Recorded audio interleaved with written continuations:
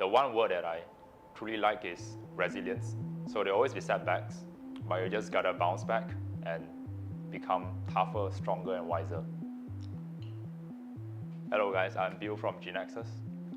So about how I started off my esports career, it all began with just forming my own team and competed in PMCO regional finals. So I just went in. We were an underdog team pretty much, like nobody knows us when there was already Yoodo and some other teams existing. And then out of nowhere we just became champion in Malaysia. And yeah, on that very day, a few teams, a few orgs approached us. One of them was Team Secret, and that's how we were signed to Team Secret, the whole team. So I played under Team Secret and competed for PMCO Spring Split, Fall Split, and then to a new format, PMPL Season 2. But I didn't quite play, so Season 1, yeah. So I retired in Season 2, right? It was not PMGC back then, it was called PMWL World League.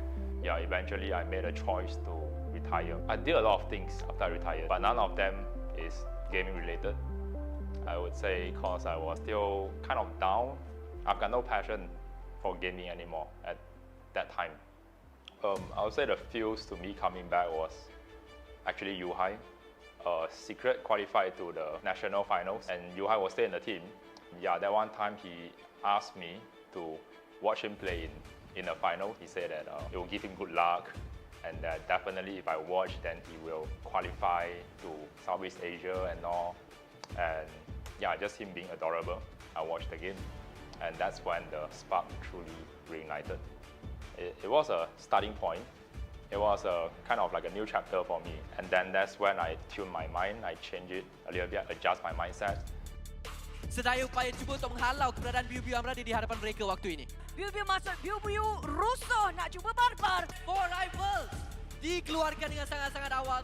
Now that the passion is bigger than ever before, now I'm just finding my way back to achieving that one esports dream that I haven't quite achieved yet. And now here we are.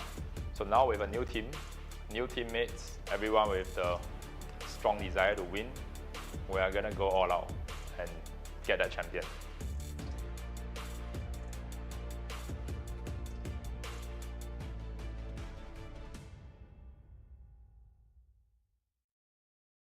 Hai, saya Aizen. Saya hari ini share pro tips untuk korang.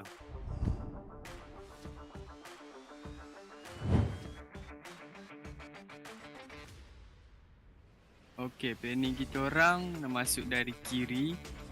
Time ni Eko jaga CLC untuk cover kita orang dapat entry ke depan. Homebois tu kita orang biar dulu sebab kalau dia ke depan CLC boleh tembak dia. Kenapa kita orang fokus kat CLC tu sebab tempat CLC depan CLC nak main tu lagi selamat nak main. Tempat tu ujung circle dan boleh fokus kat satu arah je Homebois. Okay, time tu pun kita orang dah tahu position tricks kat belakang sebab Eko bagi tahu. Okay, saya pun dah nampak nak seorang. Lepas tu kita orang cepat-cepat push kat tam sebab tricks jauh nak datang dekat dengan dia. Saya pun suruh Zik better untuk lawan daripada Rival sebab dia dah betul-betul bermuka. 1v1 tricks lawan dengan Zik. Siapa yang lebih kuat? Siapa yang lebih hebat? Dan itulah dia kemenangan. Jadi kalau kena jadi fragger yang power, firepower kamu mestilah kena kuat. Tapi korang kena ada juga scouter yang power untuk kasih info kat depan. Jadi kalau ada cukup info, kita boleh tahu enemy kat mana dan kita boleh bantai dia. Ini salah satu strategi yang biasa orang pakai kat PMPL. Dia nak try entry tapi saya jaga dia kat depan. Saya pun dah tunggu dia sebab dia dah baling smoke. Dia nak entry, so saya pun dah tunggu dia untuk pick saya. So saya pun dah confident dia dekat smoke tu betul-betul. Dan saya spray untuk dapatkan kill. 1K hanya berpaki harm dan juga Aizen saya pada waktu ini. Sam 9 dab di bahagian belakang. Tapi wah. Okay, kalau main PUBG Mobile bukan saja game tembak-tembak, kena pandai jaga diri sendiri. Dan communication adalah kunci kemenangan. Okay, jangan lupa saksikan kami di PMPL MYSGPH Spring. Dan jangan lupa sokong yang tim korang minat dan 1K. Bye.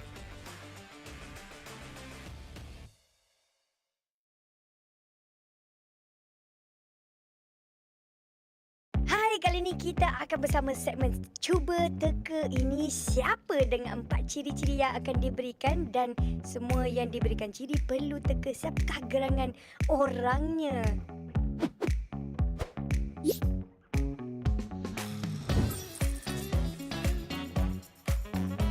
Handsome. Man. Salah. Ramai Eko Disney. Wah, handsome. Eye shots. Semua handsome. Handsome. Sam. Bukan. Snipes. Six. Handsome.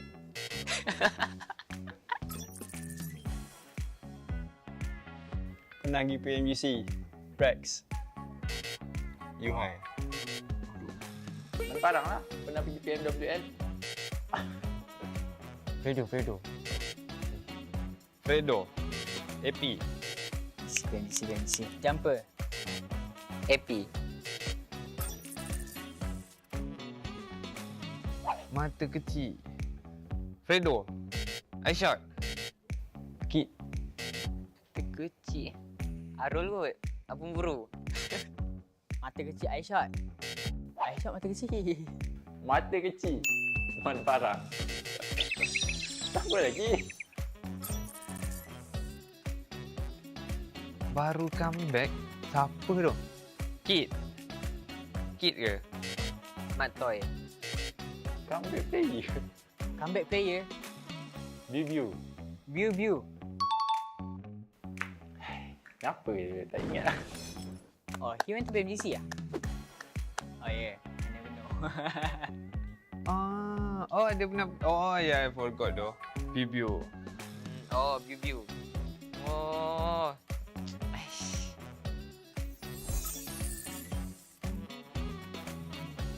Me?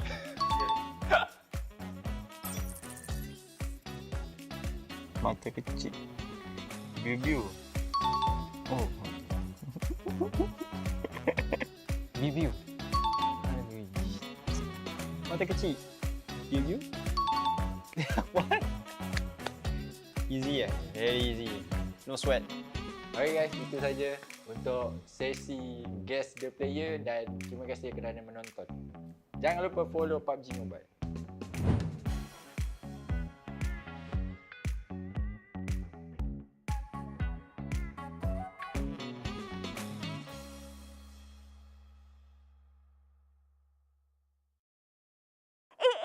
It's the 4th anniversary of PUBG Mobile.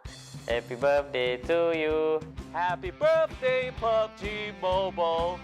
Happy birthday to you. Hari jadi kepada PUBG Mobile. Saya ingin mengucapkan selamat hari jadi. Selamat ulang tahun. Selamat ulang tahun ke yang keempat untuk PUBG Mobile. Happy 4th anniversary. Selamat hari jadi. Ucapkan selamat hari lahir. Selamat hari jadi keempat. Selamat hari jadi. Selamat hari jadi yang keempat. For their 4th year anniversary. Happy birthday 4th anniversary. Happy birthday yang keempat untuk PUBG Mobile. Selamat hari jadi kepada PUBG Mobile yang keempat. Selamat ulang tahun untuk PUBG Mobile yang keempat. Happy 4th anniversary untuk PUBG Mobile. Kepada PUBG Mobile. Kepada PUBG Mobile yang keempat. PUBG Mobile's 4th anniversary. Yay! Happy 4th year anniversary. Selamat ulang tahun yang keempat. Kepada PUBG Mobile yang Keempat untuk PUBG Mobile. kepada PUBG Mobile.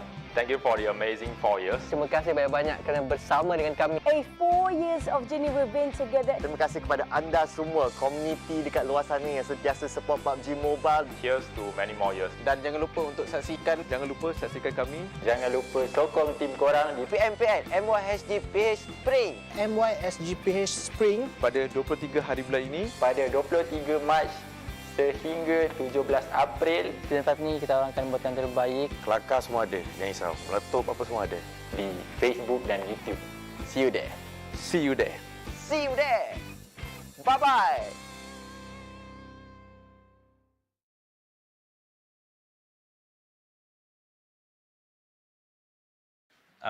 Kalau PMPL ada trofi untuk tim paling handsome, tim kami lah sebab kami ada Man Farang.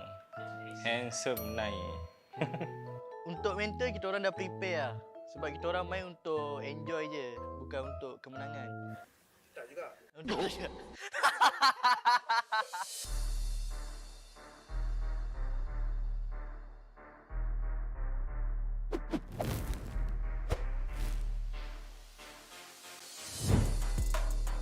Pada Boyka dan Zuli, kau letak aku sub pada season lepas. Season ni aku akan buktikan memang lunyai tim kau aku buat. Okay, untuk bocah-bocah baru jangan ganas-ganas sangat.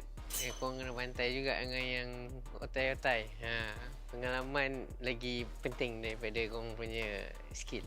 Bekas IGL dekat Forever. Saya nak proof dekat dia, pernah berkata kepada saya pandai tembak tapi tak ada otak. Kali ni saya nak tunjuk kat dia dan saya dua-dua tu ada. Kepada Aziz, good luck untuk PMPL season 5 nanti. And harap-harap dapatlah. So to my ex-teammates, I'm back with a better team. So feel free to come by and say hi to us. We'll give you a sweet bullet in the head. Pew. Maybe come back is a good thing, but partner with my teammate, I don't think so because I played with them before. Maybe just like this, and I'm here. Oh, untuk for rivals saya just nak cakap good luck, buat yang terbaik. Tapi korang kehilangan permata sebenarnya. Bagi kita orang adalah Dingoz sebab diorang dah beberapa kali langgar drop spot kita orang senyap-senyap. Tapi kalau kita orang langgar korang kat drop spot, korang jangan PM manager kita orang Rival kita orang untuk season ni ialah RSG sebab coach saya tak suka RSG and SM9 sebab diorang dah pernah langgar drop spot kita orang Itu memang kali ni diorang tak bagi peluang Rival kita orang ialah for rival sebab saya tak suka sangat pemburu tu. Pemburu tu mulut je lebih, tak power, lemah. Pemburu. Baik main sini. Takut. For rival as well. In every single map, we are like neighbours to pemburu. Kau 13 dunia, tapi aku akan bantai kau. Apa juga? THQ because pas scrims dia turun dekat our drop spot which is Sunhawk. So kalau diorang still stubborn nak turun kat tempat kita akan buat diorang sampai diorang disqualified yang tukar tim baru. Esports, korang langgar, kami akan langgar korang balik. TABAH NC kali ni bukan TABAH NC yang dulu-dulu tu. NSEA they more to placement point actually. And diorang punya player tu memang good at survive but and diorang just good at ngendok. Okay, lepas saya review datang balik tak ada efek apa-apa pun. Dah rehat lama-lama tu confident ke nak masuk balik. Aku rasa takut nanti lepas season ni berehat lagi panjang nanti. Pag nakatapat nyo kami, smoke muna kayo. Wala kayong gagawin sa amin.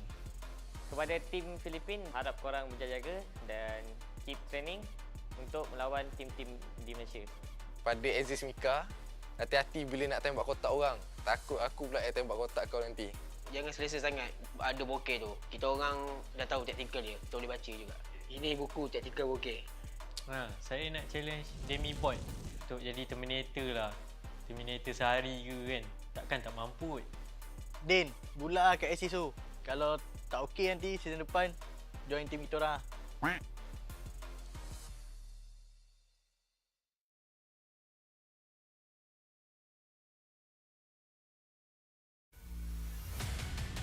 To be a champion, you must fail first. SM9 on fire.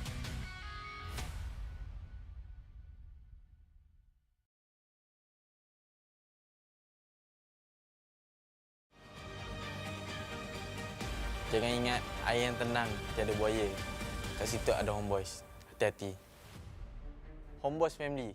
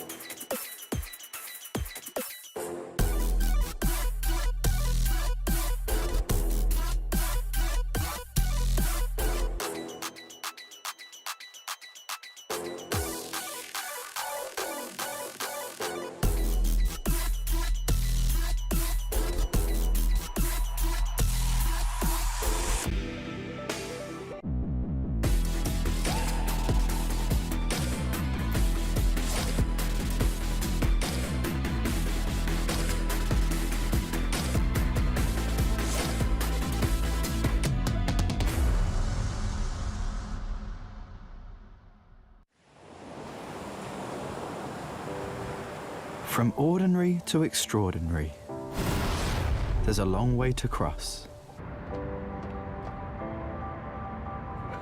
Whenever we lose our way, there's always a light that keeps us going.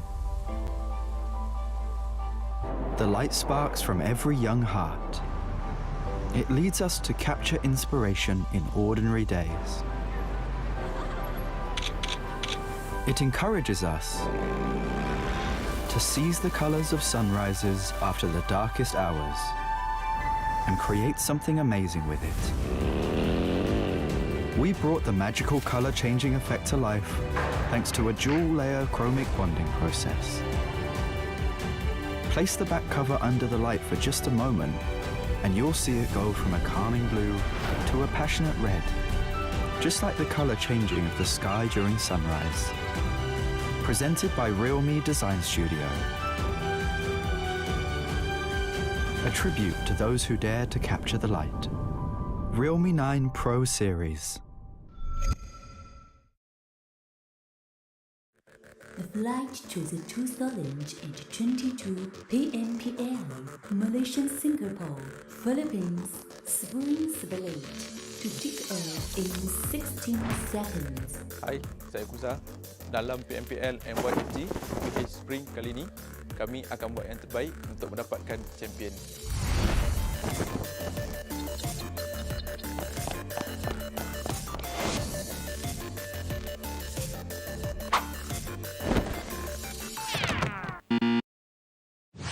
Stand up.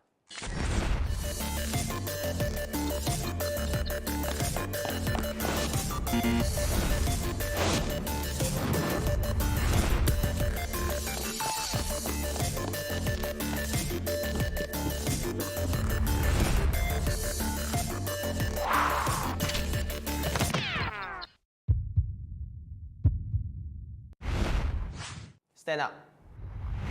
Jangan pernah kita Stand up. Never give up on fight until you succeed. Stand up.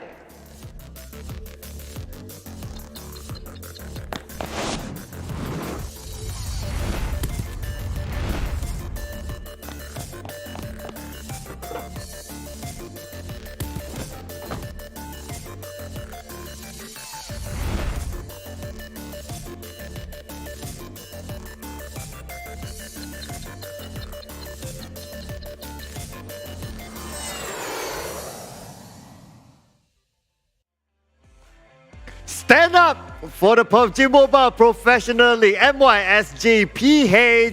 Hello everyone and welcome to the PMPL, another new day. My name is Wong Fei Cloud version 2.0 and I'm back from season 2 and now I'm seeing you guys here in spring. And yes, we will have another new day, and today is a very sunny Sunday, at least in Malaysia, so hopefully everyone is enjoying the day, good weather out there. And also I would like to take this opportunity to say Selamat Berpuasa to everyone out there who's watching the show, and it's going to be about time till fast is breaking. So hopefully everyone's ready with their meals in front of the screen because you don't want to miss any of the action today. And just to let you guys know in advance, after round number 1, we will have an extended break for all our players to break fast, and that's where that will be the moment they will have their meals, and we will resume with round number 2 after that extended break. So just to let you guys know in advance. So how has it been for everyone? Has everyone been excited about today and also the PMPL so far? A lot of unpredictable matches, I would say, in the previous round. Of course, some teams been extraordinary, especially when it comes to GENEXUS. GENEXUS was, wow. I mean, what else can you say about them? They've been rocking the house. But just to remind everyone on the format again, so this is how it will go. We will have the country league for 3 weeks, and of course this is within week 2, 5 matches per day, and the top 16 from the country league will go on to the grand finals, which will happen from the 15th to the 17th of April, and from there onwards the 4th and 6th place will go to the C play-in, which will be played for only 1 day, and the top 3 will be automatically invited to the 2002 PMPL C Championship. And Team Secret already booked their tickets because they were last season's champion. This season, we'll be looking for more to join Team Secret. Of course, it will be a similar timing with other regions as well, especially when it comes to the C play-in as well as the PMPL C Championship. So keep your eyes onto that as well. When will it be? You gotta keep following the social medias of PUBG Mobile to get those information. So here is the timeline, ladies and gentlemen. 1 week and 2 days more before we know who will move on to the next round. Now, how do we determine who moves on to the next round? Well, placement points from each week will determine the bonus points for each week, as you can see here on screen. And not only after the 3 weeks of bonus points, the overall placement will have another set of league bonus points as well. So all that accumulated will we will determine the top 16 that will move on to the grand finals. Now, this is still the normal point system. So first place winner chicken dinner will receive 15 points. Second place will receive 12 points. Third place will receive 10 points. Fourth place 8 points. Fifth place 6 points. Sixth place 4 points. Seventh place 2 points. 8 to 12 1 point. 13 to 16 no points. And as usual, 1 elimination point per elimination. And this is for every round. I'm sure everyone's accustomed to this by now. If you just join us, well, it is still the same except for the bonus points as what's mentioned earlier. What are the teams eyeing for? They are eyeing for a total prize pool of 150,000 US dollars, and of course that shiny trophy as well. And this is what I mentioned about the bonus points. So it goes, well, pretty straightforward as you can see here. The first place will receive 20 points. It goes all the way down to 1 point, and this will be the same for the league bonus points as well.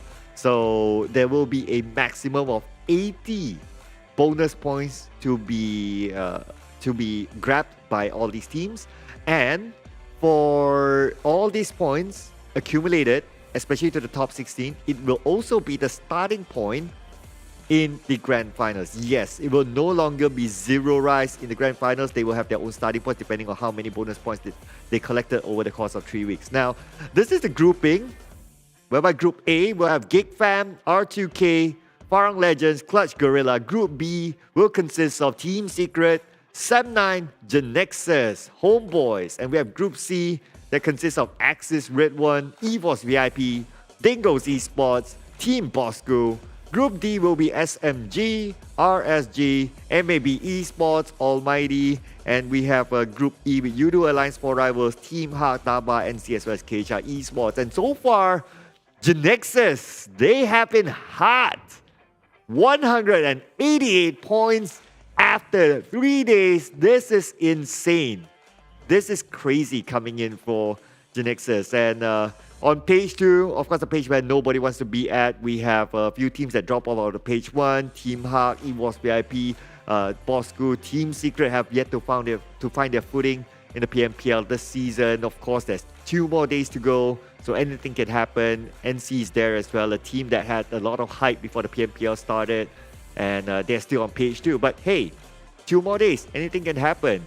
And this is our schedule. The map will be the same every day. So it will begin from Sandhawk, Erangel, Miramar, and end the day in Erangel. What changes is the groupings. So keep your eyes on the groupings and remember where your favorite team is at in what group.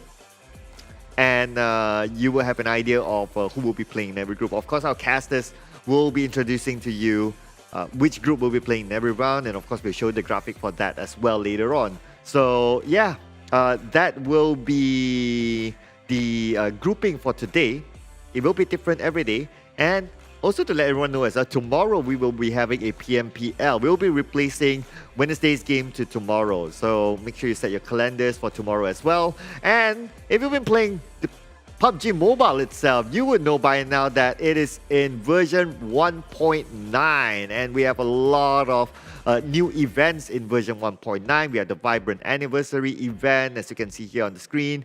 Classic mode improvements, have some changes to like the bridge, for example. And if you play like some of these special events, you would see that there's a recall mechanic whereby if your teammate goes down, if they get eliminated, you will still have a period where you can revive them and bring them back into the battleground. Now, besides that as well, new mode, don't turn into a balloon. This is super interesting. If you saw the show match on day number 1 on PMPL, yeah, you saw how it's done. So if you get shot, you turn into a balloon. You need to get shot again. When you're in balloon mode, then you get eliminated. But your teammate can shoot you when you are in a balloon, or when you turn into a balloon, and you will get and you will turn back into a normal player. So yeah, it's pretty interesting. Do check that out if you have not, and of course do play it in the in Erangel, whereby they have some of those special aerial platforms and so on. But ladies and gentlemen, as usual, I am here to be given the task of predicting who will be getting their first chicken dinner, and I've chosen Geek Fam. Yes, and why Geek Fam? Now, Sandhawk is a map that require that a lot of teams play the healing game. So I kind of eliminated the odds of some of those teams who like to play the healing game. It's like, okay, these teams, so Axis redONE likes to play the healing game, so no. So after eliminating all that, I thought that, okay, Geek Fam probably has the better chance of winning that chicken dinner in Sandhawk. Yes, I made a deduction there, a true logical mathematical deduction there, ladies and gentlemen, to come up with my answer. So it's just not pulling the answer out of my hat. But yep, And Geek Fan has gotten a chicken dinner before in Sanhok, so I'm just saying, right? And that chicken dinner was a good one. They won the fight against Homebois, and that's how they got that one. But that's about the past. We'll be talking about the future soon. So ladies and gentlemen, I present to you our casters for today. Casters, take it away. Thank you very much, Sir Cloud. And of course, today he's looking pretty great, and I love the whole outfit. And he's also blessed Geek Fam with his lucky ponytail. Like, perhaps this is the chance to shine after all of that. But of course, with all you guys on board, we wish you Salamat Berpuasa and also Ramadan Mubarak, as you guys will be celebrating by the end of the fasting month. But before all of that, we definitely have to thank our official smartphone partners, Realme, with their GT2 Pro. It's greater than you see, and you could dominate the competition. As this year, Realme, as tech trendsetters, will partner with PUBG Mobile to support all the young talents in esports with best-in-class products. Yeah, definitely taking a foot forward here, trying to assert themselves, especially in the esports community. Now, if you do get yourself the Realme GT2 Pro, you kind of have to pair that one out with a reliable network, and what better way than Yoodo themselves, okay? Yoodo is offering, they are the official digital telco. You can look at the code, scan one for yourself. They're offering you a free 5 gig high-speed internet and a dedicated 20 gig just for PUBG Mobile itself. 20 gig just for PUBG Mobile. Yeah. So good luck trying to spend that in a month. I don't know if I could burn through all 20 gigs in a month, but you know, like 1 month, if you're going hardcore enough, aiming for that Conqueror title, you need all that data that you could possibly get. You know, all that data you could possibly still claim. There's going to be QR codes that will be shown on your screen later on, but we're getting ourselves ready for this very first match, Sanhok. So, prediction from Sir Cloud says Geek Fam. I want to hear your take before we dive right in, but let's get right into it first. Really nice motorcycle, just yellow and standing out there, almost like the Lamborghini that they are currently having with PUBG Mobile. Anyways, to answer your question here, the prediction, Geek Fam, coming out from Sir Cloud, do you want to hear the serious analysis of regarding his decision, or what I think? What do you think? Well, I think he's giving him a lot of luck today. He's wearing red. I believe that's a very lucky color, especially for the Asian region or Southeast Asian region. And Geek Fam just happens to be red as well. And with the ponytail you mentioned, I think he's going to swing some circles their way. And, you know, like, just judging from his whole color of the outfit, it does resemble that Geek Fam logo as well. But that's for Game 1, you know, like Game 2, what's the next team that we're going for? Or, wait a minute. Damn rude! Yeah, that's some He's got some style going down. Divine intervention right there. He's gliding. This guy has got no parachute. He's just... it's a T-pose? What is this? He looks hella stylish, if you ask me. And that's definitely a great way to start things off with. While we take a look at the rest of EVOS VIP, you know, more often than not, you see me as well as Cloud voting for this team, and we'll see some promising sign as they did get themselves a chicken dinner throughout the course of the week. But the week is still far from over. We still have that Monday run to cover. So I really do wonder who else is going to be able to challenge Team GENEXUS, who's currently on that perfect form. Yeah, if you're trying to contrast the team right next to Team GENEXUS, it's so hard to do so because by far GENEXUS so consistent coming in week number 2. 3 days and 3 days, the momentum has never dropped. Hence why they are such a dominant force right now at 188 points. Second to that is Axis at only 154. So they're a whole map gap here. And in that one map, to be able to close things in a single map, you need at least like 20 kills in a chicken dinner. Exactly, and I guess this is the only map which Axis redONE gets a little bit more chance to chase upon Team GENEXUS because they're not playing this round. But of course, everything's pretty fair. Everybody gets 4 rounds of play throughout the course of the day. And as we move throughout the region, we have the rest of Axis redONE. How do you usually like to start? You loot the entirety of that southern side, and up till now, I'm really surprised that no other team drops anywhere close by to try to take them out, because you know whoever you take out will carry a lot of all these first aid kits. That's true. I mean, nobody's going to crash onto Axis, that's for sure. They drop Mansami, that's not the place you want to go to, right? What if the best case scenario, if you do crash onto them, you get 4 points straight out without losing a single member. Then the circle just shifts someplace else. That's so hard for you to play. And knowing that Homebois, Geek Fam, and all these teams who likes to gatekeep the bridges, it sounds like a recipe for disaster to try and hunt out access. True enough. I guess that with Risk there also is some rewards, but at this point in time, teams are more concerned of their own performances compared to, oh, who's doing better than the other? Because end of the day in the group stages, you're just accumulating the best possible points that you could get as a bonus to hit into the grand finals with a little bit of that added weightage so that they could have a better lead into it. So Axis Red One this week, I think that they are performing more consistently as compared to the previous one, which can actually add up a whole lot more. GENEXUS, they may have actually looked perfect throughout the weekdays. Now that it's a weekend, you know, like there can still be a little bit of shift of gear coming in from the teams that have better plans ahead, but just look at the rest of the team. Who are you surprised to see this week that are still somewhere on the lower end of the spectrum? ALMGHTY, hands down, straight up, the one team that surprises me this week, although still not performing very well, ALMGHTY. This team has shifted their strategy. We were talking about, me and Chuchu were talking about a gentleman's agreement yesterday and how these teams like to have some sort of an agreement beforehand on which drop spot is going to be theirs, and hopefully they don't need to come in conflict that soon. ALMGHTY just threw that agreement and in fact just burned it right in the furnace. Right. They've been crashing everyone from Sem9 to Team Hart. R2K? I mean, yeah, I think that's quite of a suicide mission, honestly, for ALMGHTY to crash onto R2K. Yeah, I see Muskoku, he throw a little bit of a hissy fit online, and he's like, oh, you guys are looking for a challenge? Yeah. Like, well, we could just move into the game. We don't really have to talk too much. So, I guess, like, this is the beauty of PUBG Mobile, season in, season out, within the Pro League, where there's always a new plot that thickens. It's not about, you know, the pre-scrims, the way that you start off the league. It's how you actually finish. And it's starting to develop even better, especially when you have teams that used to be so dominant like Farang Lejund. To me, that's the biggest surprise, that this team hasn't popped off yet.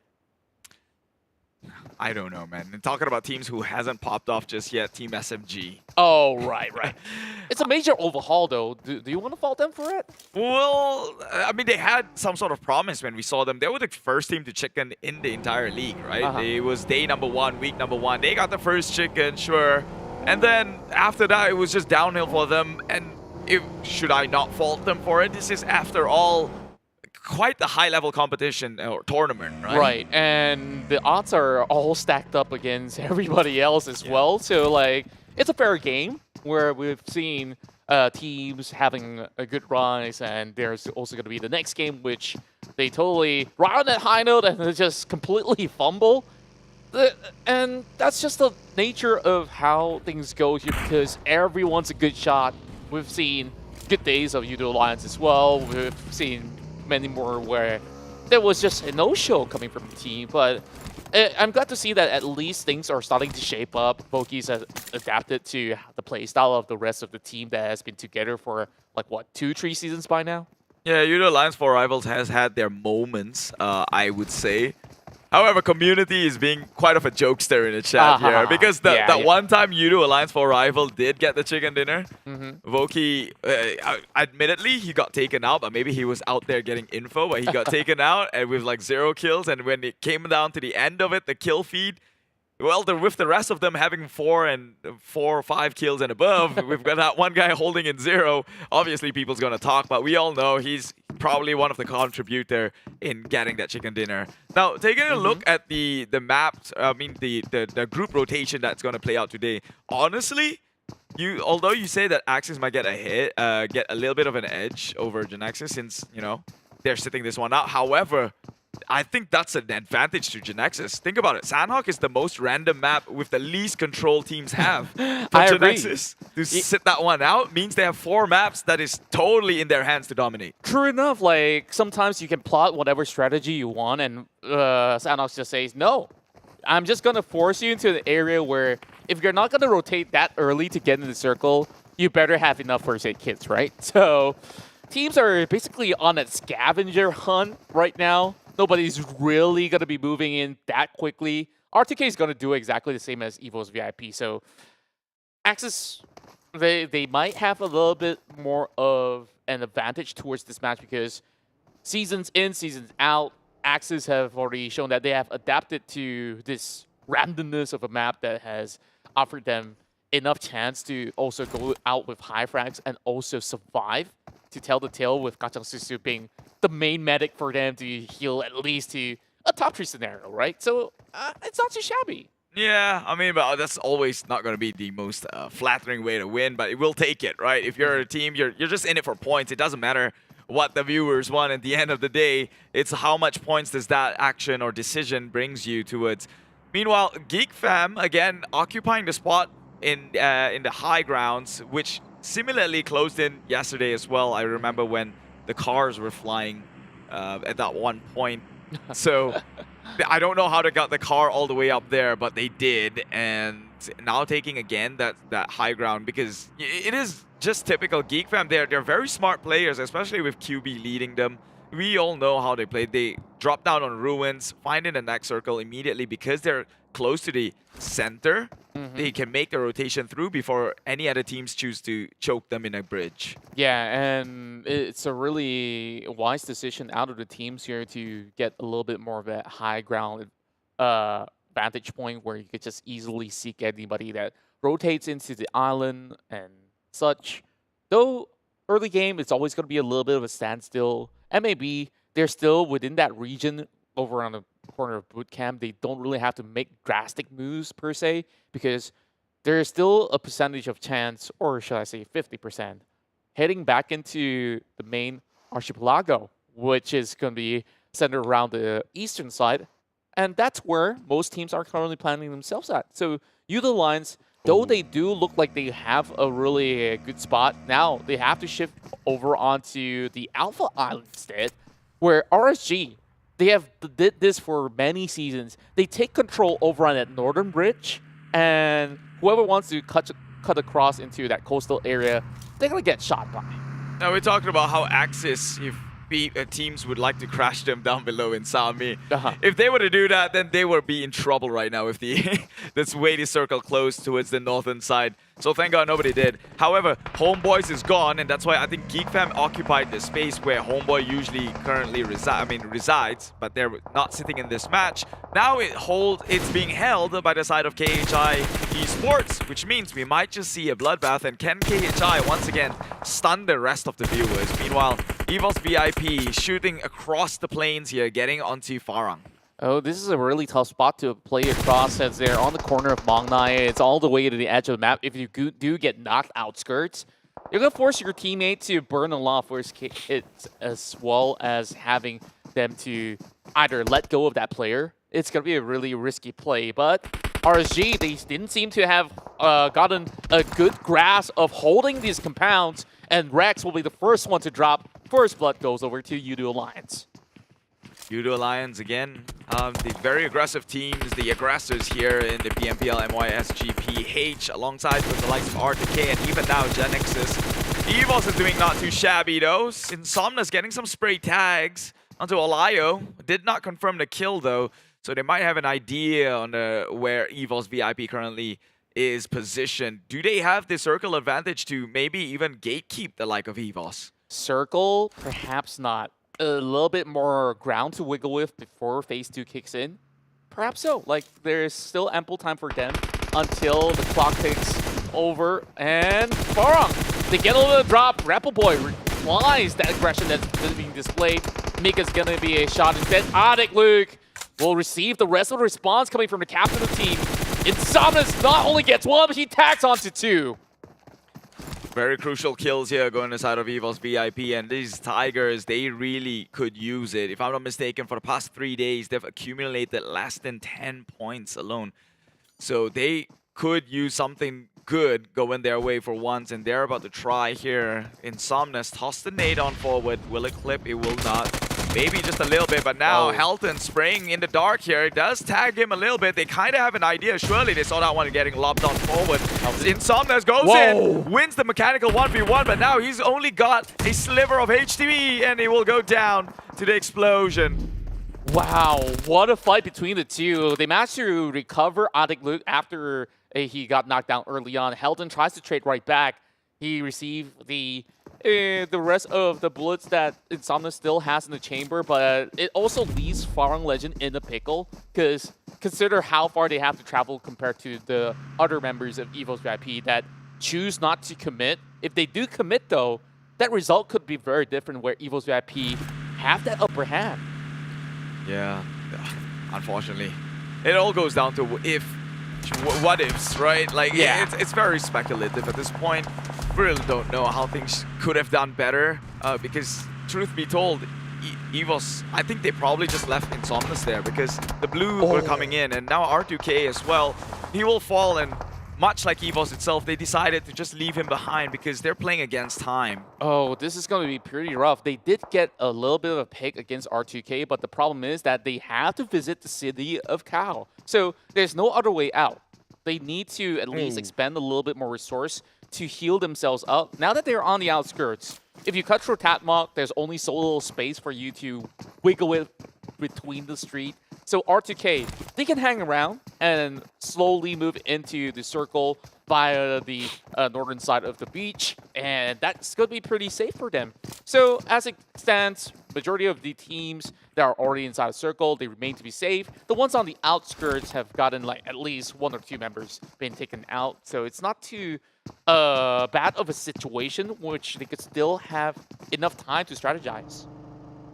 Well, let's see if time is really on their side here, as we saw the most recent circle closing in towards Hatin, so that should be a CM9 circle if they were even playing, but they're not, so unfortunately they locked out on that one. Meanwhile, RSG under fire from Zully, Team Huck, they've been shooting in for as long as I could remember, but not taking the members out just yet. Okay, 1 member down, that would be Small Boy, and that's a third-party entry by Geek Fam QB. Now Kim tries to go in with the refrag, but unfortunately will bow out. Yeah, they took too risky of a move where they tried to book themselves a slot into the direct center circle.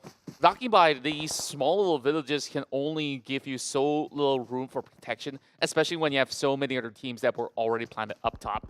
And sharing it with another team, yeah, it's always going to be rough, especially when you don't have enough members to fight that one out. Kim, he was on that desperate attempt. So with Small Boy being knocked out of the open, he could only try to get those pointers back. Now, Team Hawk didn't really realize that QB stalking them from behind, though. Unless if QB makes a little bit more of a drastic move, they could hear those sound cue and perhaps pick him off. Farang does get one back. Spots out Team SMG. They're still hanging out over in the corner of Paradise Resort, taking too long time. But hey, I could be wrong. They're already reaching on the corner of the coastal areas. Now they're also marking onto R2K. Yeah, they're creeping in close, but I don't think that they're anywhere nearby just yet. With R2K in the area, we'll actually put them in the stop here. Rappo Boy now crawling his way through. Surely in the blue, he's as good as dead. Surely you don't want to commit and try and maybe go in for the save, although it's only the 3rd circle. But the blue has already moved on forward, and I think the rest of Farang would just want to play for survival and maybe just book a ticket out of there. Yeah, they're taking way too long here. Adik Luke, king of long range, really suppressing the rest of R2K from moving in. And despite not having a DMR, he's really being very efficient with his bullet usage as well. Helton gets another tag onto Ziggs. Well, EVOS VIP, they found a boat. Great going. Definitely a worthwhile decision to actually leave Insomnus behind, because that would probably just save them the game. They still have a chance to creep in closer now. That would be Rapper Boy finally dropping from the blue zone itself. But Helton looking to push up against R2K. Surely the odds isn't in your favor. Yeah, it's really stacked against them now. Most of the players there are already inside of the island. They aren't looking for it for too huge of a shift.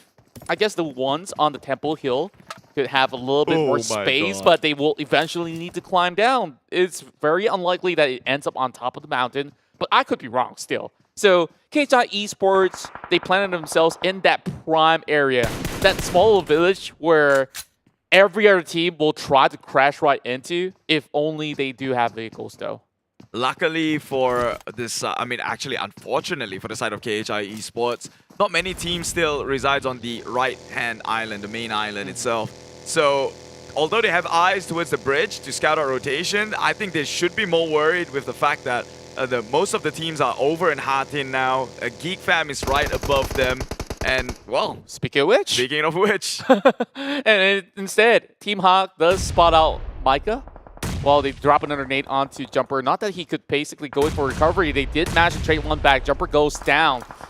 Zully still needing a little bit more assistance, while more of these deflates have already been expended. Team Hawk, they should not stick together in one small little shack.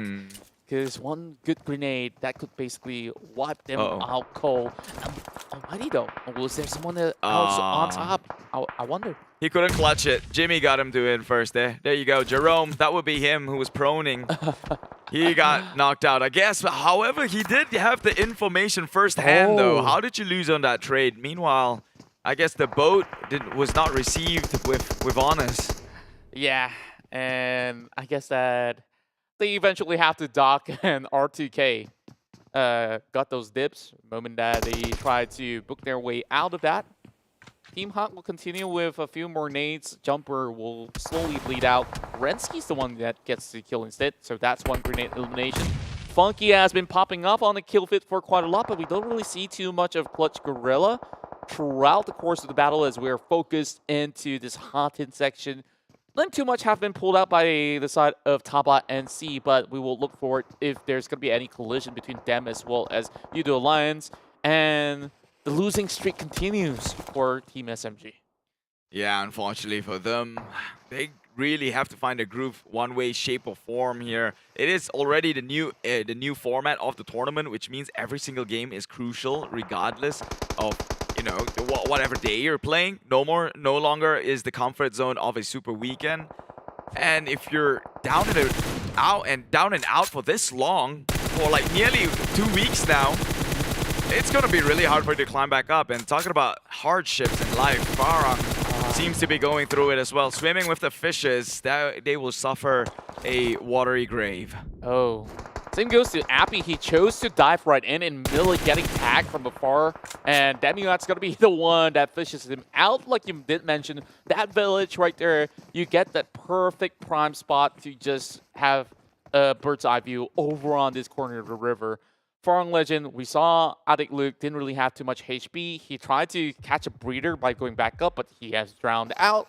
So some of these points goes unclaimed. That's the nature of Sanhok, unfortunately, where you ideally want to close out rounds with high fragging numbers, but most often than not, most players, they have the blue zone to worry about, while Ziggs struggles his way across. He's still hiding under the bridge. Pamburu will lob one grenade.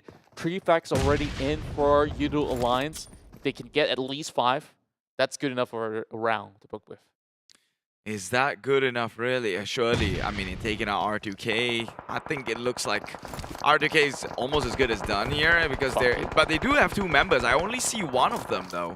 Surely the other friend, is he gonna even get a saving grace? I guess not. Zeeks, that will be it. Getting tagged out by Pamburu, but that has started a commotion. TABAH and NSEA should have an idea on where this member is. Pamburu now playing by the walls, just in case someone else is on the top side here. By keeping close, it's a bit hard to peek downwards. It's a really interesting approach now that you mention it. Like, Yoodo Alliance, they're just taking over the entirety of the sector of the bridge, and they separate themselves into like a 1-2-1 formation, and Doki's going in for some really random sprays on the M4.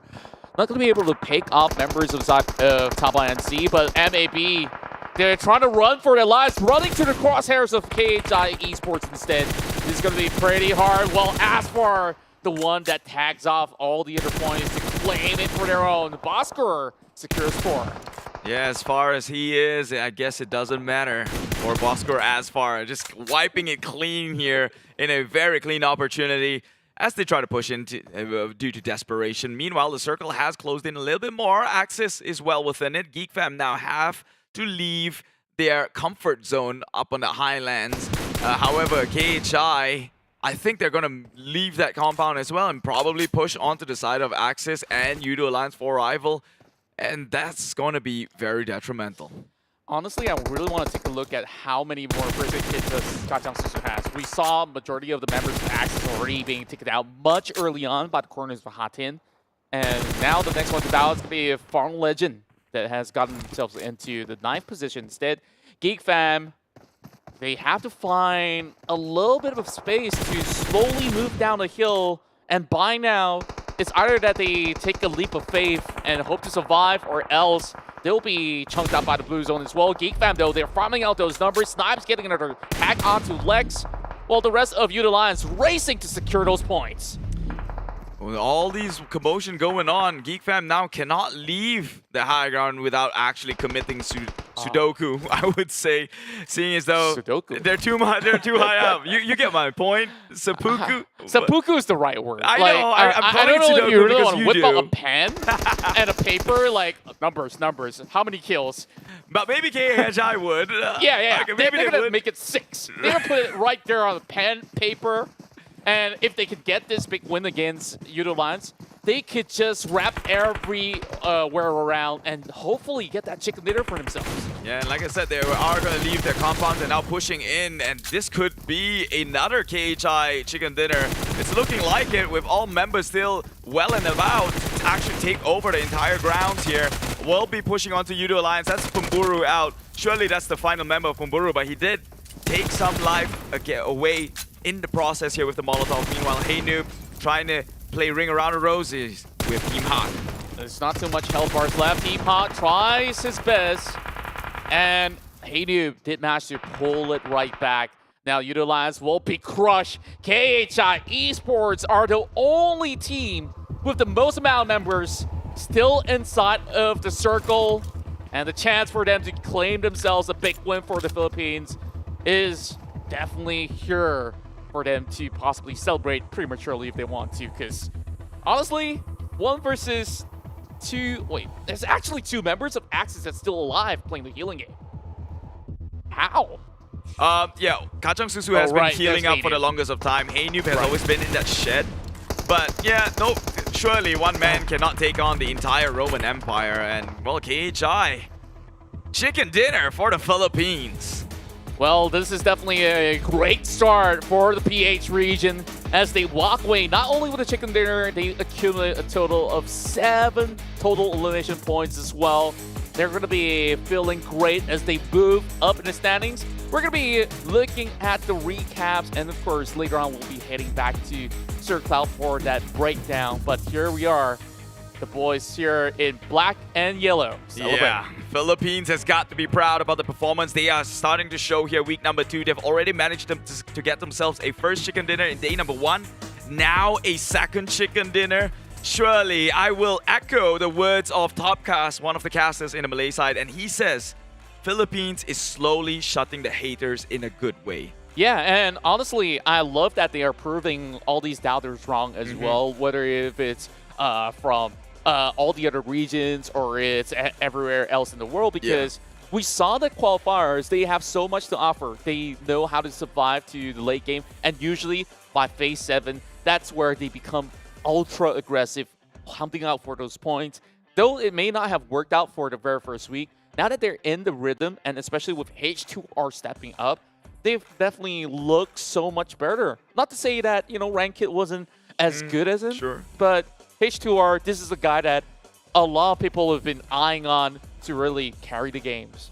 So without further ado, Philippines, they're gonna start this one strong, and check out all the highlights that you might have missed in game number 1.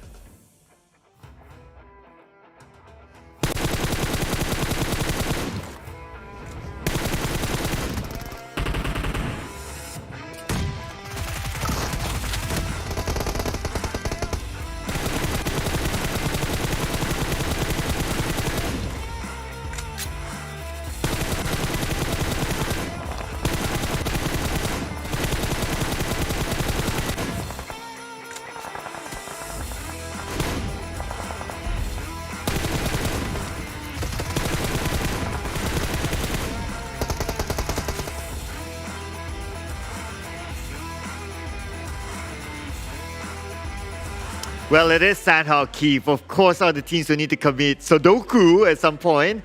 But anyway, so for KHI Esports, interesting chicken dinner. This is their second chicken dinner in the PMPL this season. Well, although I didn't pick them for Sandhawk, but I did pick them today in one of the rounds. So I'm just saying maybe a little bit early KHI, but who knows?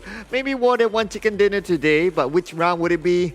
Let's wait and see. But why, oh my, what a round that was. But of course, what do we have here? We have a giveaway for all of you, ladies and gentlemen. You punch in the code below, as you can see on screen, and get your free permanent suits.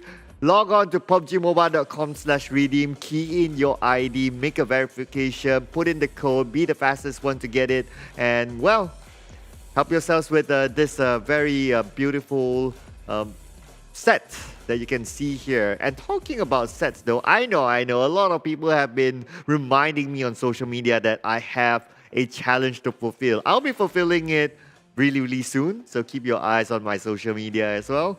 But here we have it, ladies and gentlemen.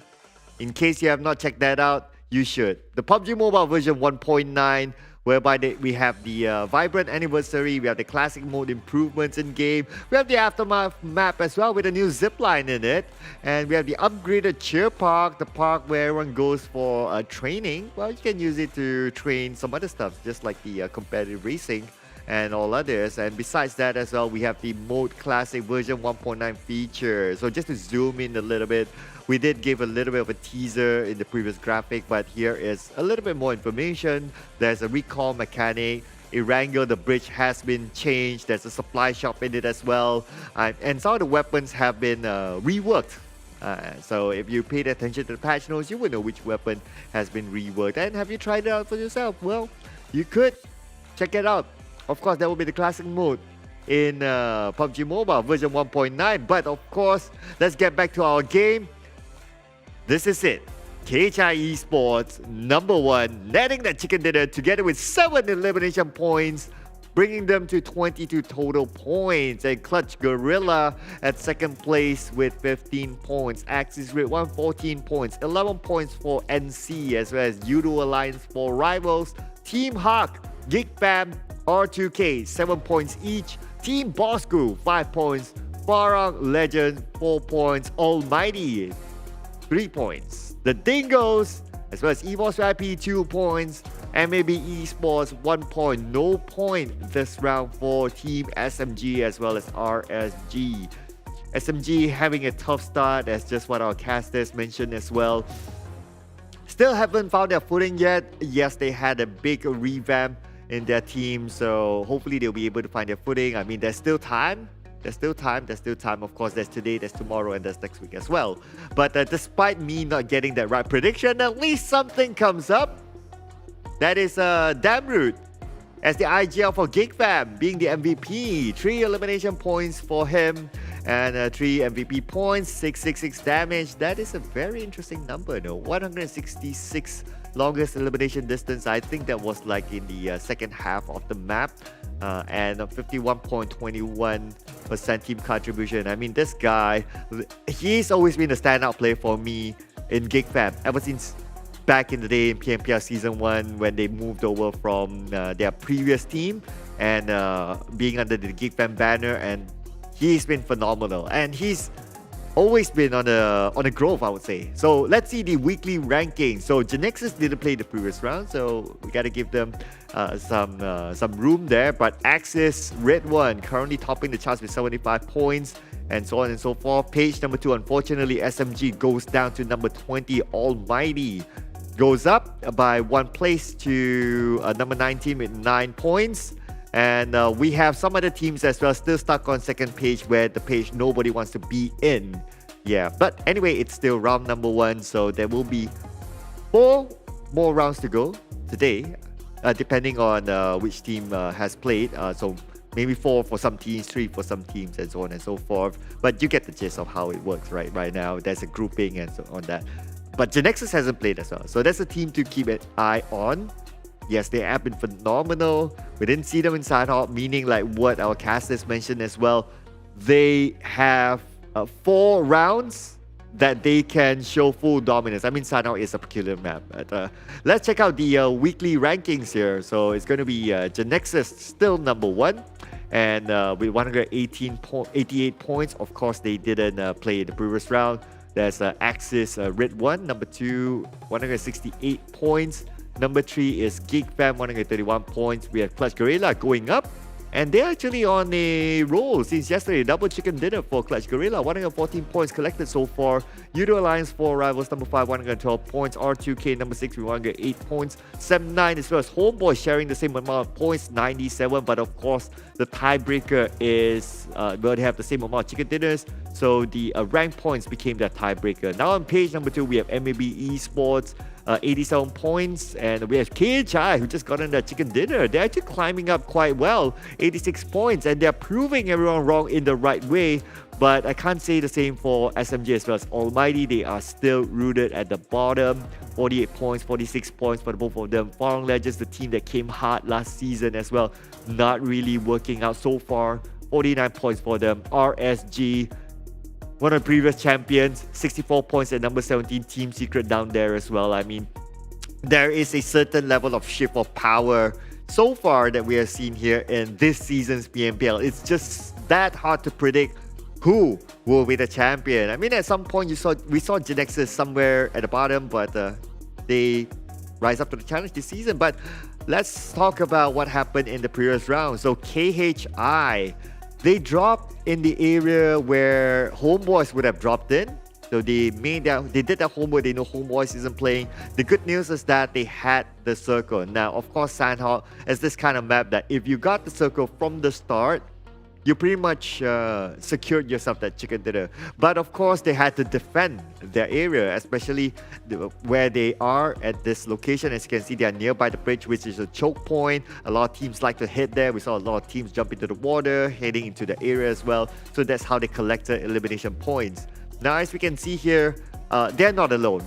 On their southern side, there's MAB Esports. On their northern side, Dingoz came all the way from the right, taking a vehicle to the left. So a lot of teams are close by, including Geek Fam as well on their left.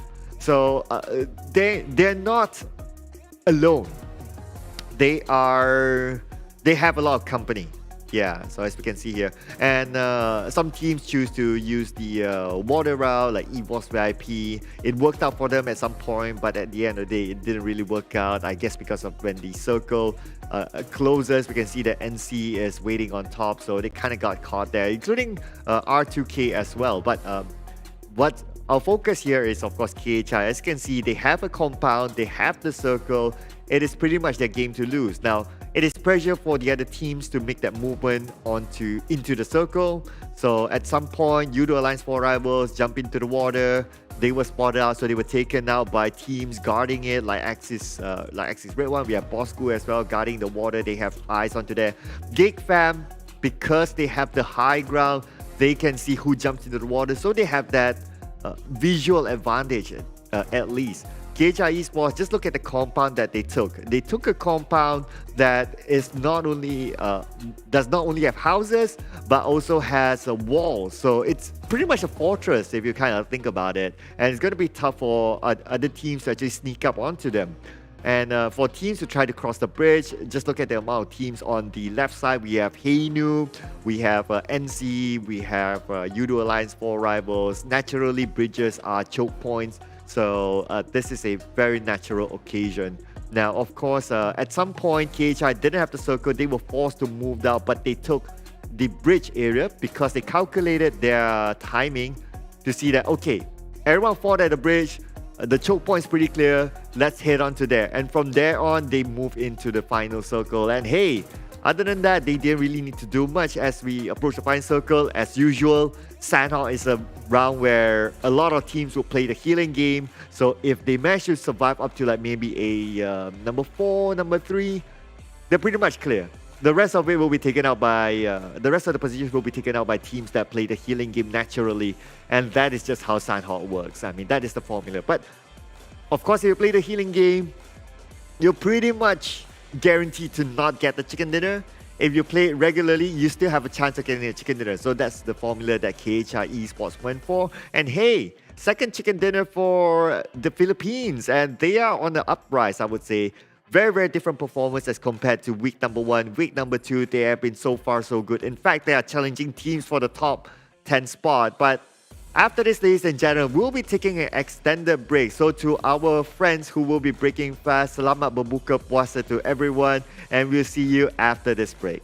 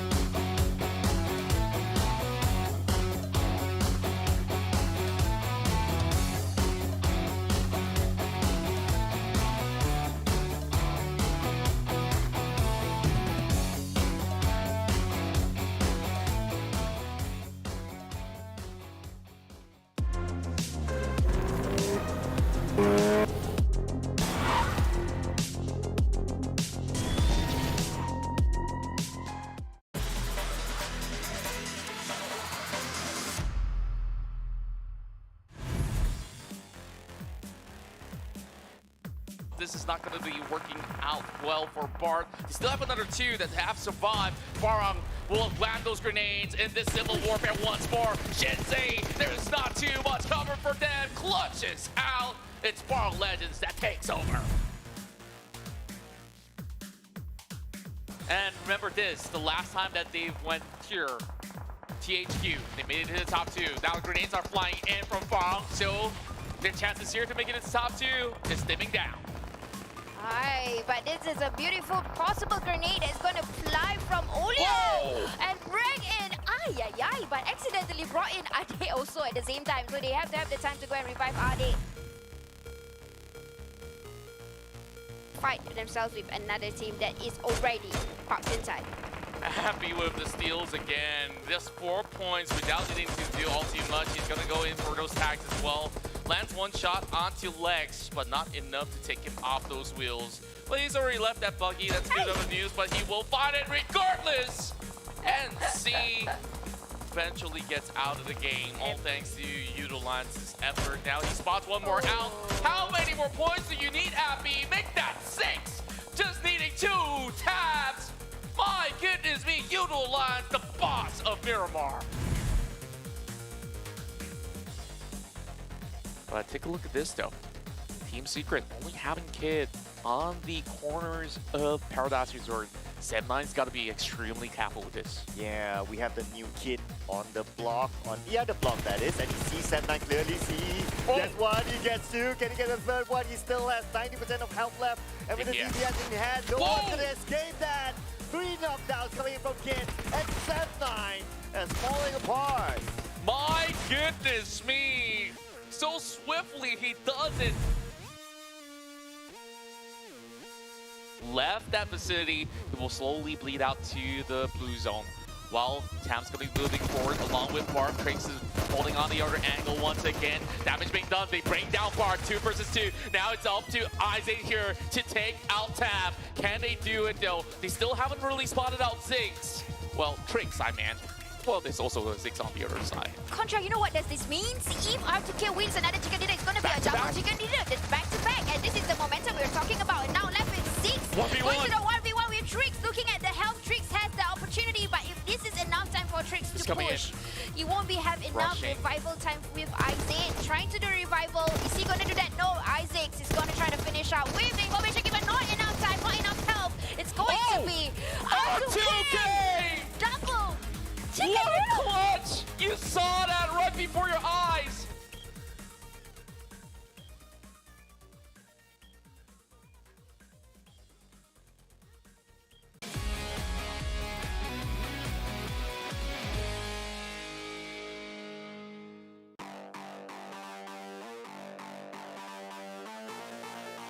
Now another close compound fight.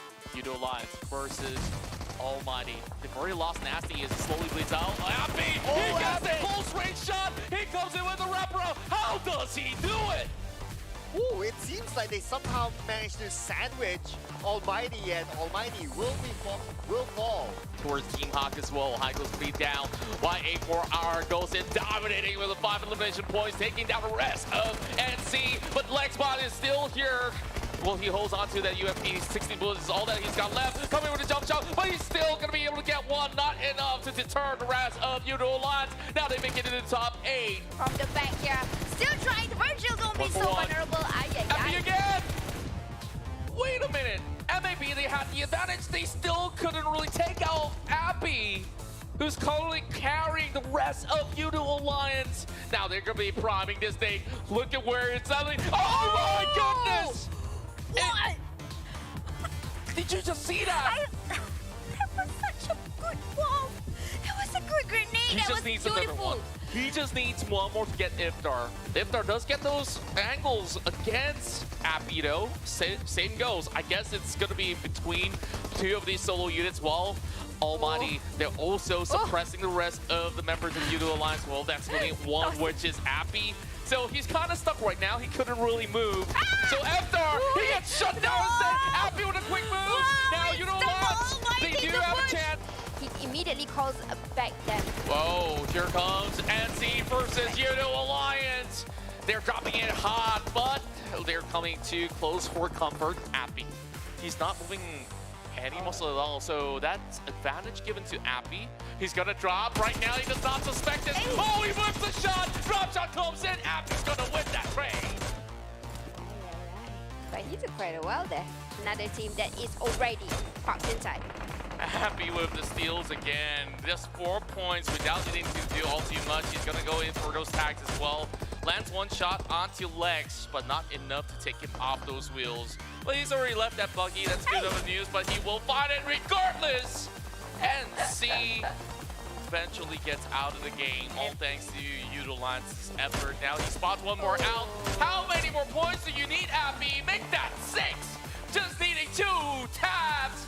My goodness me, Yoodo Alliance, the boss of Miramar. While Appy, he's clearing out the rest of Axis that just crashed in. And then Almighty was busy doing that, but with the 1v1 fight, Heno again, the Rambo who's coming in. Is he going to do another Rambo action? He's going to do a little bit of reset, but not enough time to lift up the members. OK's down below. This is what we're calling the previous IGL, but IGL teaching him a lesson. Goes down, Heno.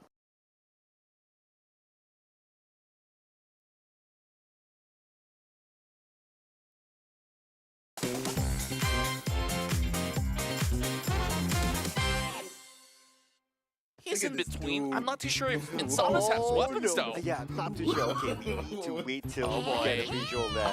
But unfortunately, Insanus doesn't have a weapon. Instead, Demigod is ready with a shotgun. So it's going to be first blood given to Demigod. Open field. Well, speaking of which, that also allows a little bit of spacing for Sam to try to pick someone up. It's a little bit of a tough angle to work with because he's hitting onto window panes instead. It's their first round anyway. Hey, so bro, what was it? But oh no! Now Brian's in trouble. This is the second time that Brian gets himself into this situation. Yesterday we saw him dance around in Miramar. This time he avoided. Yes, he does. Oh, some packs coming up. Brian's gonna be knocked out by Iron Pro, so not the block. Yeah, let Big Brother show you what they've got. Yeah, so, oh well, unfortunately for RNG, they'll be playing with members for the rest of the game. I wonder if Small Boy is playing though. Hopefully we'll be able to pan over to see their lineup. But, okay, Bosskur not bossing the skies. Let's do that at least. No. Land on the back. I got you, homie. Oh my god. Oh, hell no. What? It's rewind time. I can't believe you've done this.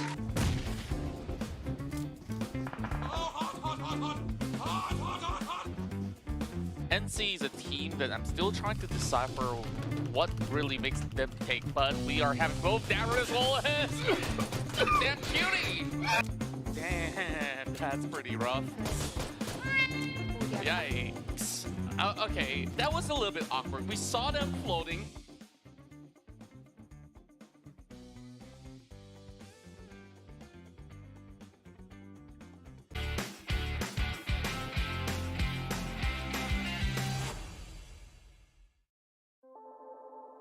The one word that I truly like is resilience. So there always be setbacks, but you just gotta bounce back and become tougher, stronger, and wiser. Hello guys, I'm Bill from GENEXUS. So about how I started off my esports career, it all began with just forming my own team and competed in PMCO regional finals. So I just went in. We were an underdog team pretty much, like nobody knows us, when there was already Yoodo and some other teams existing. And then out of nowhere, we just became champion in Malaysia. And yeah, on that very day, a few teams, a few orgs approached us. One of them was Team Secret, and that's how we were assigned to Team Secret, the whole team. So I played under Team Secret and competed for PMCO Spring Split, Fall Split, and then to a new format, PMPL Season 2. But I didn't quite play, so Season 1, yeah. So I retired in Season 2, right? It was not PMGC back then, it was called PMWL World League. Yeah, eventually I made a choice to retire. I did a lot of things after I retired, but none of them is gaming related. I would say because I was still kind of down. I've got no passion for gaming anymore at that time. I would say the fuse to me coming back was actually Yuhai. Secret qualified to the national finals, and Yuhai was still in the team. Yeah, that one time he asked me to watch him play in the final. He said that it will give him good luck, and that definitely if I watch, then he will qualify to Southeast Asia and all. And yeah, just him being adorable. I watched the game, and that's when the spark truly reignited. It was a starting point. It was a kind of like a new chapter for me. And then that's when I tuned my mind, I changed it a little bit, adjust my mindset. Sedaya upaya cuba untuk menghalau keberadaan Biu-Biu yang berada di hadapan mereka waktu ini. Biu-Biu masuk, Biu-Biu rusuh nak cuba barbar. For rivals dikeluarkan dengan sangat-sangat awal. Now that the passion is bigger than ever before, now I'm just finding my way back to achieving that one esports dream that I haven't quite achieved yet. And now here we are. So now with a new team, new teammates, everyone with the strong desire to win, we are gonna go all out and get that champion.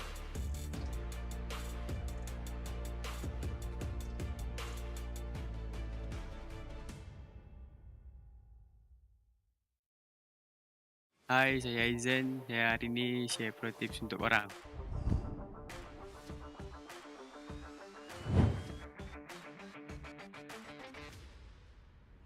Okey, planning kita orang nak masuk dari kiri.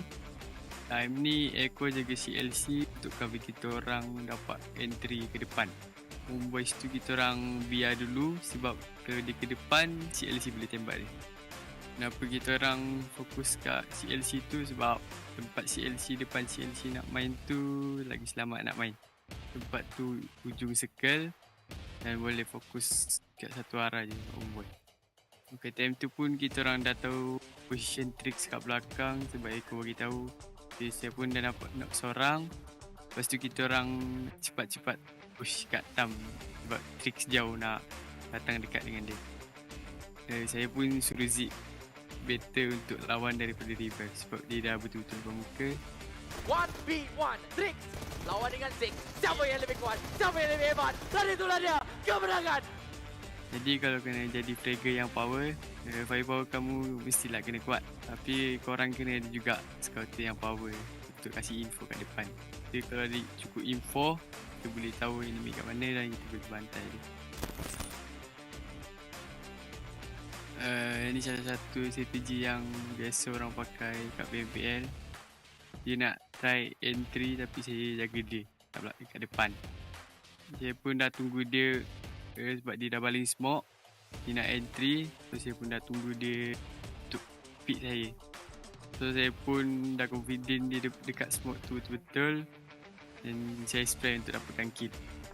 1K hanya berbaki harm dan juga Aizen saya pada waktu ini. Sam 9 dab di bahagian belakang. Tapi wah. Okay, kalau main PUBG Mobile bukan saja game tembak-tembak, kena pandai jaga diri sendiri. Dan communication adalah kunci kemenangan. Okay, jangan lupa saksikan kami di PMPL MYSGPH Spring. Dan jangan lupa sokong yang tim korang minat dan okay, bye.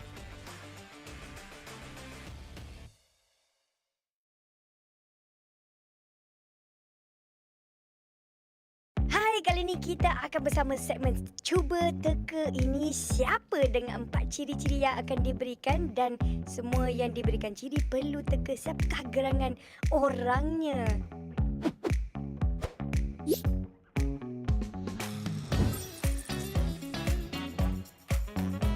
Handsome. Mine. Salah. Ramai Eko. Disney. Oh, handsome. Eye shots. Semua handsome. Handsome. Sam. Bukan. Snipes. Six. Handsome.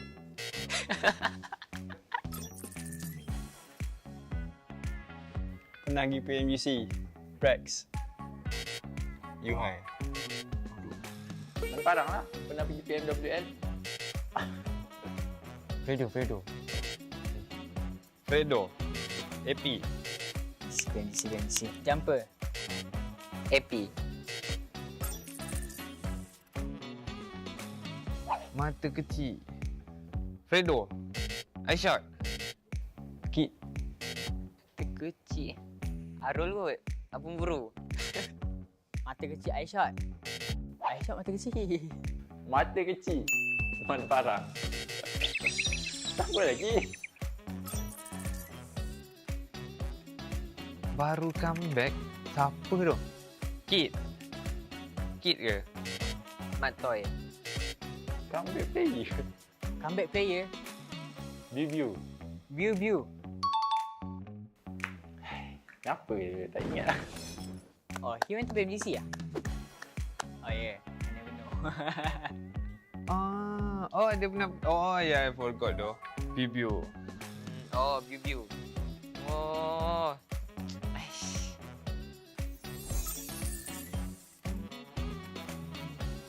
Ni.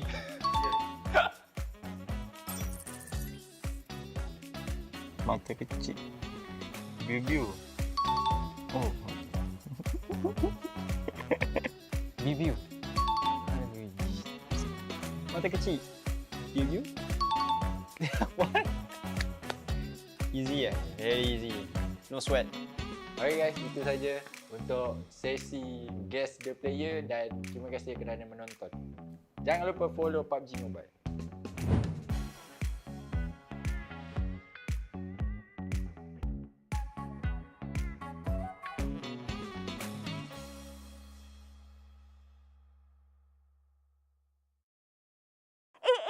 It's the 4th anniversary of PUBG Mobile. Happy birthday to you. Happy birthday PUBG Mobile.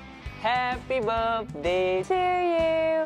hari jadi kepada PUBG Mobile. Saya ingin mengucapkan selamat hari jadi. Selamat ulang tahun. Selamat ulang tahun yang keempat untuk PUBG Mobile. Happy 4th anniversary. Selamat hari jadi. Ucapkan selamat hari lahir. Selamat hari jadi keempat. Selamat hari jadi. Selamat hari jadi yang keempat. For their 4th year anniversary. Happy birthday 4th anniversary. Happy birthday yang keempat untuk PUBG Mobile. Selamat hari jadi kepada PUBG Mobile yang keempat. Selamat ulang tahun untuk PUBG Mobile yang keempat. Happy 4th anniversary untuk PUBG Mobile. Kepada PUBG Mobile. Kepada PUBG Mobile yang keempat. PUBG Mobile's 4th anniversary. Yay! Happy 4th year anniversary. Selamat ulang tahun yang keempat Kepada PUBG Mobile yang keempat untuk PUBG Mobile. Kepada PUBG Mobile. Thank you for the amazing 4 years. Terima kasih banyak-banyak kerana bersama dengan kami. 4 years of journey we've been together. Terima kasih kepada anda semua, komuniti dekat luar sana yang sentiasa support PUBG Mobile. Here's to many more years. Dan jangan lupa saksikan kami. Jangan lupa sokong tim korang di PMPL MYSGPH Spring. MYSGPH Spring Pada 23 hari bulan ini. Pada 23 Mac sehingga 17 April. Season 5 ni kita orang akan buat yang terbaik. Kelakar semua ada, jangan risau. Meletup apa semua ada. Di Facebook dan YouTube. See you there. See you there. See you there. Bye-bye.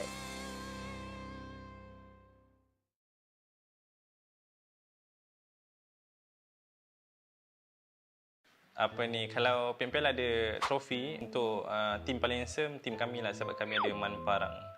Handsome naik. Untuk mental kita orang dah prepare lah. Sebab kita orang main untuk enjoy je, bukan untuk kemenangan. Tak juga. Untuk juga.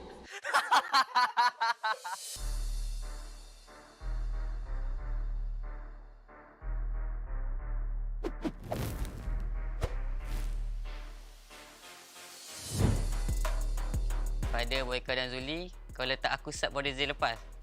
Season ni aku akan buktikan memang lunyai tim kau aku buat. Okay, untuk bocah-bocah baru, jangan ganas-ganas sangat. Kau kena pantai juga dengan yang otai-otai. Pengalaman lagi penting daripada kau punya skill. Bekas IJL dekat Forever. Saya nak proof dekat dia, pernah berkata kepada saya pandai tembak tapi tak ada otak. Kali ni saya nak tunjuk kat dia dan saya dua-dua tu ada. Kepada Aziz, good luck untuk PMPL season 5 nanti. And harap-harap dapatlah. So to my ex-teammates, I'm back with a better team. So feel free to come by and say hi to us. We'll give you a sweet bullet in the head. Pew. Maybe Biu come back is a good thing, but partner with my teammate, I don't think so because I played with them before. Maybe just like this, and I'm here. Oh, untuk 4 rivals saya just nak cakap good luck, buat yang terbaik. Tapi korang kehilangan permata sebenarnya. Bagi kita orang adalah Dingoz sebab diorang dah beberapa kali langgar drop spot kita orang senyap-senyap. Tapi kalau kita orang langgar korang kat drop spot, korang jangan PM manager kita orang Rival kita orang untuk season ni ialah RSG sebab coach saya tak suka RSG and SM9 sebab diorang dah pernah langgar drop spot kita orang Itu memang kali ni diorang tak bagi peluang Rival kita orang ialah Forever sebab saya tak suka sangat pemburu tu. Pemburu tu mulut je lebih, tak power, lemah. Pemburu. Baik mana sini? Takut. Forever as well. In every single map, we are like neighbours to Pemburu. Kau 13 dunia, tapi aku akan bantai kau. Apa juga? THQ. Because pas scrims, dia turun dekat our drop spot which is Sunhawk. So kalau diorang still stubborn nak turun kat tempat kita orang akan buat diorang sampai diorang disqualified and tukar tim baru. Esports, korang langgar, kami akan langgar korang balik. TABAH NC kali ni bukan TABAH NC yang dulu-dulu tu. NSEA, they more to placement point actually. And diorang punya player tu memang good at survive but and diorang just good at ngendok. Okay, lepas saya Biu datang balik tak ada efek apa-apa pun. Dah rehat lama-lama tu confident ke nak masuk balik. Aku rasa takut nanti lepas season ni berehat lagi panjang nanti. Pag nakatapat nyo kami, smooth muna kayo. Wala kayong gagawin sa amin. Kepada tim Filipin, harap korang berjaga-jaga dan keep training untuk melawan tim-tim di Malaysia. Pada Aziz Mika, hati-hati bila nak tembak kotak orang. Takut aku pula tembak kotak kau nanti. Jangan selesa sangat ada bokeh tu. Kita orang dah tahu taktikal dia. Kita boleh baca juga. Ini buku taktikal bokeh. Saya nak challenge Demi Boy untuk jadi Terminator lah. Terminator sehari ke kan. Takkan tak mampu kot. Din, bulat lah kat ACIS tu. Kalau tak okey nanti season depan, join team kita orang.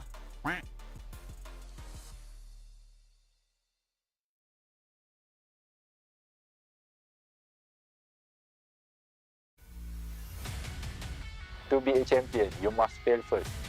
Sam9 on fire.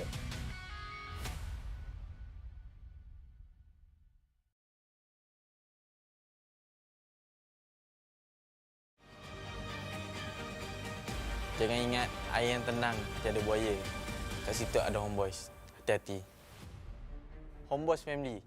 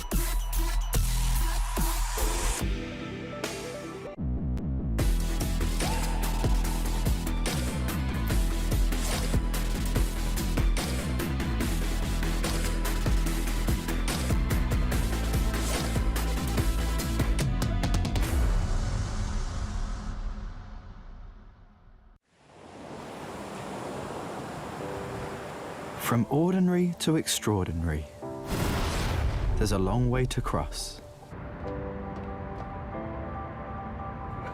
Whenever we lose our way, there's always a light that keeps us going. The light sparks from every young heart. It leads us to capture inspiration in ordinary days. It encourages us to seize the colors of sunrises after the darkest hours and create something amazing with it. We brought the magical color-changing effect to life thanks to a dual-layer chromic bonding process. Place the back cover under the light for just a moment and you'll see it go from a calming blue to a passionate red, just like the color changing of the sky during sunrise. Presented by RealMe Design Studio. A tribute to those who dared to capture the light. RealMe 9 Pro Series.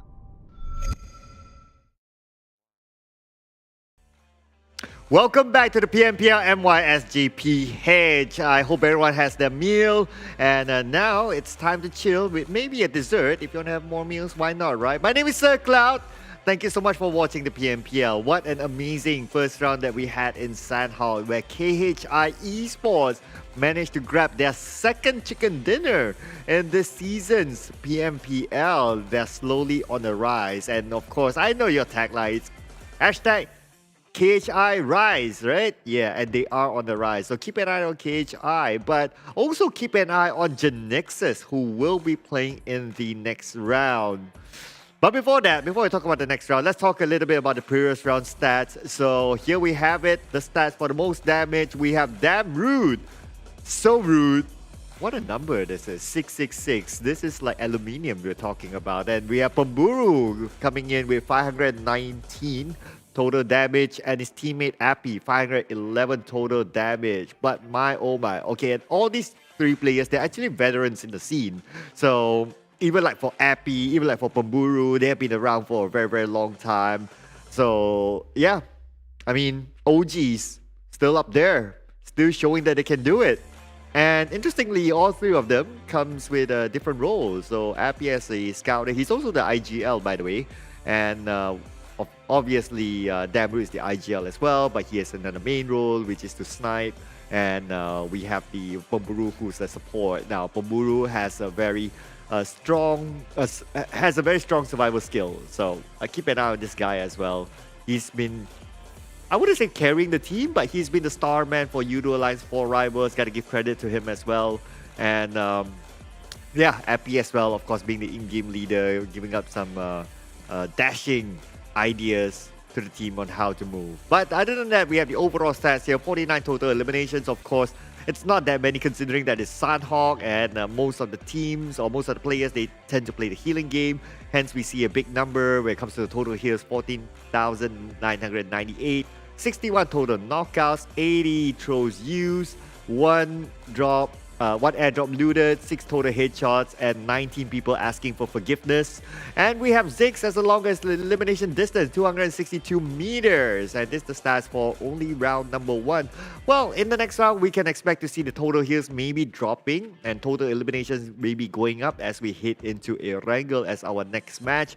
And expect stats like total headshots to go up and total knocks to go up and so on and so forth. But here is the groupings that we were playing in game number 2. This is Group A, Geek Fam, R2K, Farang Legends, we have Clutch Guerilla. Group B will be making their debut, so it's the famous group of the Team Secret, Sam9, GENEXUS, and Homebois, GENEXUS, my oh my. Biu with that clutch yesterday, and not only that, GENEXUS in general, week 2 has been the week of GENEXUS. They had a nice 30-ish point gap with Axis redONE, and now coming into their first game for today. I mean, they have one game extra to play as compared to Axis redONE, so they have an opportunity to still extend the lead, considering the Axis redONE and GENEXUS, their points are still not that far away. Now, who will be the chicken dinner winner for next round? Of course, man, of course. I mean, they're on the roll right now. Biu is proving that, you know, the OG can still do it together with his new set of army. Of course, Loyu, Snappy, as well as Lung. And just for your information as well, Lung does translate as dragon in Chinese. So he is becoming the dragon for the team. A very young dragon, that is. But GENEXUS, I think they stand a really, really good chance on getting the chicken dinner. I'm pretty sure the casters will not disagree with me on that. It is only down to the team itself. Will they be the one to disagree with me? We'll find out in the upcoming round. And casters from Malaysia and also Philippines, please take the stage. Yeah, coming in with the talent prediction that says GENEXUS, the one team who's been consistent through and through 3 days in a row.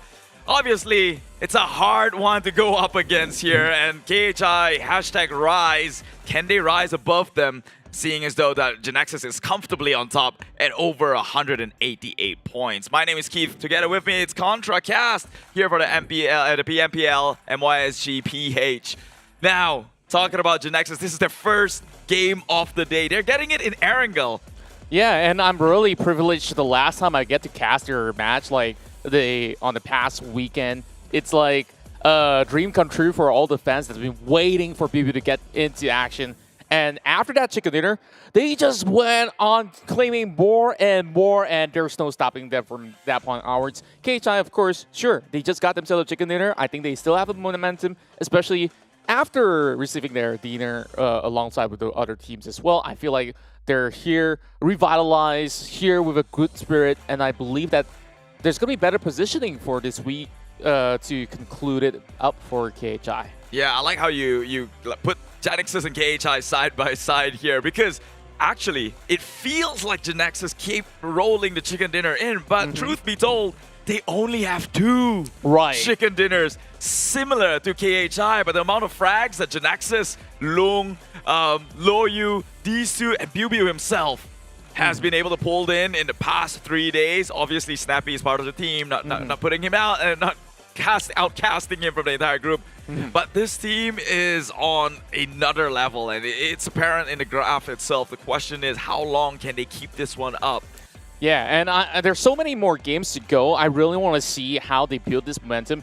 The best games that we've seen from GENEXUS is when they move into Miramar. That seems to be their playground where they have been able to really take on all these long-range shots, and also even up close and personal, they are the masters of the terrain. You know, when he mentioned about Bosskur being a standout star for the team, yeah, I have to agree. When we look at all these sort of KDA ratios, damage ratios, like, he could possibly get SirCloud to do a little bit of dragon dance or dragon stance if they do score another chicken dinner. But of course, that's a little bit too much about Team GENEXUS. There's still so many other teams that are also participating. This time around, though, we won't have, I believe it's Group C that's not going to be participating in this sort of matchup. So how do you think this affects the entirety of the groupings that are involved in our upcoming round? I would say that would affect the standings more so than not, now that Axis, who kind of got the blunder in the first map of the day, didn't really get that far, now has to sit out in Erangel,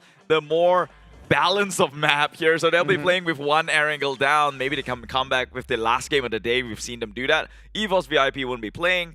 Dingoz out is a huge window for the rest of the people playing as well, because we know how Dingoz, how consistent they have been and they can be. Yeah. Albeit being overshadowed by the likes of GENEXUS this week. But let's not forget, Dingoz, they pulled in their weight previously in a previous week. That's right, and I hope to see that them coming back to the prime form. And I like the fact that you also brought about Axis not really playing in this particular match. In that earlier round that they tried to beat out all these sort of circles, they will have GENEXUS healing in. Heinu tried to contest for that chicken dinner, but he was absolutely outnumbered. There's nothing too much that he could do. But they did bring decent points back, True. so GENEXUS just have to match towards that same pacing, and they will still remain #1. True. I mean, that is a credit that should be given, which I probably have robbed it from them. They still made it into like the top 5 finish, I think, in the group not number. too shabby. It is Sandhawk, so you take that sort of victories, although it may seem passive and like Sir Cloud used to say back when he was on a panel here 2 days ago, not stylish.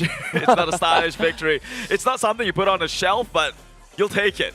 It's an award nonetheless. Imagine like somebody who actually gets awarded with a chicken dinner just by, you know, wrapping himself up. It's like, at the same time, maybe he could just form up 16 bars while he's going with those 16 bandages or first aid, whatever it is you want. The better analogy would be, it's like a group project in which that one guy who just sat out did nothing got the same merits as the rest He's of the team. out there copying homework, right? Like, okay. Let them all get rid of the competition. He can get the 100 points. I'm going to come up here with 85 of my own. that's actually fair, right? Yeah. So before we get ourselves into the upcoming match, I hope that all of you guys have gotten yourself your dinner. If you haven't already, just go ahead, grab a quick one, and we're just going to slowly head into our upcoming flight. So when we have seen some of these teams here who started off strong in the early week, was there any surprise to you that there's this huge momentum shift? Like, I have expected some teams to come up strong, but some of them that I predicted to do better has remained down there. Like, for instance, I think the past game we've covered a few. Team Secret, I understand that they don't have huge of a stake to compete, but I think that they're leaving some of these fans high and dry. Well, I mean, yeah, that's true. That's true. The Team Secret, seeing as though that they kind of have like a golden pass per se, true. Right? Maybe it's something that they can take lightly on, and maybe we're starting to forget that. Because it's kind of their strategy. I don't know if you take notice on previous seasons when Super Weekends were a thing. Team Secret, they would just play like they were below the average par when it comes to the Super Weekend just to qualify in the top 16, right? But then come country finals, that's where they really always blow up. come in with some clutch surgical plays that is out of this world. And in fact, one thing that delighted me was on the past weekend, like we've seen Y2K stepping into the match, and he has brought back quite significant points to the team. They have improved in terms of ranking. Some of the frags were being taken place as well throughout the course of that battle. I think like there's a lot of things that they haven't unveiled to us, so I think that the secret strat is going to come in on the MYSGPH finals. Yeah, and similarly to that, Sam9 as well, actually, although we don't see them going up strong in their highlights, right? But they're actually doing better today than they were previous week. Right? I mean, just 1 week has passed. But this week, they are, I believe, still in the first pager. So they're already doing significant improvements, although we don't really notice it that much because it just passed by most of the gunfire and the action that takes place.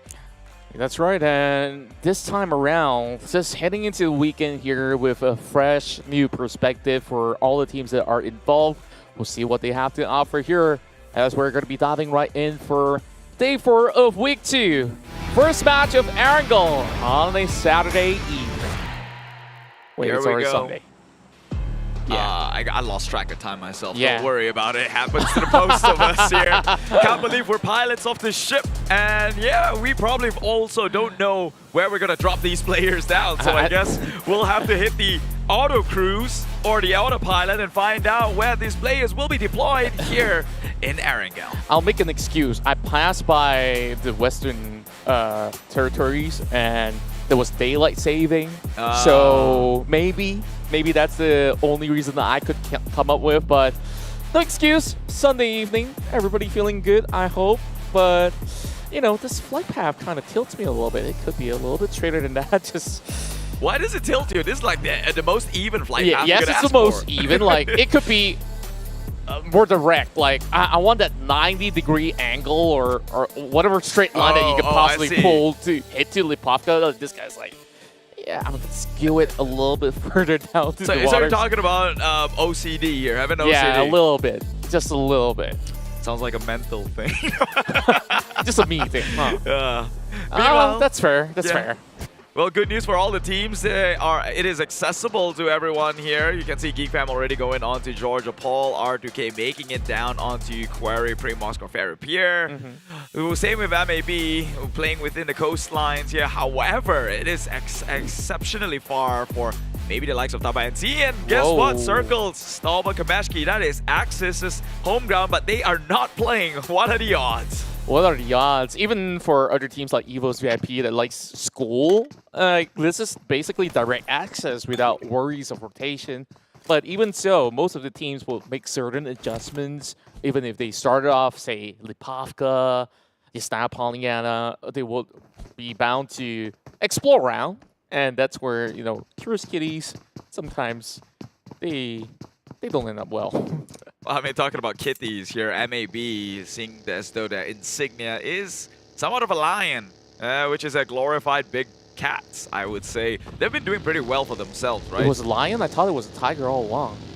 What does it make it different? Aren't they both cats? True enough. I'll take it, but I've never seen a green one. There goes my train of thoughts. I don't know where to go on with right now. There's no recovering from that. Anyway, speaking of green, it's Yoodo Alliance. They did significantly well on that Sanhok match, and what's interesting to me is how they hold underneath that bridge, because honestly, that's one difficult thing to do. Usually it would be exposed by everybody else inside the Alpha Island, and some of them have not crossed the bridge. They were just hiding underneath, trying to pick on everybody else. They pulled their way to a top 4 finish, if I do recall correctly. And the only challenge was KHI, who eventually rushed in. Then I think that's like the best that they could get, and they still managed quite a significant amount of elimination points to book out. Now we're seeing them at least the top 4, of course, without adding the team that are sitting out. So where do you project Yoodo Alliance to finish off by the end of the week? End of the week? Yeah. I think I could confidently say possibly in the top 8 position. Because I don't believe that they're supposed to be... I mean, they're already in top 4. Sure enough. Sure. To say that they might overtake the like of GENEXUS is a bit of a long stretch here, seeing as though how wide the gap has been exponentially made here by the side of GENEXUS. So maybe that one's a bit of hopeful, wishful thinking for that one to do. However, they can take over the rest of the teams who are down in right now 2nd, 3rd, which is more likely 3rd and Geek Fam, and you know, 4th is clutch Guerillas themselves. Unless if some of these teams could turn out with like 2 chicken dinners with high elimination points, we've seen those rounds before.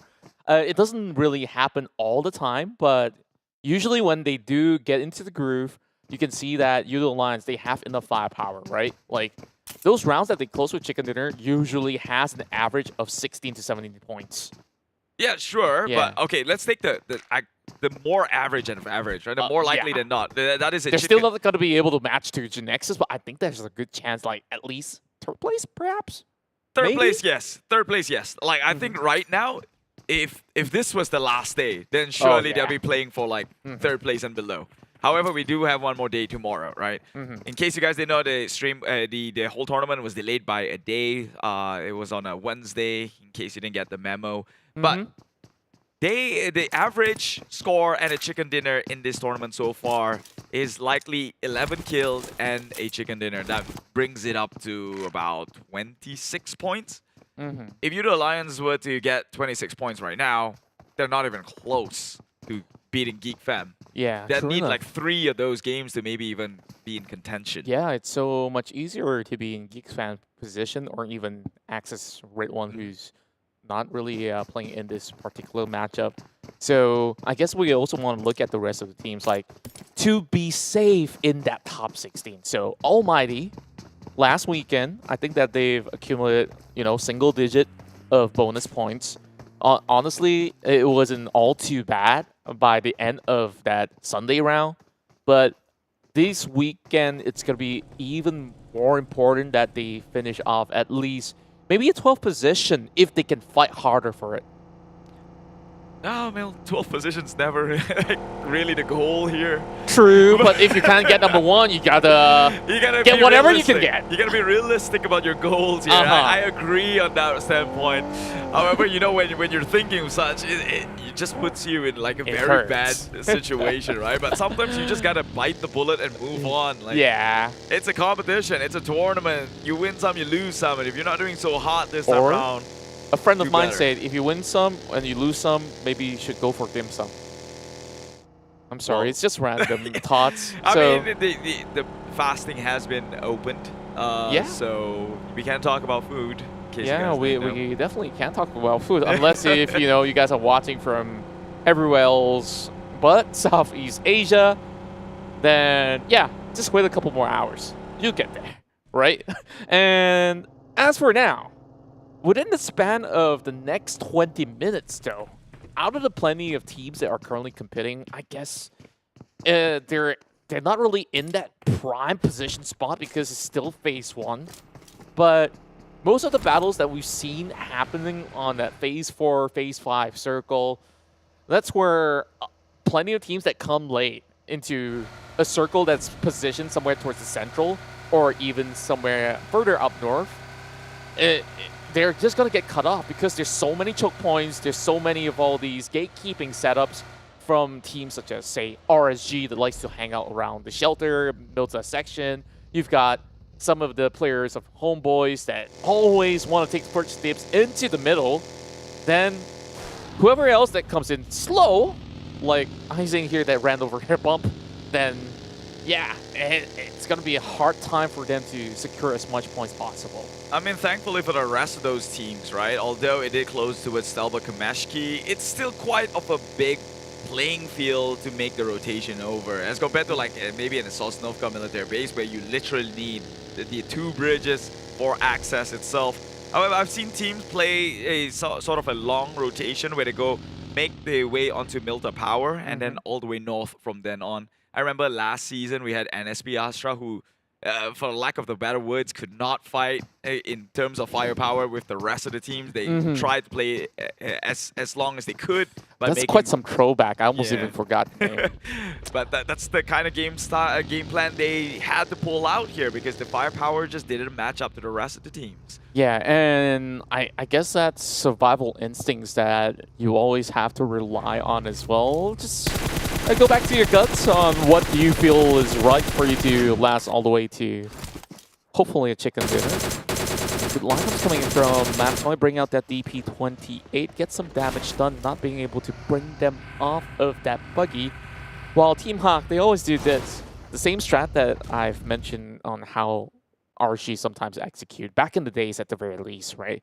Like, this whole area of shelter all the way up to Mansion as well as Yasnaya, there's a lot of open grounds for pickoffs, and you can see currently there's like, what, 6 to 7 teams already located in the area.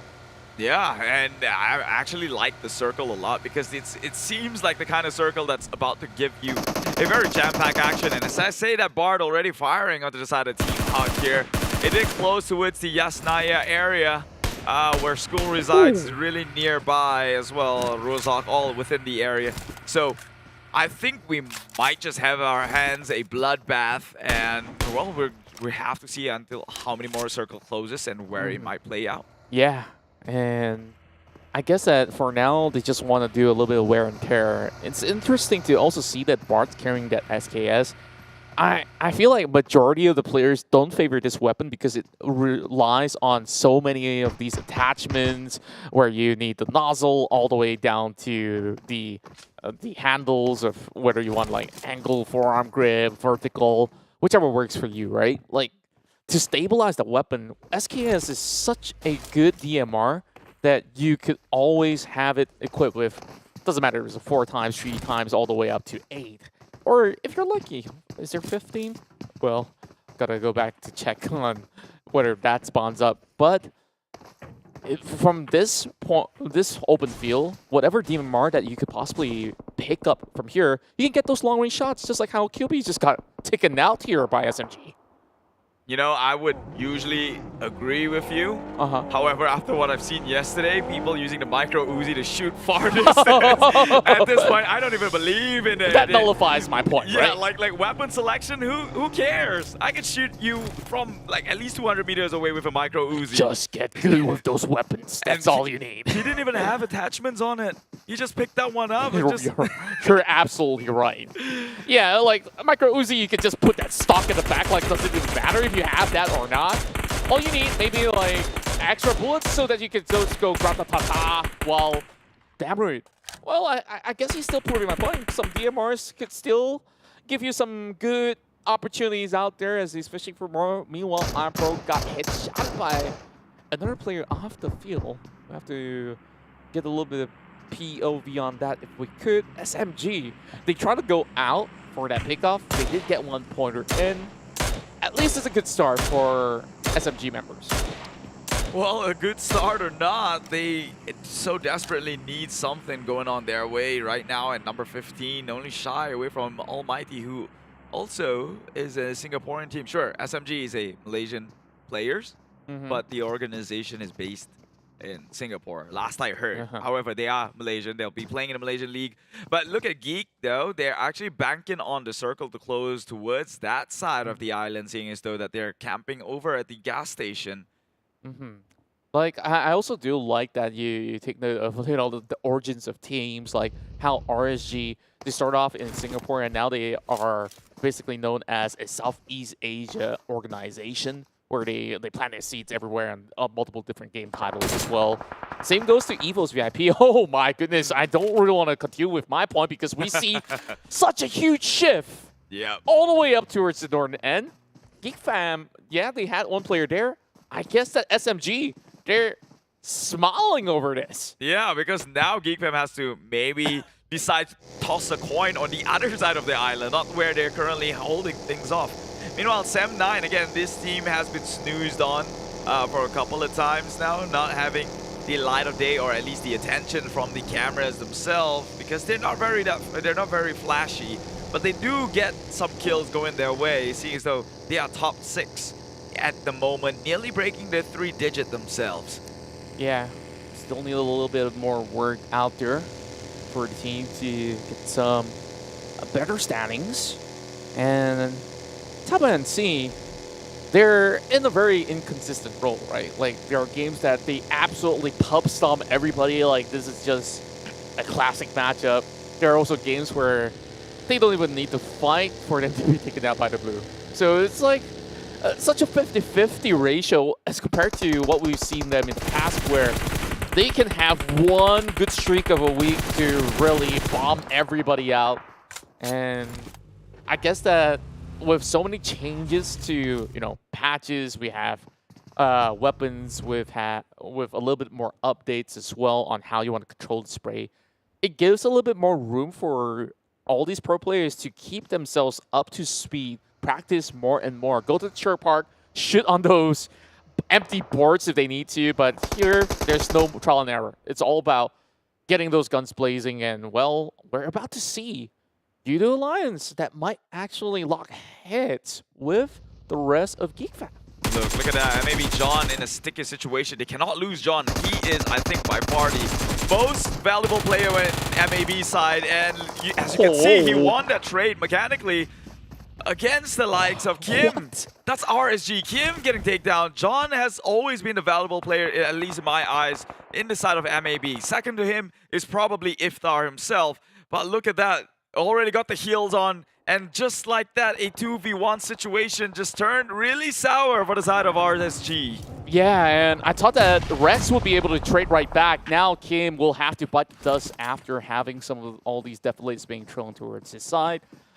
If they're cooking another one, this is another player that definitely caught my attention throughout week 1, where he has lasted the longest for the rest of MAB. they got themselves that showmatch chicken dinner. Then it took them a long time to get themselves another one back by the end of the week. The Masso finds a little bit of picking against Frankie. You see everybody hugging by the corner because they're dodging the water. They talk about cats. Yeah, they don't like to take a swim. Just like that, Geek fam lost the 50-50 in their investment towards the southern island, I would assume. Meanwhile, Sem9, they are trading against the likes of Homebois, which is pretty impressive, seeing as though that Homebois is actually one of the more scarier teams this season alone. With Iron Pro in their midst, they have been an unstoppable force, or shall I say a formidable force. I wouldn't call them unstoppable because, you know, they've got their ups and downs themselves. Sem9 now still have 4 members. Meanwhile, R2K going on to 666. It's down back to hell for the Devil. Ooh. Or, you know, in Asian culture, 666 is like lol lol lol. Like liu liu liu. Yeah. Can we confirm that? Yeah. It's pretty popular, especially in the Asia Pacific region, if you do speak Mandarin. I don't. So I just happen to find out. Meanwhile, sure, a lot of action has happened throughout this ground where everyone's battling across that Yasnaya Pollyanna sector. R2K now goes up in personal against the rest of Yoodo Alliance. And this is definitely a place that's really hard to take fights. Whatever deflates you throw out, there's a chance that it bounces off into the lake. And now they're looking for a big fat flank. So down to Boki, turn the tides around. Ziggs has done so much damage though. Can they make their way through? This is one of the best fights I would probably look forward to. It's Yoodo Alliance 4 rivals up against R2K. These two whose value or principle is about just shooting you down in the path you stand. But it seems like because of the circle, Yoodo Alliance 4 rivals will instead find their way out of there, leaving one member behind to maybe stop the rotations of the rest of the members of R2K. Meanwhile, MAB losing members like flies here, but Sem9 gone in just the blink of an eye here. Oh, that's really tough for them. And Sem9, they definitely could do better. KHI, they're still on that high momentum, securing themselves that 5-corner. And it's quite a shame we don't really see most of the action here on the camera as we're focusing down on MAB as well as Almighty. If they're holding that M249, let's see who cuts across his way. Iftar doesn't really have much to heal off with. Oh, he's crossing by, gets the shot down. Nasty. What a nasty reflexes coming out from him. Yeah, and Almighty, they make it a clean-cut victory, and they take down the rest of Maluapa Bosskur Esports. Now, the big demon on top of the hill is going to be KHI, really raining bullets, just like how Ziggs have been able to put members of Yoodo Alliance to sleep. They're going to be having some business to deal with the rest of RSG, having Brian to tag them from back. Rex bites them from behind once again. That's 2 members being shot out of the vehicle. 2 members down. Not the best of finishes they would like to hope for. However, they're not down and out just yet. RTK. One more. Another micro Uzi. Don't throw me that throw mine. Talking about throwing show. Oh, that one went right through his face, but just bypassed him by a bit here. And it is Appy who would take them out and gets traded in a process as Echo, both their nades hit. Yeah, it's a little bit more to the play, right? Like, if you're going to be having your last stand, just go ahead and with a bang. Literally. Literally. Meanwhile, GENEXUS, let's not forget that they are playing within this map again, just managing to find the circle, make a rotation in, and keeping all members alive. This has always been the secret recipe to GENEXUS aggression. They always have manpower towards the end, and they can't do so successfully. Meanwhile, Team Hawk might not be that team, though, because they're losing 2 already as they crash onto gas station for a pit stop, but found themselves in the permanent grave. Yeah, and this is that perfect pit stop for Team SMG. They've camped themselves for a very long time. A little bit of exchange here onto Dan Cutie as he does bring one down to the ground. While Team Hawk, they also attract a little bit more attention from RSG. They claim the points from afar. 3 frags over for RSG. SMG got 4 of their own, only losing 1. I think that's the best that they could actually get out of this scenario. Still have very healthy vehicles for them to rotate in. But what really caught my attention is how GENEXUS planned himself in the perfect spot. Almighty wants a piece of the pie. Yeah, they just crashed straight in, and GENEXUS, they're trying to trade this one, but are they prepared for it? It seems like Luyu is down. A lot of the key members just going off in with a single push here. PUBG is left alive to clutch it out for his teammates. Can he seal the deal? Nasty saw his hit, peeking by the window. Will confirm the kill to make sure that GENEXUS does not live to move on to the more points. 4 frags in a row. He's basically going all Rambo on this one, but we have both NSEA as well as Clutch Guerilla going head-to-head. Once again, high ground advantage given towards Clutch Guerilla, while MYSGPH tries to swerve his way across to the top side of the hill, but he'll be having all these bullets flying his way. Microzy brought to play him outside of flag, so as he changes over the M4, losing a little bullets while he tries to enter.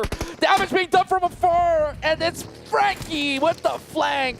Clutch, they get eliminated, while NC will just laugh their way to the top 8. Yeah, the big giants at play now, down for the taking here. Everyone has got a chance within the circle. However, the hills goes decided Team Secret, who would probably more eventually make the travel downwards. But it's not much of a gradient as well. Just barely having a slight advantage, but not very much. Yeah, just a little bit that could give them slight leeways to survive a little longer will be great enough. Just like how KHI is abusing the surroundings. We've had a chicken dinner here before where we saw Homebois claim it against Yoodo Lions. That was like a 1 versus 1 fight.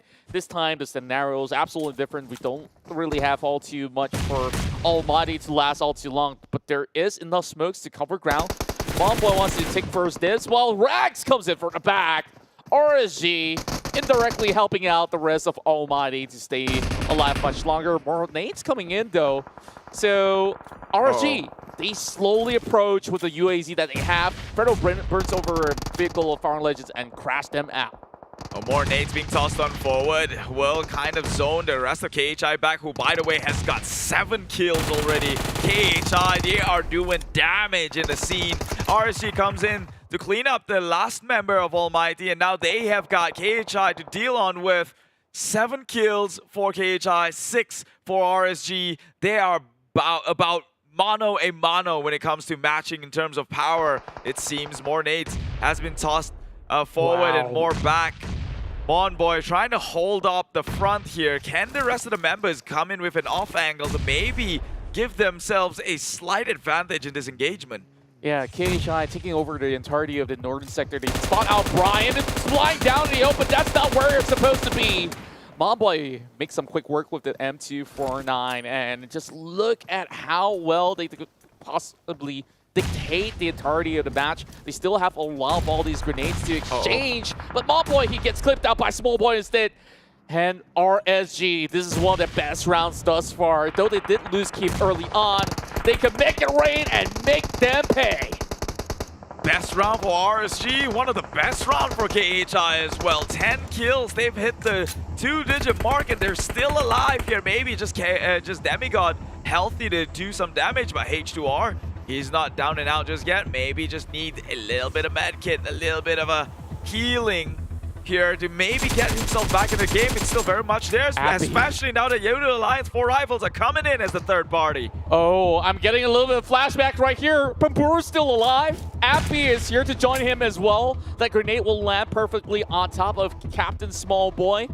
And RSG, they only have 1 player left. But Rex, he's also a player that can really pull those pointers back. This top 4 is going to be pretty stiff as they are all equipped with high firepower on all fronts. KHR as well as Demigod, they're only hiding behind a buggy. This is a very huge risk that they're taking, considering that the rest of Team Secret, they're also going to be charging in. They're on that vehicle.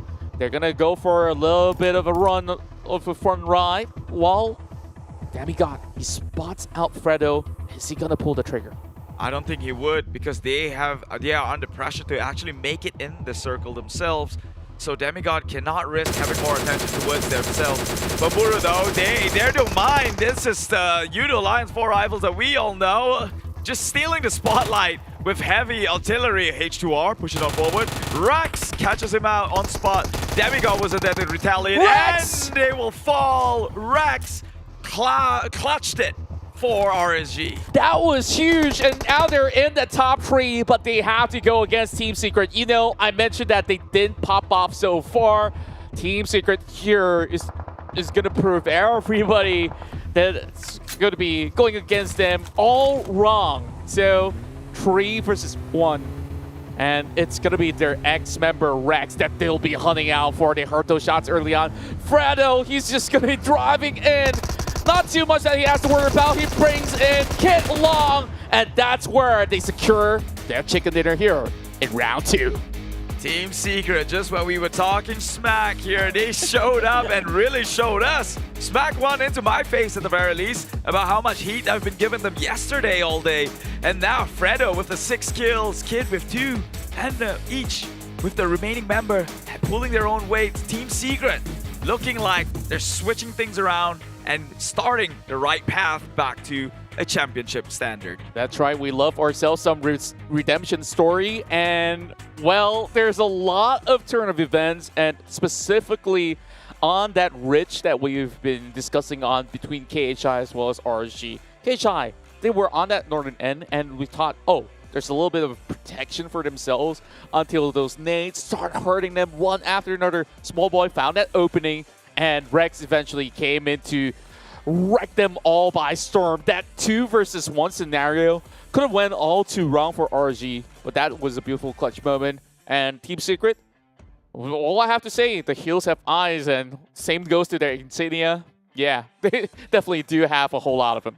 The hills have eyes and the walls have ears. I guess they have been listening to all the trash talk I've been saying. Hey, but then again, it's all fun and games. I'm not talking down on them. I'm just saying that we know that Team Secret can do better, and they proved it today in this second match here that they are still very formidable. They know how to play their advantage. Although be it a small ridge, it's still an advantage nonetheless. And Fredo coming in with that 6 kills definitely is going to excite the Malaysian fans for the very least. That's right. A chicken dinner is a chicken dinner, and whatever they want to say, like, oh, this guy's already got a slot, like, hey, you got to make everyone else in the competition just sweat and really earn that. And if you can't take it, yeah, Team Secret can prove that they are still the top dogs here that can remain on the throne for longer if they weren't going to be careful enough. And looking at their rotation, they didn't really have, say,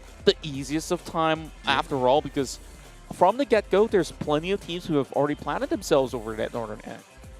Yeah, I mean, we're going to have to go through that one with Sir Cloud, I guess, to break things down and see whether they had a colorful time or a pretty dull one, to say the least, in getting that chicken dinner. However, efforts were put in, not taking efforts away here, and it's Team Secret, right? Like, it's Matoy.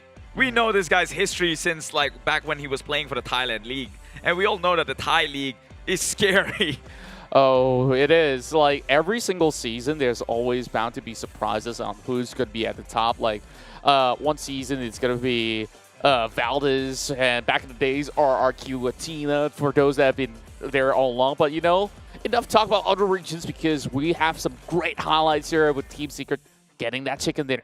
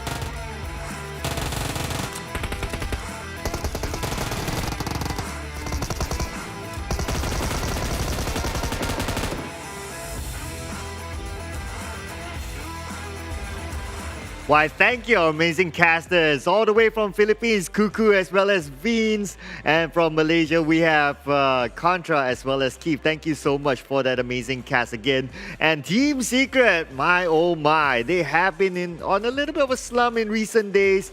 But wow, they're back with a bang with a chicken dinner. But what else is back with a bang? It's the giveaway here, ladies and gentlemen. So as what you see on screen, make sure you head on to pubgmobile.com/redeem. Punch it. Well, not literally punch in, but you know what I mean, right? Like key in the code down below to redeem your gift. Make sure you get ready with your ID, make a simple verification, and then you can check it out in your in-game mail after that. Of course, the first one to redeem it, well, gets it. Yeah, and we have a very limited amount of code, so make sure you do that quickly before anyone else. And before we move on to our match stats, we'd like to remind you all again on our PUBG Mobile version 1.9. If you haven't updated the PUBG Mobile game, well, where have you guys been? Come on, update the PUBG Mobile because there's interesting events happening. There's the Vibrant Anniversary. Even the Classic mode has had some improvements, especially if you notice the bridge. You can, if you notice the bridge in-game earlier on as well, yeah, those are some of the improvements as well. And besides that, we have the new Royal Pass, which is up for grabs. And this time, the Royal Pass will be featuring Warframe. Yes, there you go. You can see those skins. They are very, very unique. And you don't get to see like this alien-looking skin all the time. So it's very, very limited. Make sure you get your Royal Pass and do all the missions. And yeah, get yourself some cool skins. Why not, right? I mean, everyone loves skins. But hey, now, Team Secret fans, I'm sure everyone's really, really happy that finally they're back with the chicken dinner. They have been kind of struggling in the past few days, but yep, it's always nice to have that chicken dinner feeling. And it wasn't an easy chicken dinner for Team Secret. In fact, it took them quite a bit. But before we go through the analysis, these are the numbers here. So 10 elimination points. Last I noticed Fredo, there was like 6 elimination points from him alone. So he got majority of those eliminations. And of course, that chicken dinner bringing them 15 points. So with a total amount of 25 points. RSG doing great as well. 9 elimination points, second place, 21 points in total. But KHI, man, fans from the Philippines, even though they didn't get this chicken dinner, no back-to-back, but it's still a consistent performance for them. Just look at the amount of eliminations. They're the only team besides Team Secret to get a double digit, bringing them to 18 points despite them getting 4th place. Of course, that's because Yoodo Alliance 4 Rivals only managed to get 5 elimination points. So if you do the math, obviously KHI is above Yoodo Alliance 4 Rivals, in fact. Now, not so, on the other end, not so good for a Geek fam and Homebois. They didn't manage to get any elimination points, no points at all, in fact. And for Farang Legends, again, not a good round for them. They are down there with only 1 point, thanks to the placement points. And MVP, it's been a while since we last saw Damn Cutie. So he's now the MVP from this round. And Team SMG, despite a struggling team, that was a fairly okay round for them. And Damn Cutie netting himself the MVP. 3 elimination points, 907 damage, 58.46% of team contribution. His longest elimination distance is 153 and 3.4 MVP points. I mean, this guy is the choo-choo sweetheart. You know, if you've been following since Season 2, I believe, where he made his debut with, I believe it was BTR, or yeah, basically it was one of the RO boys. Basically it was Boycast Boy. Boycast Boy. Yeah, I know, right? But anyway, yep. But Choo Choo's not here, so yeah, you won't be hearing it from her. So I'm just sending you the message on behalf of Choo Choo. But here we have it. It's been a while, Damn Cutie. Nice to see you up on the MVP board. But let's check out the weekly rankings. So GENEXUS is unsurprisingly on top, 193 points. And we have Axis coming in at second place, 168 points. I mean, GENEXUS, they opened up a fairly big gap yesterday, especially. So yeah, it was like what, a 30-ish points gap with Axis. So not too surprising that they're still on top, considering that Axis didn't play the Erangel round as well. Now, Geek Fan coming in at third place. They are hot onto that second or maybe the first spot. Even we still have today and tomorrow, ladies and gentlemen. But look at who's at the bottom of the charts. Farang Legends unfortunately dropped down to the bottom of the charts with 50 points. Almighty going up a little with 54 points. And we have Team SMG with that solid performance. It is fairly good performance, I'd say. At least it brings them up to 58 points. Now, for the rest of the other teams, EVOS VIP didn't play. So, yeah, obviously, it's either they don't move or they'll go down. I mean, you know, that's how it works. And RSG, they had a decent round. I mean, Rex with a clutch. It was a 1v2 clutch, in fact. So, it was a very good performance as well from Rex individually. I mean, there was a lot of highlight moments from that Erangel round. I probably wouldn't have time to name all the highlight moments. But, hey, I mean, feel free to rewind them.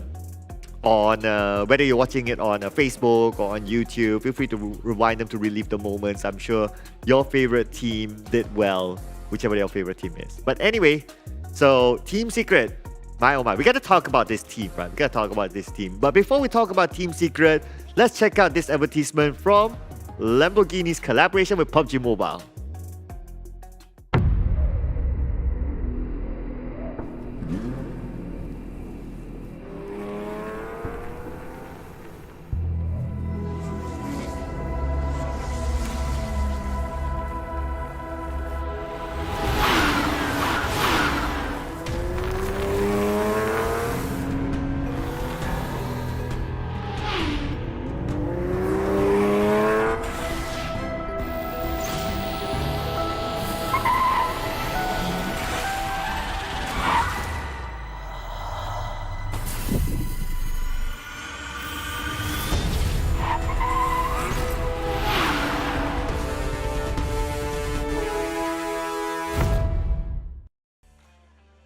My oh my, that's one of the newer collaborations with PUBG Mobile. Of course, that's Lamborghini. So make sure you check out your in-game stores on how to get them. And I have seen people play them and use them on the battlefield.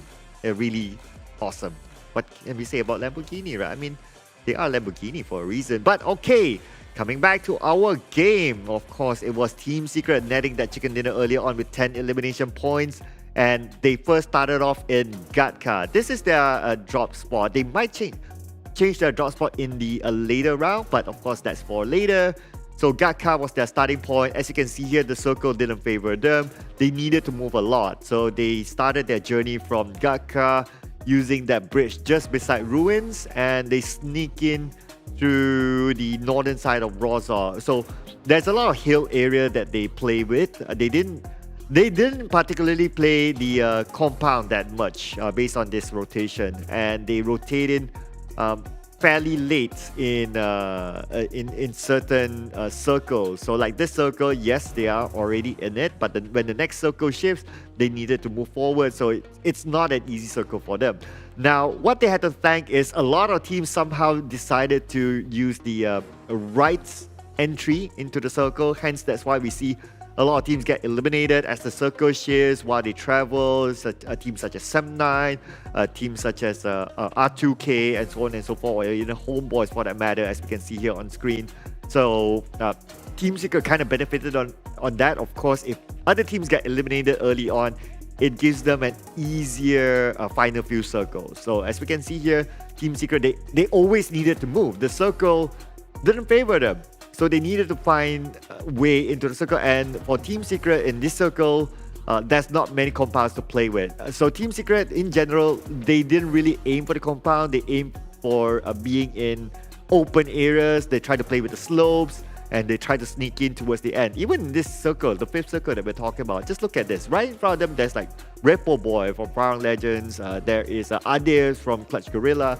They're all right in front of Team Secret. So they needed to fight their way into the circle. Hence, that's one of the reasons how they collected that many elimination points.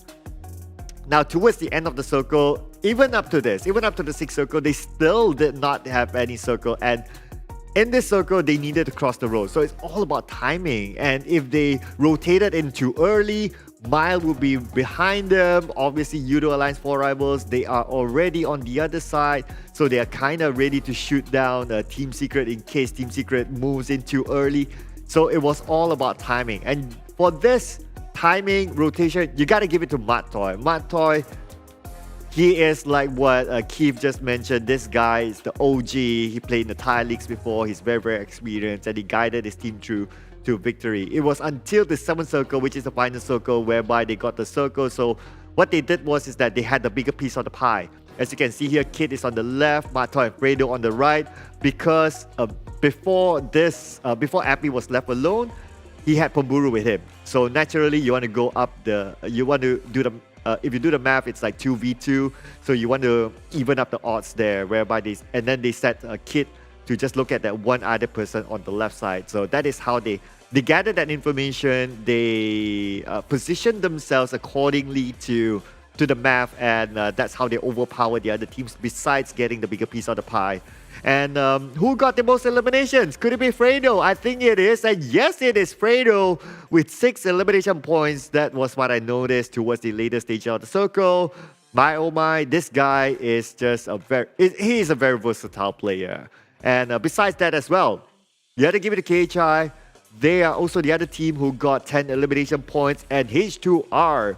I remember during the draw, the qualifier, not the qualifier draw, the PMPL draw, the manager mentioned about H2R being one of those young talent that you should keep your eyes on, and he is proving it in the PMPL, just 1 elimination behind Fredo.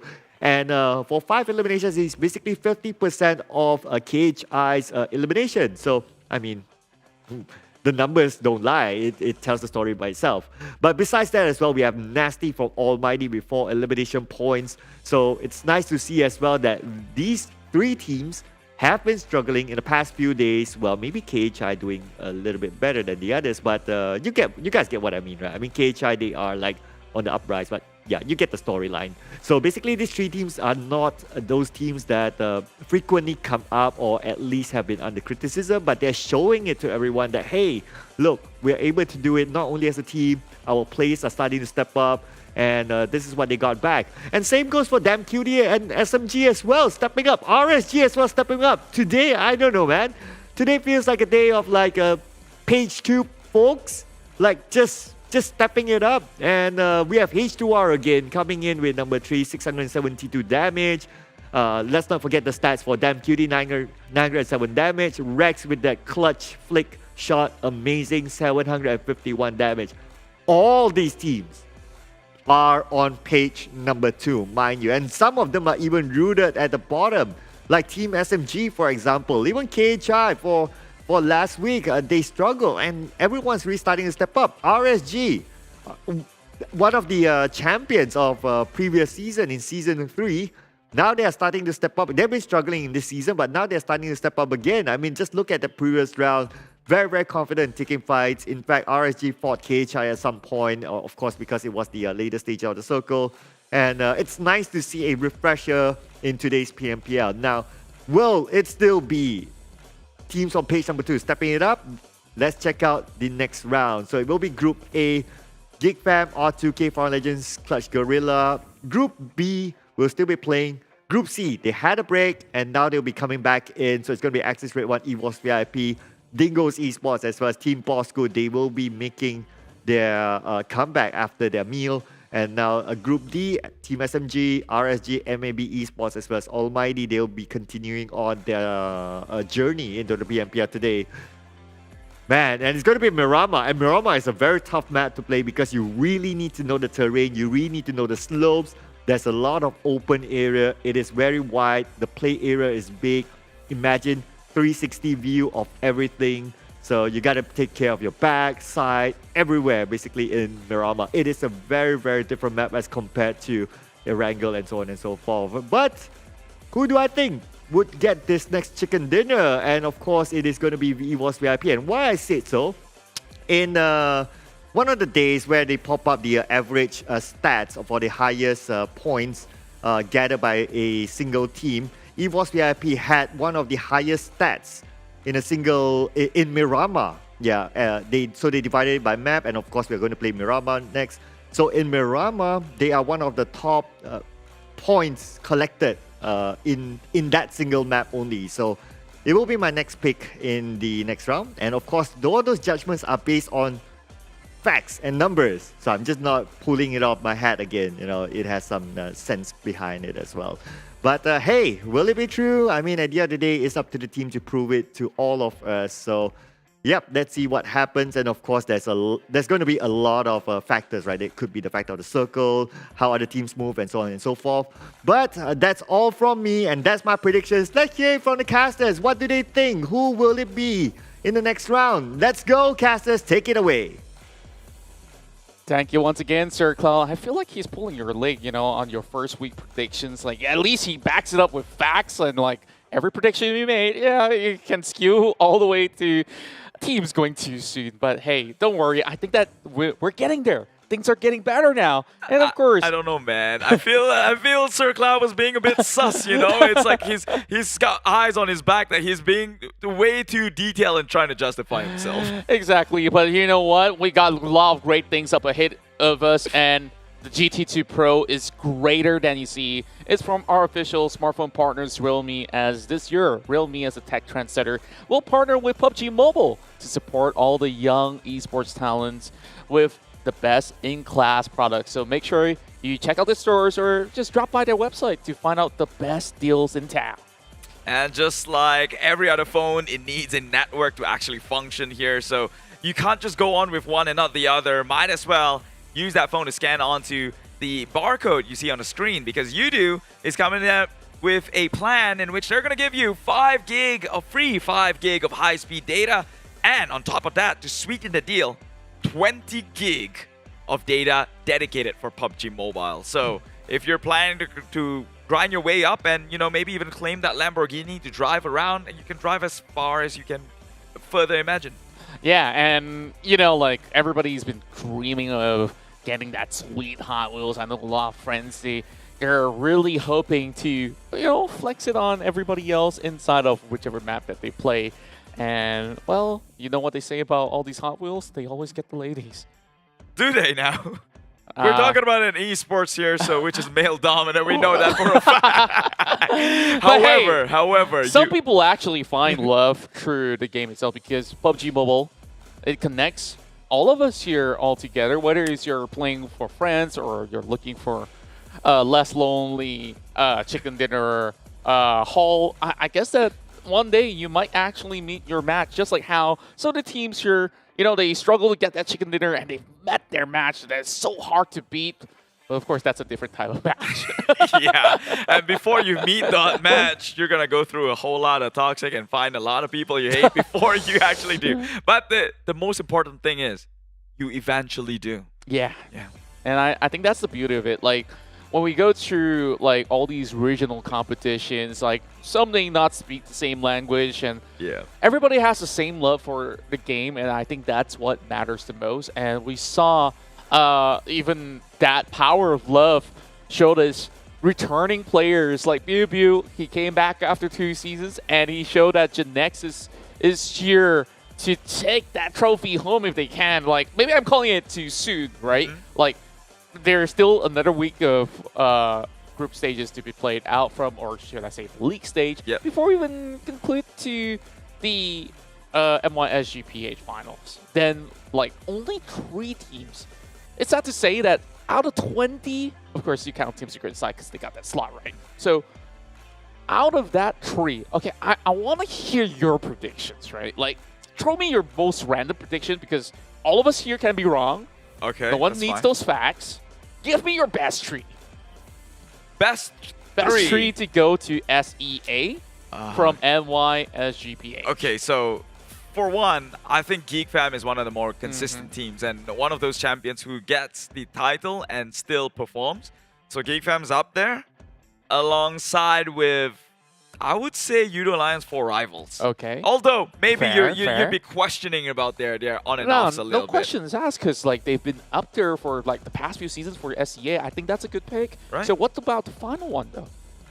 I probably would give it to Axis. Hear me out. Hear me out. This is where it gets tricky. Like, hey Keith, I thought you were a fanboy of GENEXUS. What happened? Well, the previous game, Almighty wiped GENEXUS in a single crash. I don't know. Feels bad. That kind of gave me doubts a little bit. But that was like one tiny little shack that they were hiding on. I give them a little bit of leeway. It's like, no cover. It's like, okay, you can only deal with so much with so little. But here's the another flip side. GENEXUS wasn't this good in week number 1. Surely So there's you're some telling me that they're fat. inconsistencies. So they're just like this popular boy band like that's good with that one-hit wonder. No, that's not what I'm saying. No. What I'm saying is that GENEXUS might have strike on gold for the past 3 days, which is remarkable. Yeah. But can they keep this sort of performance on for this entire remaining of this week and then the weeks to come, right? Yeah. Because week 1, they were not even near this close.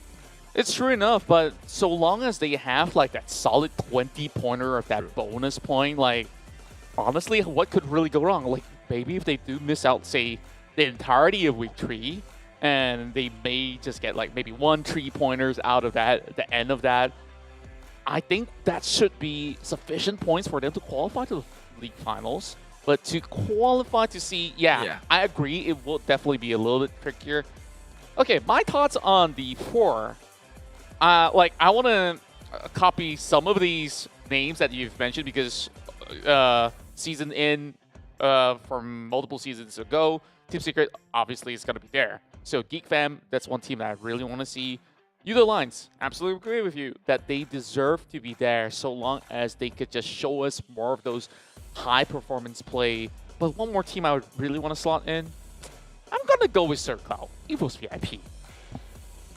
Yeah, and I have no clue why, but I understand, man. Everyone's got choices. We're taking a flight up across the sandy dunes, Miramar. It's the first one we're going to have all day. I know you're like, why? Why Contra? Why? Like, we just have a whole lot of faith, you know, like. More like, oh geez, why Contra? Why did you go to EVOS VIP? I wonder why. Gee, I wonder why.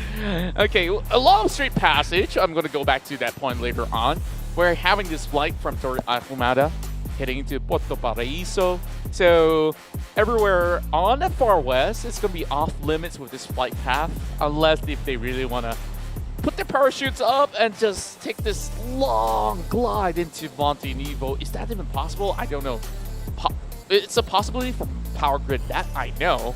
But the rest of the region is pretty hard if you don't have any vehicles. And I guess going back to the point, like, I see a lot of potential with this team where seasons after season, XamZ has improved tremendously, and he's currently sitting at number 2 of the highest frags. At number 1, possibly that record is currently being held by Jumper, right? Okay. And to supplement that, I want to see more from Razor because, yes, on the previous season, he definitely showed that he has some pretty high firepower. Now that they also add Mika on top, I just want to see a little bit more synergy between the team because, like, everyone boasts firepower, but I don't really see too many of all these clean team fights from them yet. But if they can achieve that, I think they're going to be set for a long way run into Southeast Asia. Yeah, I think me and Choo had a conversation about this, right? Like, I would rate EVOS at par with the likes of RSG and similar teams at that power level. Could you also say Sem9 at this current state instead of like the previous one? Yes. Yeah, that's a fair judgment. Yeah, because I think there was a numerous time now where RSG and EVOS VIP seem to always clash within each other, and almost always the casualty is one member left remaining either side on from RSG or EVOS. It could be either or. Oh, iShot's coming in with those early shots. He was bringing that Winchester here, trying to pick on how many birds out there. And it's going to be Team Secret that will run over players of Geek Fam. Snipe's going to be out, but Matoy, he takes the bait. And Damroot, where did he get the guns from? Well, I don't know, but the IGL actually taking that bait feels a little bit premature here. Surely he should have known members within the area. And now Damroot, of all people, has got cover fire from the high ground. This kid has got nominated for Terminator many times now, and you see why. Yeah, and Kid's going to be rushing straight to this battle with him dropping out as well. 1 HP left on Damroot. Wow, this just went 0 to 100 real fast here. Team Secret ending game number 2 with a chicken dinner, and now probably going out way too soon. Oh, feels so bad. I mean, they're not supposed to whiff that. And no way that Geek Fam's supposed to win that trade. Damrit possibly only had like one extra clip with him. You know what's the worst part about that scenario? Uh-huh. He didn't even have a full health. He had less than half a health. Yeah.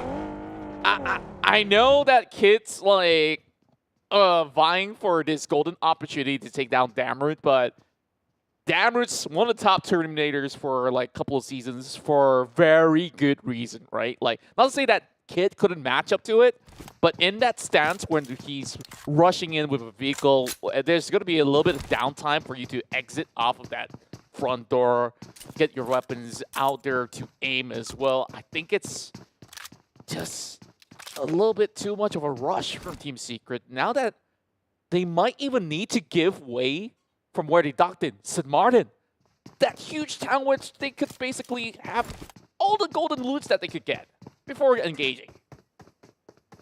Well, should have, could have, would have. Team Secret suddenly, just like that, the hopes and dreams destroyed. Poof. But you know who got you covered though? You do though. They've got 20 gig dedicated for PUBG Mobile, so that's going to soften a blow. And if you want to do something else with that data, they're giving you free 5 gig of high-speed internet. So I hope that cheers you up. Yeah, use all the data you can get to catch up to speed, whether you want to pay a visit to the Warga J group, you want to pay a visit to all the other fellow streamers out there who's also reacting to that very play itself. Or maybe you want to just repeat that moment over and over again, see how it could have gone better. Yeah, it's all up to you. Definitely could have actually been a lot better. Like, if that happens, I still think that it's hard to save Matoy that was being fragged from all the way up there. Because, like, he's already low on health bars. There's a few members of Geek Fam that eventually picked up a few weapons out there. So now that we will continue on with the journey, 2 members were taken out from Team Secret. Other than that, there is only slight scuffles. Geek Fam loses 1, I guess 1 for 2. Not too shabby after all for Team Secret, right? And this time, it's all dependent on how this circle is going to be relocating all the teams. And EVOS VIP is taking very quick measures as compared to, you know, the past few games that we saw them going with those rotation. Got that Golden Mirado exclusively for this Hacienda del Patron members, hiding inside the garage, flexing. For now, nobody's going to be able to stop them on the tracks. They could just go in flashy. I would prefer to see a Lambo, though. Yeah, I was just about to say that. Like, I don't think this Golden Mirado is any flashier now that it's been there for forever. Waiting on that Lambo to come in, then maybe we've got something to talk about. Like that Urus? Sweet. Yeah, to me, I like both because, like, I'm like a classic car man. Like, I like a vintage. And speaking of vintage stuff, this is this long-standing, I wouldn't really call it feud, but plenty of times, RSG as well as EVOS VIP, they clash a whole lot when it comes down to Miramar, and that's also because they're tussling for this control over the hill! Yeah, but like I mentioned, right, more often than not, these 2 teams always go against each other, and now, look at that, a nade. Wait, did he just blow his own friend up, or was it tossed on by a friend? Small boy with, like, that one tap of its Scar L straight to the head. It sounded like an M24 for a moment. Like, it's like, kabam! And I was like, it dropped my jaws completely.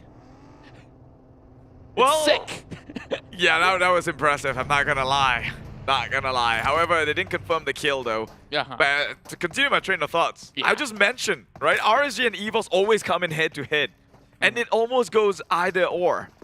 Whose side is it gonna be this time around? It seems like maybe RSG got the better initiation, but they didn't follow through, and now EVOS is all up in arms. Yeah, and if we compare to the past matchup, RSG, they're definitely showing a lot of strength. Small boy was popping off, Rex on that one versus 2 as well. So I'm not too sure if it's the wisest choice for EVOS VIP to really challenge them, because this is quite the typical rotation that we've seen for so many seasons for RSG. But I guess that they can settle their own scores.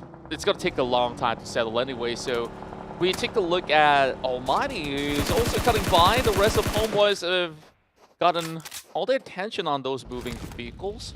It's pretty hard to pop them off from that specific angle, especially when you're on the 3 times with just ARs. But you try some lucky shots. Like, what was the craziest shot that you've seen so far from all the seasons? Could you recall? Yeah, just yesterday. Okay. Micro Uzi in Miramar, about like 100 over meters, or at least 200 over meters with no scopes. Yeah. How do you do that? And he confirmed the kill too. It wasn't like a random shot. Defying gravity, right? Like with those 9mm, or you could say, oh, ACP bullet updates and stuff like that. Doesn't matter. Like, yeah, like they make it work. High firepower rate on those SMGs so that you can dish out more bullets per second. And yeah, so long as you land those perfect shots, now that circle is going to be on top of this whole crater field of La Medina, Minas Generales, Los Leones. We'll definitely love ourselves a little bit more of that action inside of those city.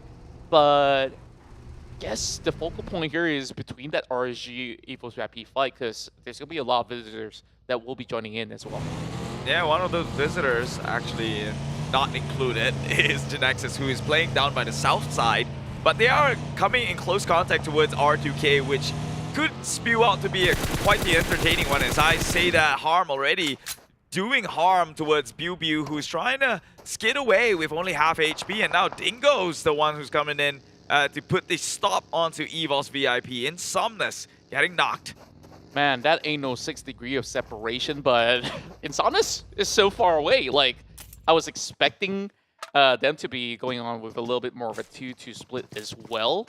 So I guess that losing one member just off the bat, it's really going to hurt them a whole lot more. Like Dingoz Esports, they have always taken this warehouse, and they should know by now that, you know, all these sort of measures that they can prepare for, they could punish Dingoz, but they didn't. I mean, you can try. Yeah, they can only try. You can only try to punish any one of these teams, right? Like, we saw Almighty punishing GENEXUS, although they seemed impossible. So at this point, I wouldn't call, or I wouldn't give any guarantee to any of these teams, because at any given point in time, they seem to be able to take fights. And as I say that, I think Loyu has got an eyes onto Echo. He's got to be careful, this Echo. Don't overpeak. Loyu is the infantry of my choice when it comes to GENEXUS. I think he's been doing many great shots so far. Geek Fam though, Sane onto Iftar, who just so happened to coincide with the season we're in, Ramadan. Happy fasting, everyone. Yeah, and well, I really want to recall Iftar, that means the break of fast, right? So I guess this is like the perfect timing, especially right after game 2. QB out in the open, got that final shot from Maki that deters him from getting any protection behind that pickup truck, but John's also going to get tagged. Damrude really knows how to play all these high angles, while MAB, they've always rolled around this section, and they are definitely challenging the likes of Damrude, who's trying to sprint off. But how far more could he possibly go? They're both on these NSEAs, trying to reposition as well. Damrude, he's going to be left out to dry out. How many more first 8s could he possibly hold on to? QB is already taken out. Same goes to Sane, and that's going to be leaving only Damrude left alive. Oh, what an unfortunate situation. It seemed like they had all the advantage in the world. They had the entire valley covered with their own iron sights, but I don't know what happened. QB just went in, drove in with the push, got punished in the process, and immediately things just went south. And now Geek Fam seemingly like one of the first few teams to bow out, if not the first. What on earth? That's impressive. That's unreal. He's in the smoke. Top of the hill, and he gets another one! Calamity goes down! Geek Fam can go all alone! And John will just crush him by a drive-by! So many things happening on that split second, and I thought that Damrude would have actually made it out alive. I can only hope. Yeah, that's why that kid's been nominated for Terminator, man. In clutch moments like this, he performs under pressure. It's a diamond in the rough. Here's a coal in which you press down with immense pressure, and he goes out sparkling. like Edward Cullen? Well, he's Batman now. Okay, I have this joke about, you know, the actor Robert Pattinson. Like, some say that he's the worst Batman. I haven't watched, so I will reserve my opinions. It has nothing to do with the movie. I'm not giving you any spoilers. Cool. All right? It's a joke after all. So why is he the worst Batman? It took him like 16 years to turn from, you know, a vampire into a bat. I get that. That's clever. Not gonna lie, that was pretty clever. Yeah, I mean, jokes aside, honestly, I mean, I've watched the movie. Robert Pattinson is great. Anyone that says otherwise, they suck. I'm gonna hold my opinion until I watch one. Meanwhile, though, Jerome here to change some opinions. At least he did. My opinions to which GENEXUS when they just wiped them clean in a single push itself.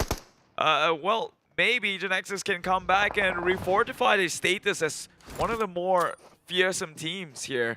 Not like that 3 days was not enough of a statement itself, but however, you kind of the issue now is in the consistency, right? The devil's in the detail. You're good, sure. Can you be good for the entire week or the entire league? Yeah, like Homebois, I guess they have trials and tribulations of their own as well. They did finish up on a very high ranking position on the first week. A little bit of course, adjustments to ruling that did happen. They may be affected by it, but I'm not going to dabble too much on it. But Homebois' performance is not up to par as what they've shown us back into the very first week, but still very promising signs. When they do get those final few circles, they are able to close it. Axis Red 1 still in danger, and these are these two Titans here that are taking those pot shots from really long range. And honestly, there's not any clear victors between Axis, Homebois, or, well, do you want to call Almighty into the picture as well? I don't think so, but I guess this is going to take a really long time for them to settle as well. Circle still on top of EVOS VIP's head. That will dictate what's going to be happening around this crater region. GENEXUS on top of that hill. Yeah. Samline's going to be doing the same. RSG reposition. They took this out inside, but Southeast is where we really want to pay attention. How many teams are there? Like Dingoz, Almighty, SMG. Early on, there was Homebois as well as Axis. That's a tough place to be. Yeah, I think Bosskur has got quite the sweet spot, though. Their heals stretches all the way into at least the center circle or somewhere on the inside. So they can actually play the high ground for the longest of time as compared to GENEXUS, who might have to push themselves into the zone of uncomfortable openness and be exposed in the wilderness as it speaks. Like, look at that. Currently, Bosskur, they're on hills as well. They do have to go fight against Homebois, who's trying to push in, by the way. So they have the circle and the hills just in case the circle closed in even further. Yeah, Bandita is definitely a very tough place to play out from Homebois. They can still definitely hold this one out against the rest of Bosskur. We still see a lot of fighting coming in from Farang Legends as well as SMG.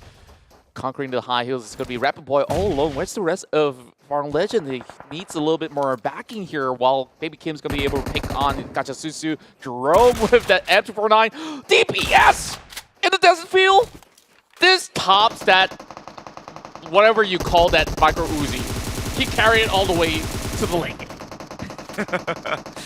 Well, you could say that, but I mean, close quarter combats with a DPS is kind of it's expected. a given, right? If you shoot a DPS from the far end side and it clips, then I'd be down. Even if you're going up against that DPS and Miramar on an open field, it's like, oh, I lost to that. I'll give it to you. Like, yeah, I deserve it. Like, who would have thought?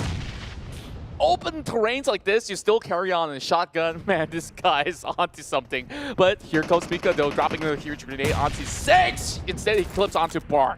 Look at that. I mentioned how Bosskur has got huge advantage. Homebois cannot push through immediately.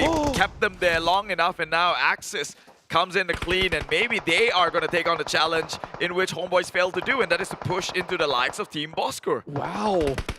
That was quite an engagement right there, and somehow they managed to pull off a reset, but the rest of Bosskur, sure, they will toss in those nades, hoping for something, and they get 2. It's the hills, man. They have the hills to play around with. How do you go up against this? They've seen smokes. They kind of get a rough idea on where Team Axis is. ALMGHTY, he's going in with the push. He sees one. Surely he knows that one nade has been lobbed up forward, but Axis, they're not too healthy themselves. Bunch of the members now on their knees. Aspar's coming in, and the rest of the team Bosskur looking to wipe. Indeed. Naoki gets one. The rest of them will be able to claim one for themselves. Jumper is the last man standing that's going to be healthy, while honestly there's not much room for them to go in to pick up. Therefore, Katsususu will slowly bleed out to the blue zone. Somehow they leave them be, though. They think that it's all cleared up. Honestly, no. They didn't check the nukes and crowding. He's just squeezing in between that broken vehicle. He's got Jumper. a nade, though. Aboy's going to probably secure this one. Right. Nail in the coffin, maybe. Not yet. Okay. One thing about Axis Esports, they're the masters of medicine. Like, I don't know if they have a PhD or even Professor Emeritus title with them. Like, it's like Katsususu leaves them. It's like, here, take all of my experience with you. That's that snake oil talking. Oh, Snake Jumper oil. actually gets Aboy and secures the kill.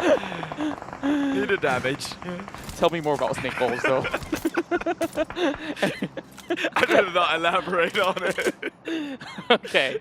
All right. I'm not too sure what kind of medicine you're on, but RSG, they don't really need any of that. They didn't get into majority of all these action. They did go into small little skirmishes, but they were prioritizing on their positioning. So over on the south side, there's like 4 teams trying to make the cut. Clutch, Guerilla already getting tagged here by the rest of GENEXUS on the opposite end of the hill. GENEXUS have to reposition as well. They don't really have those vehicles with them. Therefore, a little bit of exchange are being put up by all these teams out there trying to make their way in. And you know what? Sir Cloud's got the prediction well enough because EVOS YP is still inside the circle. RSG will tangle themselves against the rest of SMG, dropping one out, but there's more to fry. Oh, EVOS actually takes out the leader of GENEXUS and could be wiping out the entire GENEXUS as well. Miles got eyes on iShot. Come on! What? Take the shot! Why don't you? What was he waiting for? You wanted a golden opportunity? That's as gold as it can get. The rest is just imaginary. Why?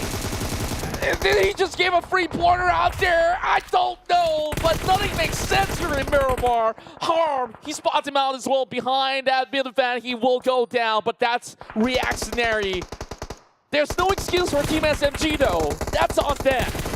Yeah, you know what? Hey, I hate to be that guy, but if you're at number 14, there's a reason you're there, and that's Team Secret was final member. Yeah, that hesitation is probably the reason why they're down there and cannot get their way back up. Like, what was that? Just take it. At best, you compromise your position and they wipe you out, but you still get 1 point. As compared to you just going down the way you did. I'm tearing up, my friend. I'm tearing up. Nothing makes sense anymore. But anyways, let's carry on. I have faith in these 11 teams that are still alive. Doesn't matter whether they're solo units, like we see plenty of them. R2K, Team Secret, GENEXUS each have one. And speaking of GENEXUS, they will be out at 11, and they will be having a little bit more of the time to re-strategize as well. Bosskur, they got the flurry of nades going on their side, while Team Bosskur, they have been able to pick up 6 frags of their own. All they have to do is take out Baby Kim, and this entire sector will be clear. Like I said, they've got a good start in the circle, but now that the circle has closed in a little bit further, maybe they need to make the rotation in and be 2 steps ahead. Secret is finally out. Bosskur will make sure they secure those kills against Dingoz, but surely they cannot. Oh, he's got the nade. Is they going to go for a revive? And could this be a reverse wipe? They have to be careful. ALMGHTY, he's on the ground. He's barely having any information. They've got the nade cooked up from Ate after the heals. He'll be shooting blanks, shooting into the smoke. It does clip, but no stick all evolve. Yeah, non-stick pan. Yeah, and I guess they're taking a little too long, but they've waited for that golden grenade. A little bit of HP left on Baby Kim. Can they go in for a revival on ALMGHTY? Is going to be the question. Depth, next one to fall out. Aspar, hold that angle long enough. Very good discipline being displayed by the rest of Bosskur, but there's still more Tigers up on those hills. Even below the hills, White Tigers. Yeah, EVOS VIP, they wiped out GENEXUS, by the way. That's a crazy feat to do. Almighty is there as well, wiping out RSG. So it's all these underdogs. Like, to quote Sir Cloud, it's the second pagers who are showing up big time here in the second last day. And that nade moves on forward, but the lob one back. One for the White Tigers, waiting to prey down below. You scavengers. It's so far away. That's like close to 300 meters. And Sam, he squeezed that one golden bullet just to inflict pain onto the final member of Dingoz. And I guess that buys a little bit more time for Bosskur Esports. RSG, though, they were also trailing the same halfway as EVOS VIP. They make it into the top 6. Such a good performance from them. While Shinzi, they get the crosser. They take out the entirety of RSG in a blink of an eye. Yeah, blink of an eye, but it's felt much easier for them coming in as a third party here. However, Clutch now has the high ground in this circle, and it's going to close in probably even the more central, and EVOS might have to even leave the shed that they currently reside in. Bosskur still alive here, spots out Nasty, will take them out. No nastiness here. And so Bosskur could this be the bane for the side of EVOS VIP? Could saving Bosskur and wiping out the rest of RSG or be what stop them in a track? Because right now Bosskur has got chance to just rain across this terrain. All they have to do is to deal with the rest of Clutch Guerilla first, because that's the unit with the most numbers at the moment other than EVOS VIP. Of course, Bosskur is just going to inflict a little bit more damage. Naoki is also getting pinned down, so Bosskur is honestly not the biggest of worries, as you can already see. Oh, speaking of which, Psycho proves me wrong. Yeah, you know what they say, you made a deal with the devil, you save its life, and immediately putting a stop to your tracks here. You're gonna have to pay the price with your soul, and EVOS losing member one after another. They did get the revive though, but Razor, I don't think his chances are high, if not just slim and barely existent here, as no member can make a cross without getting shot down. Yeah, it's very likely to be a 2 versus 2 versus 3 by the end of it, because Razor, he's bleeding very quickly, and those angles are off limits for the rest of EVOS VIP. They're only going to be able to take very quick peeks in order to land that headshot onto either Funky or even Jimmy. Psycho's going to be tagged out as well. Clutch Guerilla will have to stand on the top of the hill, but eventually, with the circle also closing in, either parties will have to go directly to the center, and that's where it's all of them being exposed, so the first movers may not actually get the best of advantage. Actually, I would argue otherwise. Bosskur could have the chance to actually move in without being detected. He's one man, and there's so many crevices to nuke around with. Meanwhile, that one shot by Mika, good entry, but can they push? Not with Bosskur in the way. Again, you saved the devil. They're holding you in place, and you're gonna pay that price, Samsy. Now down. Mika, he's going for exchange. Now he confirms the numbers out there. And Mika, he got that few shots in, but it's gonna be Jimmy there that claims them up. Like you say, you shouldn't be saving anybody out there, but it's not in their intention to secure their own point. Now it's down to Naoki. 1 versus 3. I think this one's very much in the bag. Clutch, they will storm in the parade and close off with their own chicken dinner. My God, I mean, we could not have written that any better. It almost seemed like it was going to be a Clutch versus EVOS in the final few circles, but with RSG out of the way from Bosskur, thanks to the side of EVOS VIP, they became the thorn that nailed the coffin, nailed the final nail into the coffin, where EVOS will remain buried down in the bottom and cannot push themselves up. Well, that's one of the best fights that we've seen in South Miramar, because it comes in from multiple angles as well. Like, it wasn't just about terrain control. It's all about precision and discipline. But sometimes too much of a discipline can end you in situations like how SMG Mile just held back and did nothing about that. Yeah. We need a top fails for that, bro. Yeah, like, how long were we staring at that very moment? It was at least a good 5 seconds, right? Like, I could recall Team Secret that smoke was it was eye shots, on the right? ground. Was it eye shots? Was it Matt Toy, eye shots? Okay, whatever. Team Secret, I saw him make nearly a full 360 scouting the area out before he actually turned on the side of Mail. That's how long it took. The hesitation, the contemplation. That's how long it took.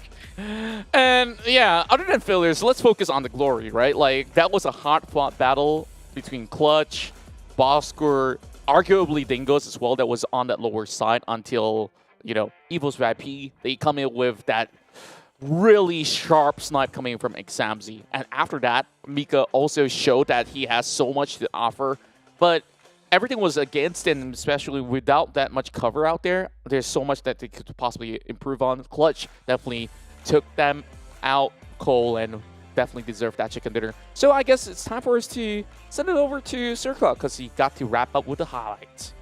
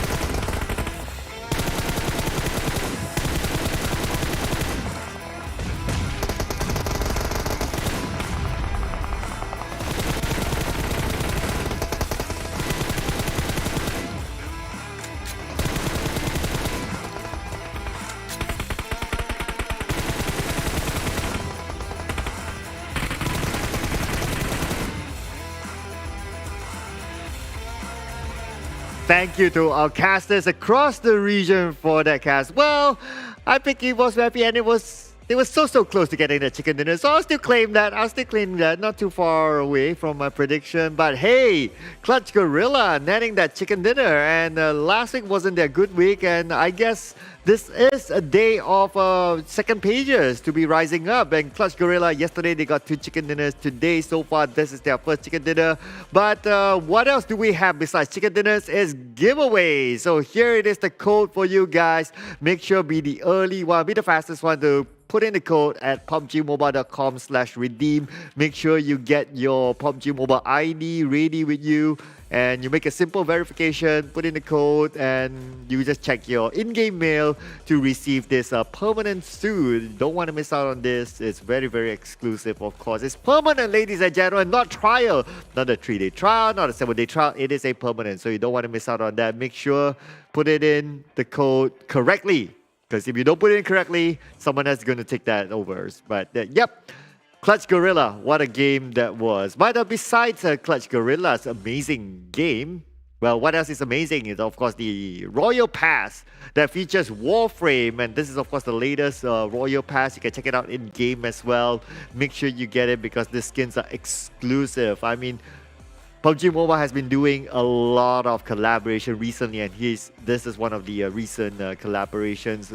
Another great one for PUBG Mobile. I mean, the moment it showed up, right? Like, there was a lot of my friends that actually play Warframe. They go all like, oh wow, this is super interesting. Like, they will just buy the skin just for the sake of buying it, and you don't want to miss out on that. And of course, this is again another poster for PUBG Mobile X Warframe. This is the latest collaboration. Do check out in-game as well if you want to get more information, or you want to just check out the skins. Why not? No harm in watching, or no harm in looking, and if you feel like getting it, you can immediately get it in-game. Now, talking about in-game, coming back to that Miramar game, like I said, it was a lot of open space for our teams to deal with. And Clutch Guerilla, yesterday 2 chicken dinners, today 1 chicken dinner, and they managed to get 13 elimination points, bringing them up to a total of 28 elimination points. Bosskur, second place for them, 21 points in total. EVOS VIP managing 8 elimination points. With that third place finish will give them 18 points as a whole. But on the other end, Farang Legends, again, another struggling round for them. Only managed to get 1 point, this time from an elimination point instead. Homebois, not a shiny day for them as well. So 0 points in this round. R2K, the other team they were kind of hard yet last week as well, and a few days before. They were kind of okay a few days before, but only managed to get 1 elimination point. Geek Fam with that early fight with Team Secret. It's kind of funny though. So Geek Fam, they fought early with Team Secret, but Team Secret managed to survive longer than Geek Fam. Hence, Team Secret getting more points as a whole. 4 elimination 4 points as a whole. Geek Fam 2 points. SMG, Axis as well, 4 points each. So we have a lot of the same number in the middle. Now for the MVP, Shinzi will be the MVP for Clutch Guerilla with 7 elimination points for himself and 3.2 MVP points. And of course, this MVP points, there is a formula behind it. If you guys want to know, you can search it on the internet. It's somewhere there. I won't go into the details because I'm not a math teacher. Now, 906 total damage for Shinzi, 38.61% team contribution, and the longest elimination distance, 320. Not much of a surprise, considering that this is Miramar. A lot of open spaces, like how our casters talk about this round. There were a lot of usage of DMRs, Mini 14s, and not too much of a surprise. I mean, occasionally you get a DBS being used, like what we saw earlier, which is pretty OP, I must say. For a DBS, you don't need to aim it straight, but you just need to, like, you know, have a little bit of a hunch, and it's hard to whiff that. But anyway, let's check out the weekly ranking. So GENEXUS, they did okay, but not that hot steaming GENEXUS that we saw for the past few days. So, but they're still on top anyway, right? Because they opened up quite a comfortable gap. 195 points for them. Axis redONE still at second place, 172 points. Clutch Guerilla overtaking Geek Fam with 144 points, third place, and they were on second page. I mean, it's the day of the second pager, my friends, and here we have it. So on the second page, we have EVOS VIP together with MAB Esports sharing the same amount of points, which is 100. They are still on second page, but whenever it's yellow, that means they are going up. There's still a lot of potential. I mean, well, they did take a break in the previous round, so they have an extra game in hand. And if we look at the other teams, Farang Legends, unfortunately, still on the 20th spot. Team SMG dropped down in this round, 62 points. But the Singaporeans, Almighty, not touching the ground anymore. They are at 18th spot, so they went up a little bit. So yeah, I mean, whenever you go up, it's always good.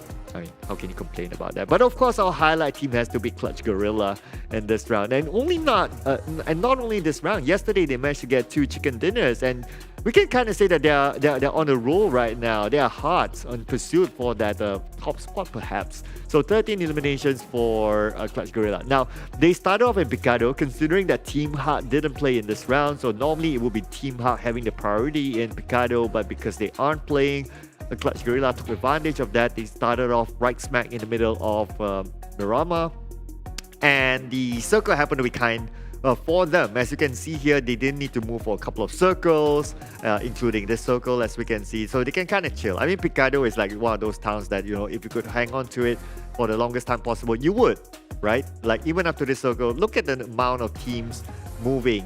Majority of the teams, they entered through the right side or the southern side. So nobody wants to pass by Picado, because Picado is a town where you can stay at those houses at the edges, and you can get shot down if you drive a vehicle past by one of those windows. And if you get unfortunate, you can get eliminated straight on.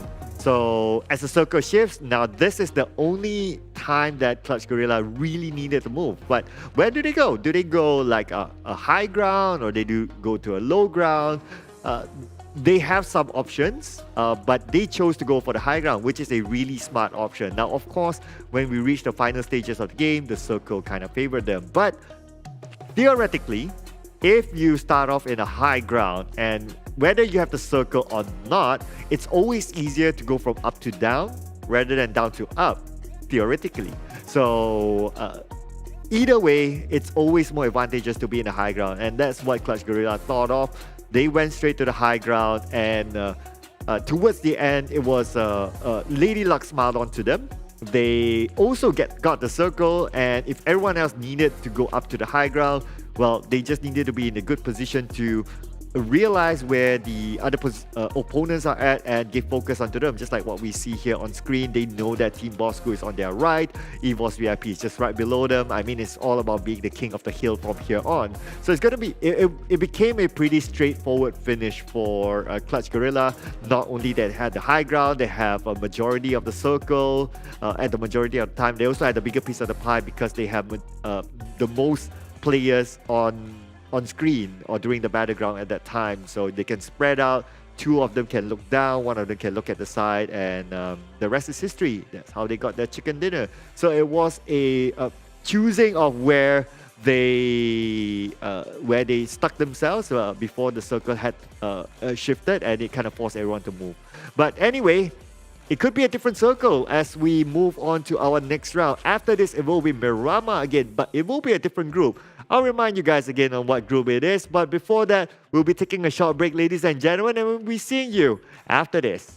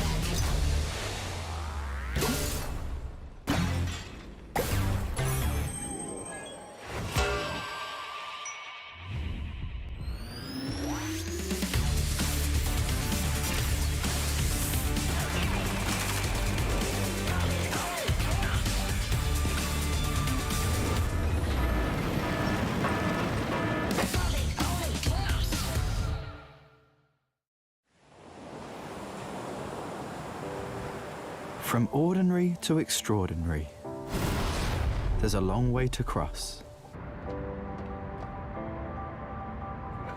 Whenever we lose our way, there's always a light that keeps us going. The light sparks from every young heart. It leads us to capture inspiration in ordinary days. It encourages us to seize the colors of sunrises after the darkest hours and create something amazing with it. We brought the magical color-changing effect to life thanks to a dual-layer chromic bonding process. Place the back cover under the light for just a moment and you'll see it go from a calming blue to a passionate red, just like the color changing of the sky during sunrise. Presented by RealMe Design Studio. A tribute to those who dare to capture the light. Realme 9 Pro Series.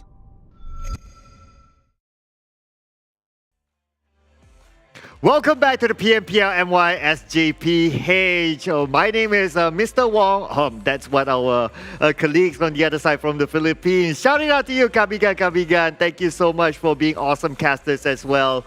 And we will be going into our next game. And this will be a repeat of Miramar, but of course it will be a different group that will be playing in this next Miramar. Which one will it be? Well, stay tuned and I'll give you the brief in a bit.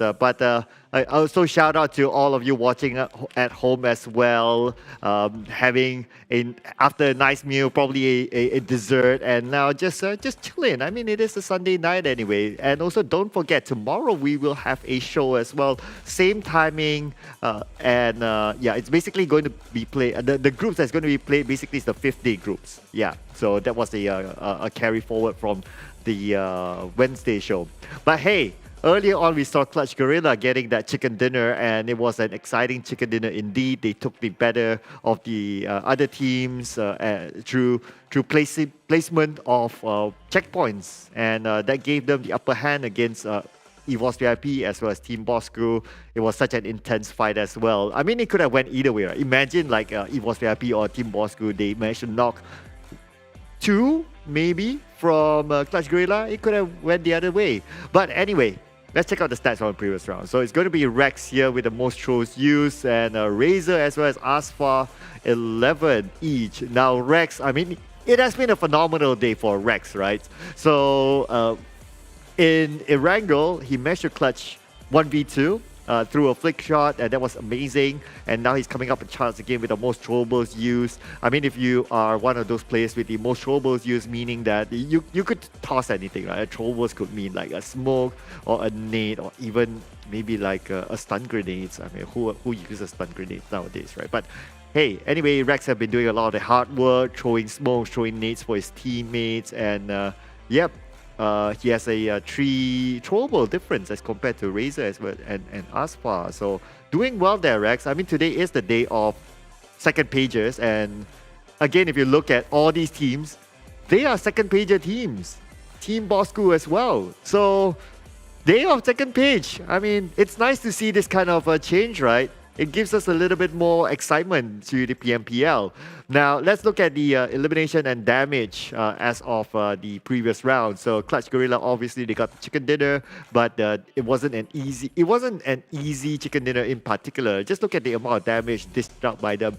2,069 damage, and they managed to get 13 elimination points. So, they are the only team to dish out double digits in terms of eliminations. Now, when it comes to the other teams, EVOS VIP came in second in terms of the highest damage dealt, 1,935, followed by the other teams. So they did a lot of work, but well, what matters is the elimination points. Now, this is going to be the group. These are going to be the groups that's going to be playing in the next Miramar round. So it's going to be Group A, B, C, and also E. So in this time, Group D will be taking a break. So GENEXUS, they've been pretty hard, but you know what? for Axis, they had a really hard start as well. I mean, that's why they are at second place right now. So, but we haven't seen so much about them. But if you kind of think about it statistically, which I will share with you why, my talent prediction is, yep, KHI, is because that they have already gotten chicken dinners in Sanhok and Erangel. So the only one that they have not gotten their chicken dinner just yet is Miramar. That is the only one left. So, I mean, if you're the team, right, you'll be like, okay, I've done this, I've achieved this, I've achieved that. I'm a typical gamer, right? We like to go for the achievements. And if we already got those, there's only one more. The aim, the target, the goal, which is Miramar. So, I'm pretty sure they'll be pumped up for that. And hey, KHI have been doing fairly well as well. After their chicken dinner, it's a fairly consistent performance for them for the last 3 rounds. So they still stand a chance to get that chicken dinner and to complete their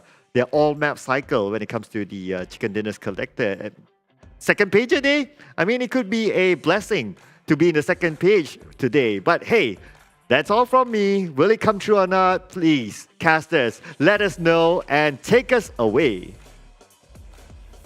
Now they say great minds think alike, and that's why I myself put on the shades, much like Sir Cloud or Wong Sir Cloud for his theme for the day, and I couldn't agree any more with the pick he had for this match right here, KHI Esports. Let's be honest, they got a chicken dinner today. Previously, they got like 10 kills, and then they had a break, and now they're back into the game. The question is, can they keep up the winning momentum that they have for the day, or will that break put them in a stop? Yeah, and even in that round where we didn't see them getting that chicken dinner, do you see how many frags that they actually close out with? Yeah, they're definitely putting numbers after numbers, and this is that trajectory that we're basing it off with. I'm definitely with you guys as well, but I feel very left out. Like, if you guys don't pass me a shade, at least leave me some fortune cookies. Like, I want to know how this one's gonna go, right? Like, well, the only shade Mr. I'll Wong, be giving you. Where did he go?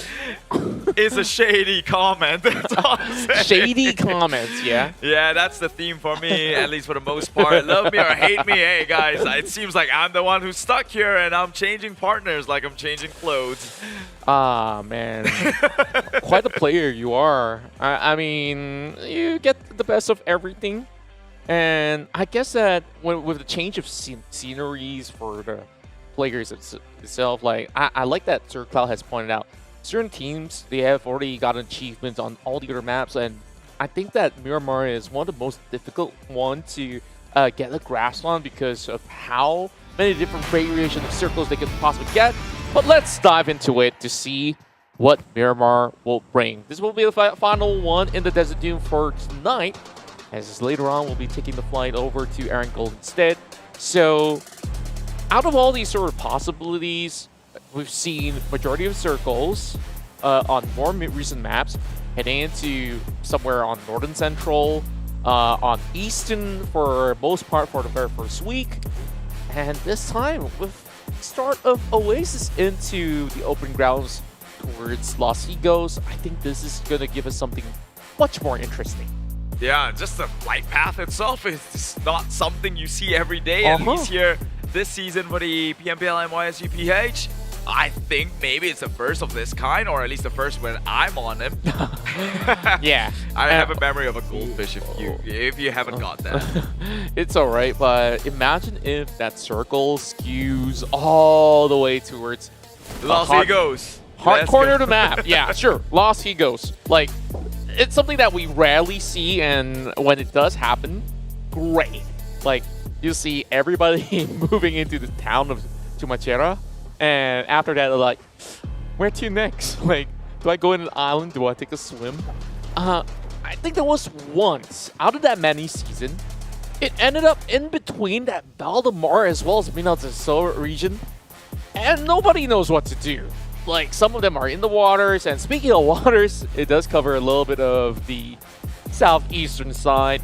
Nothing too foreign for the teams that have been Yeah, it's one of those circles that went on south, and I think many casters have been said it. You said it, Sis Jenny said it, Choo Choo said it, Sir Cloud said it, everyone here in English. That's how we remind you with your my goldfish memory. Yes, yeah. That it always closes south on Miramar, and Well, at that point, that many repetition, it's finally drilling in my head. This is not a new thing. And Damaso being AFK now, maybe that's something new. Because this guy, 1v3 secret yesterday over in Sana. Yeah, quite a statement out there. Damaso, this is a player that I've been hearing a whole lot about from their respective community. And I've watched their own games. PH region definitely has a lot of raw talents out there.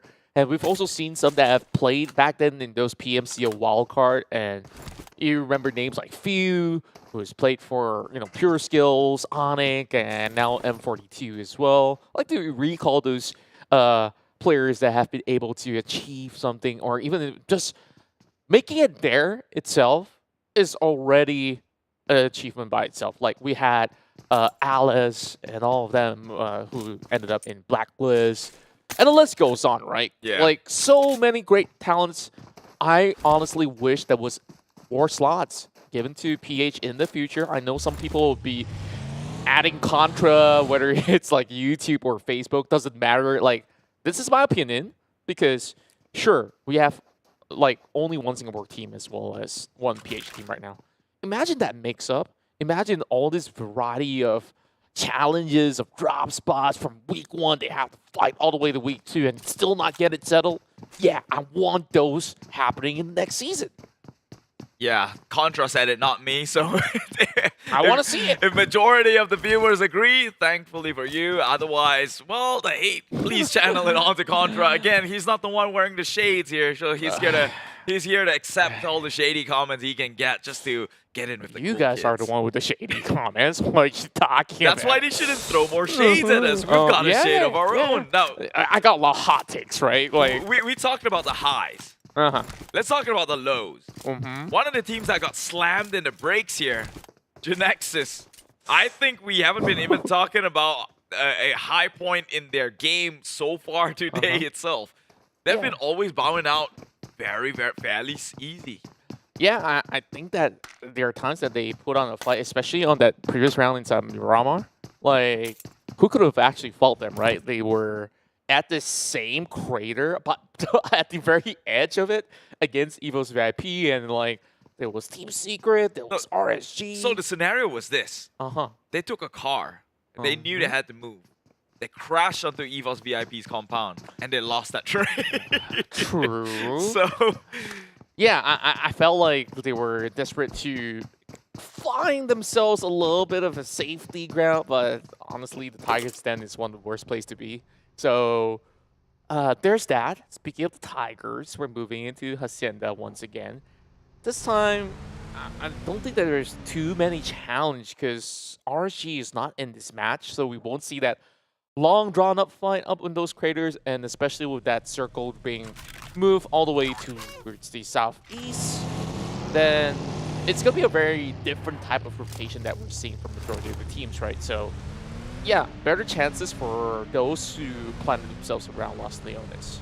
As for GENEXUS, honestly, I'm not too certain how the rotation's going to look like, whether they can benefit out of it. But if last game they found themselves somewhere near towards the central, I think it shouldn't be too shabby. like GENEXUS honestly is one of those Oh, teams. okay, I'll correct myself. It's far west. Okay. Yeah. But Carry on. They're one of these teams who really know how to push themselves into circle, right? Even yesterday itself, how they just drove past a bunch of teams to find that vantage point inside the circle, which closes then on them, giving them the advantage. So, and they've been doing that today as well. It's just that they just failed to hold out. Almighty crashed onto them. They won that trade. Almighty won that trade. And now they crashed onto EVOS, and EVOS won that trade. So if you can't crash onto someone else and you can't defend your own compound, then that's something to be worried about. And this, I know. I'm going to get a lot of heat for it because of the past performance in the past 3 days. But you kind of have to take an objective stand and go like, yeah, they have been failing this close quarter combats. I like more and more of all these hot takes. Like, keep it coming. Go in the chat. Tell us like your raw opinions that matter. Doesn't matter to maybe half of the population out there. It's okay. We try to hear you out. Now, Lee is GENEXUS moves on early. And this is an area where not many will plant themselves early, though. So it's a clear passage for them. I Look like at the it. points. Don't you get just like frustrated? Like they were so close to hitting the 200 mark and they just cannot inch closer to it. I believe 5 points is achievable. Yeah, they were at 188 and we're down to the last Miramar map of Too the bad, game. honestly. Surely, just getting. They get to play Erangel later, though. They do. Yeah. So, So you're ending the whole day with like what, less than 20 points? That's one good game. I'll take it, man. Like, so long as I'm at the top, nobody gets to say anything. Like, this is how I would look at it if I'm part of Team GENEXUS. Like, imagine after that rough week 1, right? Like, true. There's gonna be a lot of taunts on the hits of the players if they were positioned anywhere on the second pager. For those that are in between, they're like, I think I still stand a chance. Like, if you're rock bottom out there, let's not kid ourselves, right? Like, you'll be like, asking yourself, am I good enough for this competition? Is there any more chances left? Chances for Clutch Guerilla? Yeah. I don't think Homebois gonna give any. Yeah, it seems like Clutch might have a chance to live here because the rotation came in. I mean, they followed it a little bit too slow here. Yeah, but okay, I get your point. I hear you. You're on top. You can scream out in glee. I know, we're still on this. We're so salty. Axis, they started with 140. They weren't doing so hot. Now they're 170. That's creeping You're so right. close. Yeah, and They were 3 games ahead. GENEXUS was 3 games ahead, number 2. It was thanks to that round back in Sanok, and then there was another match. I believe they were playing in Erangel as well. Oh, did they miss out? I think they missed out the first Erangel. I guess at Miramar they got some frags out, but surviving to the very end, we clearly tell they didn't. But they put up a little bit of decent fight. A lot of grenade exchange between them as well as Bosskur. We'll give them a little bit of leeway for that. While Clutch, they received a little bit of tension as well as some pot shots over on the other corner, but they will last out long. Look who's next to them, though. The nemesis of the previous game, EVOS VIP. Still around Bandita. Always there, it seems. They kind of, I think they're, at this point, it's second in nature. They're almost expecting them to be there. Huh. I noticed something on the table. You see 2 tigers? Yeah. Both at 100, next to each other. Okay. They're tied. Are they of the same parent? Why are they different colors? You see, I don't see colors, man. You're Everyone's colorblind? No, I don't see colors. I'm what they call the annoying internet police. Social justice warrior. Meanwhile, spraying down, that's not very nice. Utilize 4 rivals. And now they're pushing onto these Tigers, trying to drive them all the way to extinction here. Fighting for justice. It's gotta be careful. I can't with these references right now. Take over. Well, Yoodo Lions want to invade towards the top side. There's only 1 Tiger up top, but the rest of them will follow suit to join in. Molotov's being expended, trying to hold them all back. Riv, he's impatient. He really wants to rush, but he's got to wait. He wants to push in, but he does not have consent. He will, though. Just walks on in, straight in. He's going to get paid a price. Eventually, surely. Flushing him out right now. Oh, drains his life in the process. No. He will get the kill. Voki with that one. Well, that's a pretty clean-cut attack coming from both. It's going to be Rift that did claim the point, although Voki was doing all the other dirty work as well. Yeah, poor guy was just stuck by the very corner of that wall, and, well, no space being given. Now, I'm curious about this decision. 2 members of EVOS VIP, they dropped by. I guess like they have to give up this spot because the rest of Yoodo Alliance is here. So it's a decent call, but that also leaves them stranded. This is a very open ground, which you don't really get that much cover from. It's just wheat fields, sand, dust, lizards. I don't know if there's any lizards though. Yeah, pretty much. I think reptiles kind of thrive in these conditions, right? And as I say that, mammals nearly got down, but Team Secret from afar away, and immediately a smoke is deployed, so at least fast thinking on their feet here. But that is going to give some time for the rest of EVOS VIP to disengage if they choose us to. Seems like they're still sticking around the area. What a savior, I must say. Like, I guess this is good karma, right? Like, last round, they spared Bosskur, and this time they indirectly get a little bit of a helping hand as well. But Mika says, hey, you know, like, you claim one of my own, I'll try to trade right back. A little bit of grenades being popped out. Samzy does get knocked, though. While we do have a little fight breaking loose at the edge of Los Leones, where they're fighting across that apartment, it's going to be Sam9 taking on the rest of R2K. Now, that's one fight I want to watch. Yeah, and you know my favors in this. I say many times when R2K comes in a close quarter combat with you, it kind of favors 70% their way. Just because these players, one of their players, Izane himself in particular, is just crazy. And look at all these nades that's coming in. They're creating opportunities. They're flushing the rest of the members of Sam9 towards one corner. And Harm is throwing in nades in that, and they will connect. It's all tactical, clinical execution here. The angling, man, I gotta tell you, that's something sublime, and they're just gonna be trying to flush every corner of those walls on top. Oh, another lob from the top side. Deb does get a little bit more of harm's way. And I got that. Yeah.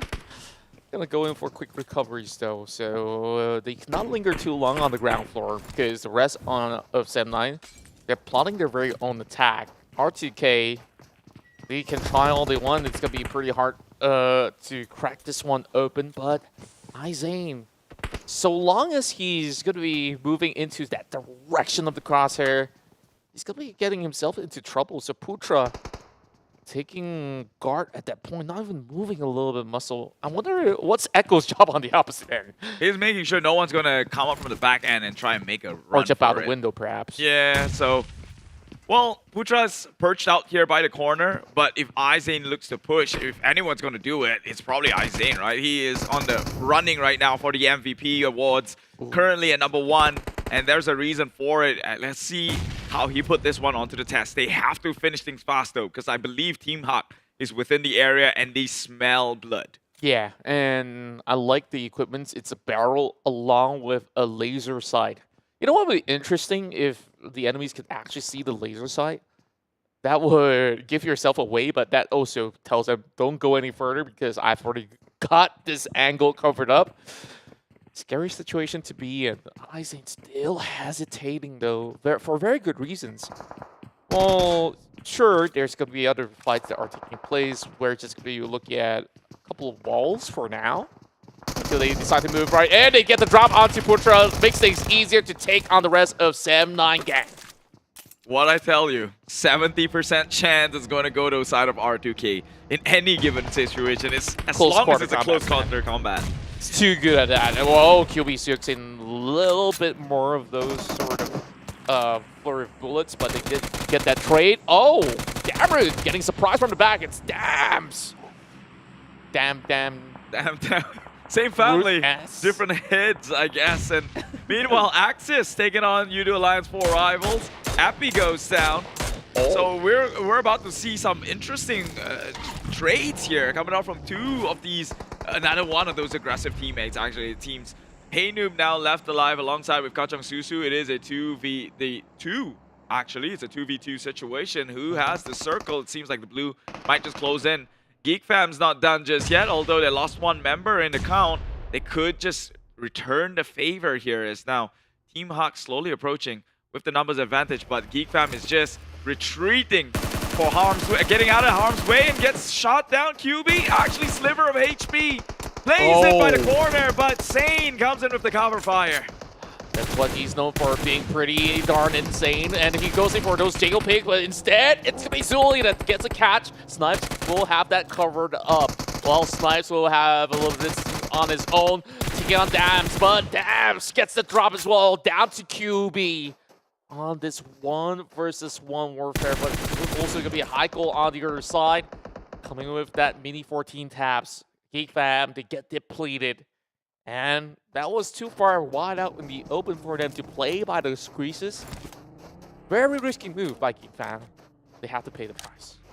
Yeah, it's an expensive price to pay because now they are out. Not sure if Geek Fam has set out on any of the maps just yet. So they might just sit out the last game of the day. not too sure. We'll get you back onto Sir Cloud. But meanwhile, R2K again, they're out for blood here. Eye shots in the eyes here. Team Secret, seemingly the target that they are ready to kill.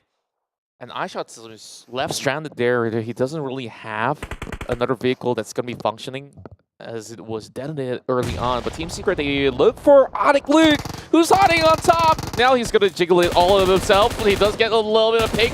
Can Kid come in? Swings! M249 damage being done, but he's still playing around with fire. Does get the knock onto Luke. Helton coming from the back, though, doing a little bit of damage to the rest of Team Secret.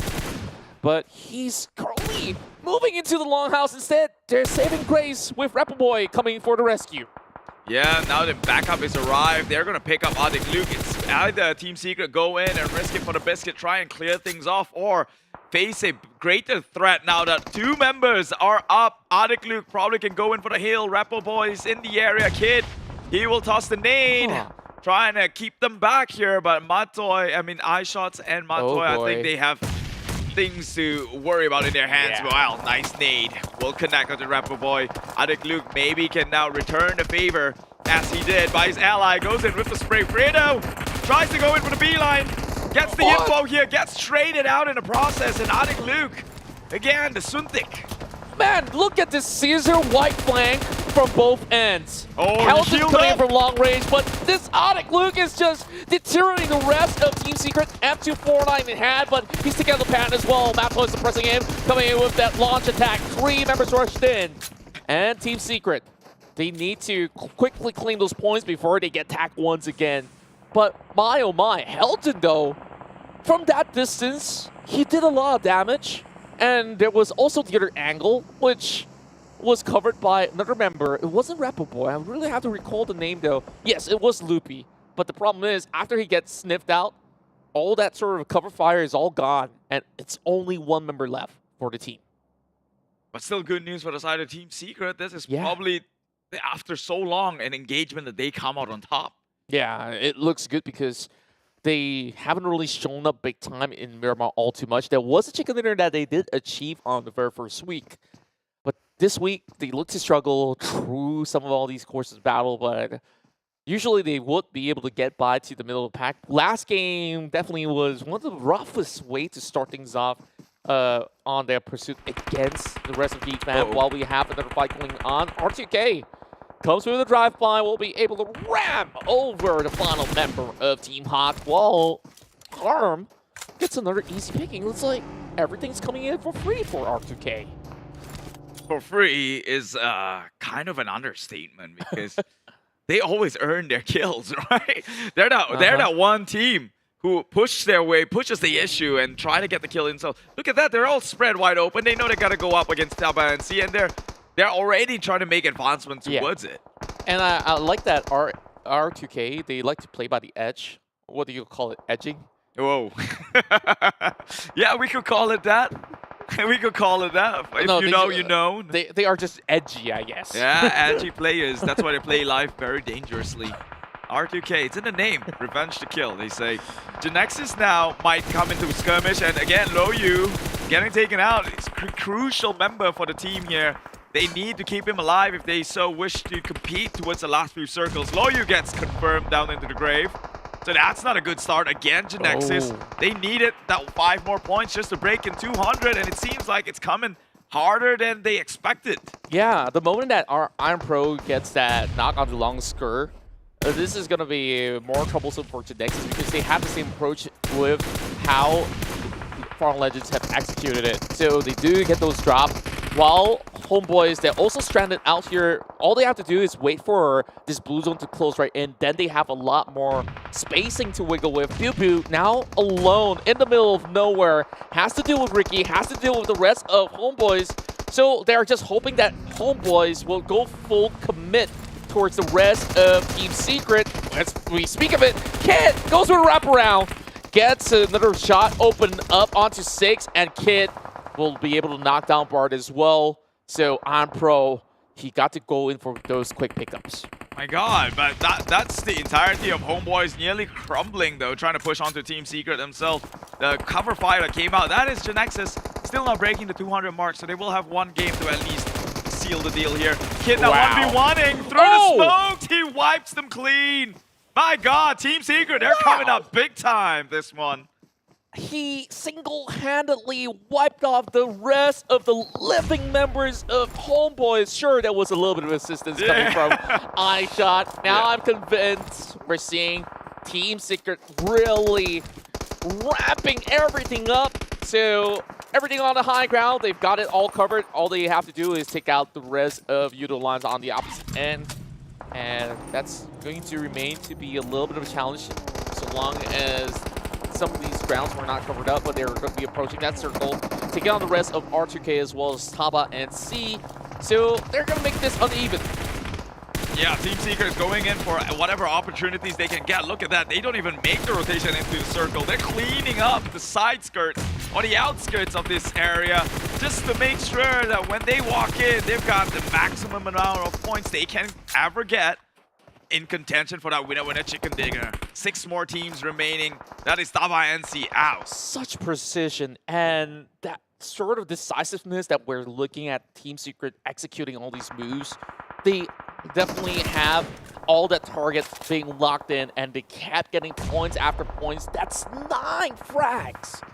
We're already at phase 6 here with only 6 teams. One of the quicker rounds that we have here in Miramar, and that's going to be Bosskur on the opposite end. KHI, they haven't gotten the frag yet, but they're about to trade right back. They did lose the Masa though. Can they pull this one off without him in the midst? They do have H2R who's whiffed it once in Sanok. Can he redeem himself? They will try and go and resurrect the remaining members who's currently crawling under covers. But at any given moment here, TABAH NC, going with the healing game. Only has got about 2 more medkits. But this is Miramar though. This ain't no Sanok. He's going to be loitering around. He needs to run in. Does he have the HP? Kid's going to start him out, but it's a little too late. He does bleed out to the blue zone, and that's going to be a 6th place finish. Not too shabby with 5 elimination points. While Bosskur hasn't settled their score yet, KHI Esports pushes forward, but it's Bambur that claims all these other lives from the back.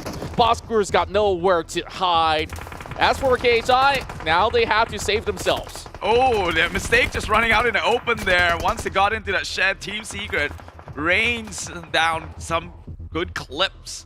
Catches onto 2 members, and now I don't even think they can come in for the revive, and KHI was denied the points. Yoodo Lions 4 rivals took most of it, and now KHI. Everybody's picking on them. Yeah, they're just, I don't know what to do. That's the focal point because that's the only compound left in that upcoming circle, so you really want to clean it up before you rush right in. Yoodo Lions is doing exactly the same from the opposite corner. And it's more of like a failed attempt, right? Because they wanted to finish up on the Bosskur, but that attempt was robbed away by Yoodo Lions 4 rivals. And then they on their way back to that same cover, they got shot down by Team Secret. Yeah, it's going to be pretty hard for them to decide, and Team Secret really dictating the pace of this entire matchup. They've already got double digits, and they're hoping for another chicken dinner to close off the entirety of the day, hoping to get an interview with perhaps one of their players by the end of the day with Mr. Wong. So, what the musics are basically playing on the background, and we get to bop our heads while we see whether Ricky can survive the onslaught. 9 kills, Yoodo Lions 4 rivals. I've always had a nick for them, knowing that they can find a Team Secret.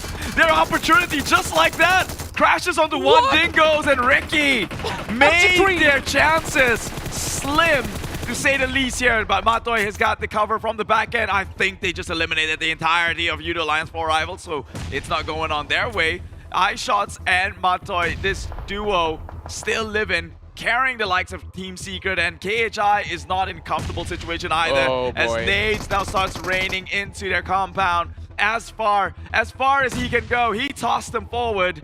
Will it wipe the entire squad out?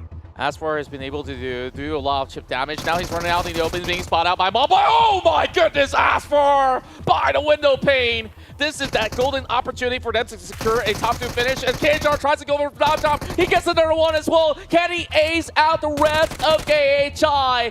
1 versus 1 versus 2. Well, to bat it all out, it's going to be KHI pushing themselves into the top 2.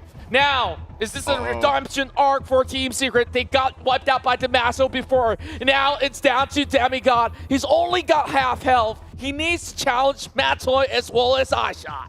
In the wise words of Demigod himself, hello jumper. It seems like you're not jumping out of this one because you have got sharks lurking down below and you have to hold your ground for as long as you can with not much resources left. Playing with only a quarter of HP. He's got the bandit to maybe give him some help. Oh, wait, wow, a pan. It's like, go fry chicken while at it. That's quite the delivery. It's almost serving it on a platter for him. Yeah. They're already out of grenades now with a little bit more smoke. Definitely it leaves Team Secret guessing, but they're not going to be full. They're just going to be waiting on the outskirts. Dropping a little bit of Molotov, though. Now, all of this he's left is that one final bandit that he's currently wrapping himself with. No Vestas. He spots out Matoy, tries to squeeze those bullets through, but it's still in the way. Matoy really thirsting for blood. He wants this chicken dinner valley. He pushes upwards. Matoy gets it for Team Secret. He did it. I mean, let's be honest. He knew the location of the final map for the longest of time, but man, they hesitated, playing it safe, which is a commendable credit. We've seen how teams whiffed it and actually threw away leads before, and now Team Secret with the discipline hold it one more time again today with another chicken dinner.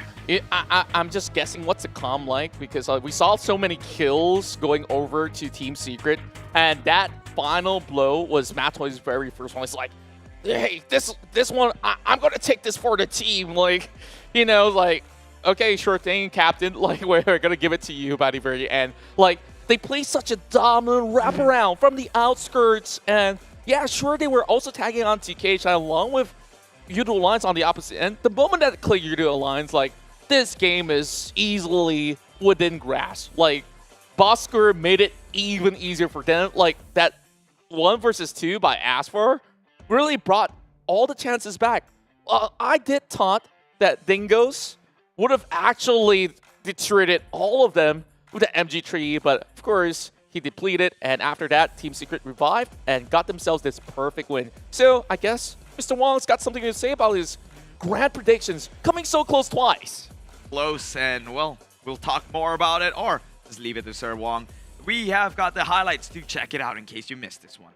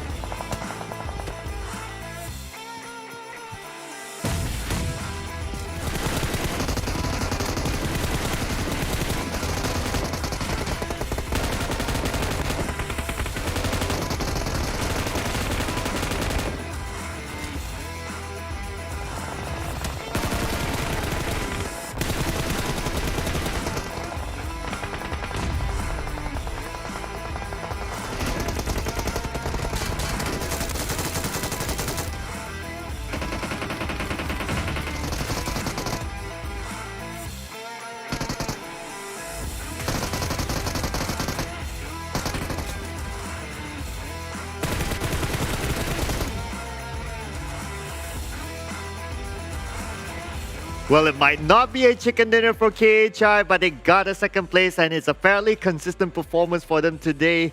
I'll take that, and I'm sure the KHI fans will take that as well. But hey, Team Secret sealing the deal with another chicken dinner. So 2 chicken dinners for them today. If you missed out on the first one, you got to check back the replays. But hey, day of the second pages actually rising up, and Team Secret, again, like what we said earlier on, they've been struggling, but today, so far, they've been doing excellent. But what else is excellent is this new collaboration between PUBG Mobile and Warframe. Do check it out in-game for skins related to Warframe. And not only that, the current Royal Pass has a Warframe theme to it. So you don't want to miss out on this. Of course, this is very exclusive.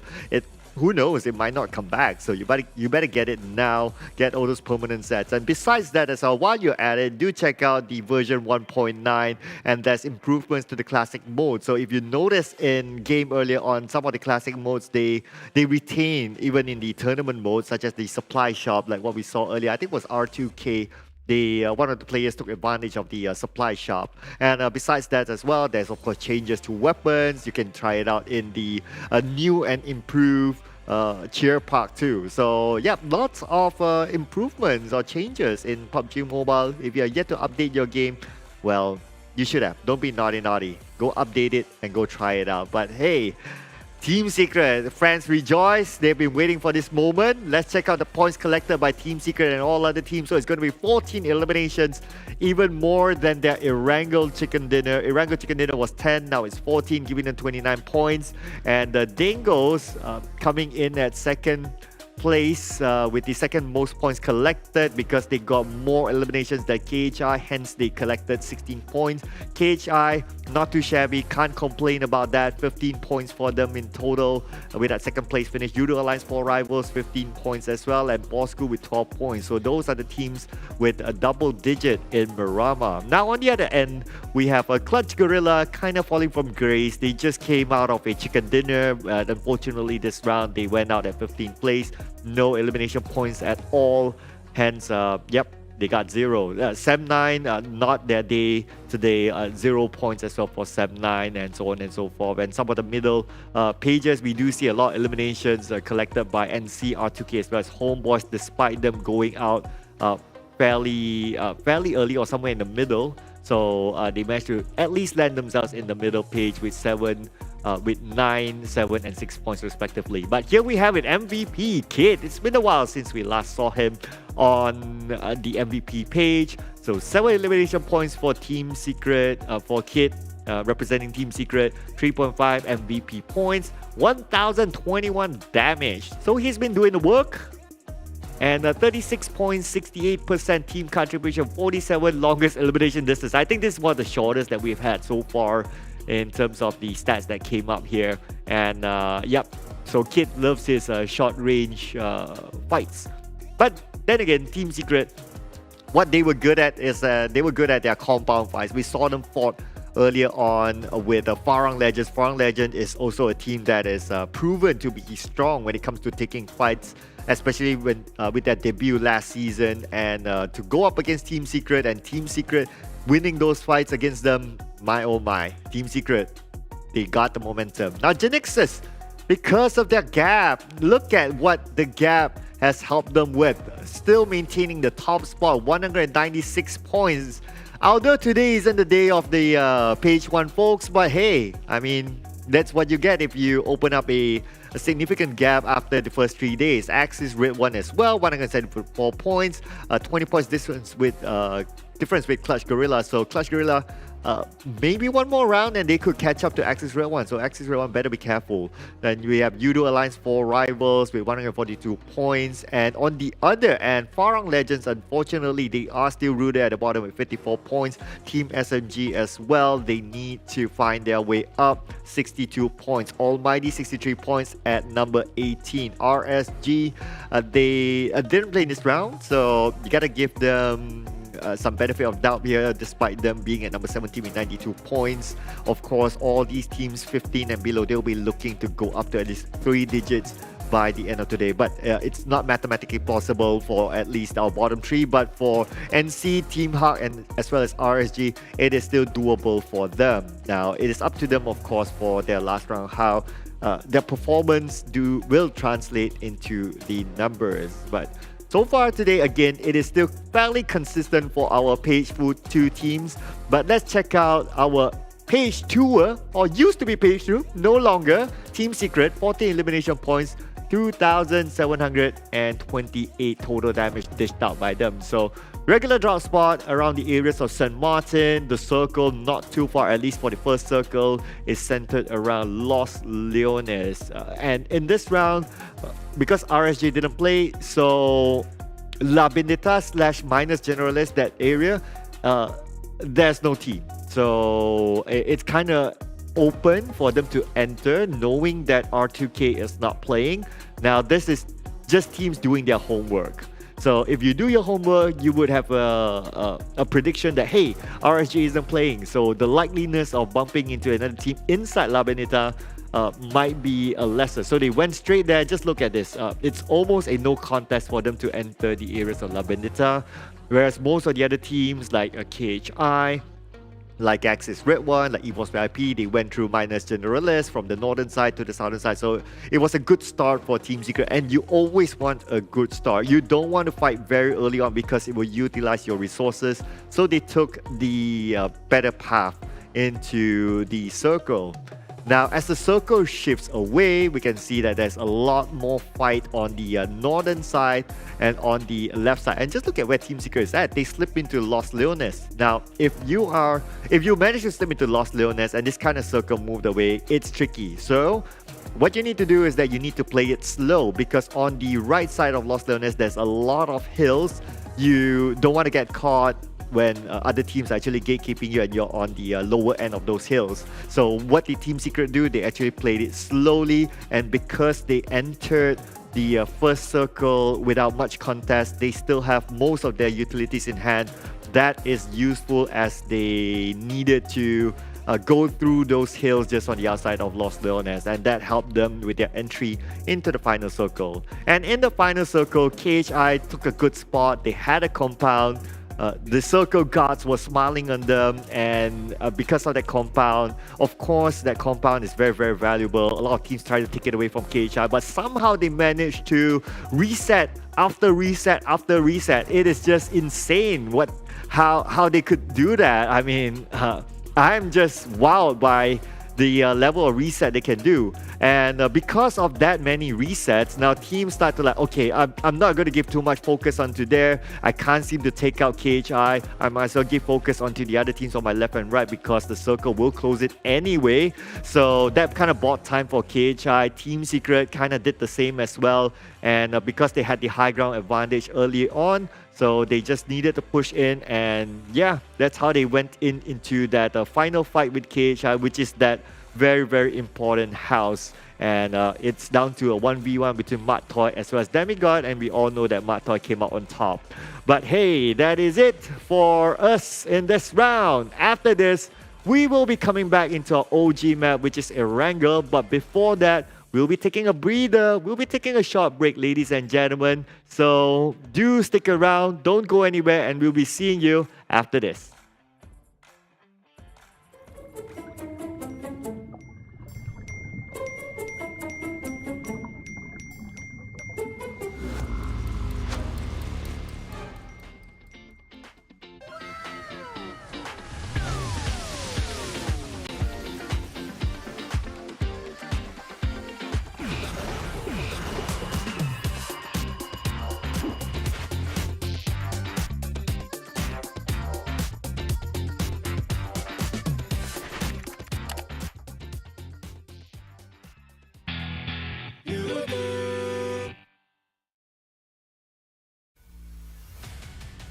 To be a champion, you must fail first. Sam9 on fire.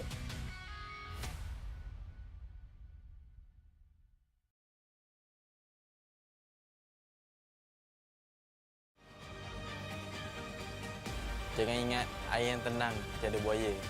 Kat situ ada Homebois. Hati-hati. Homebois family.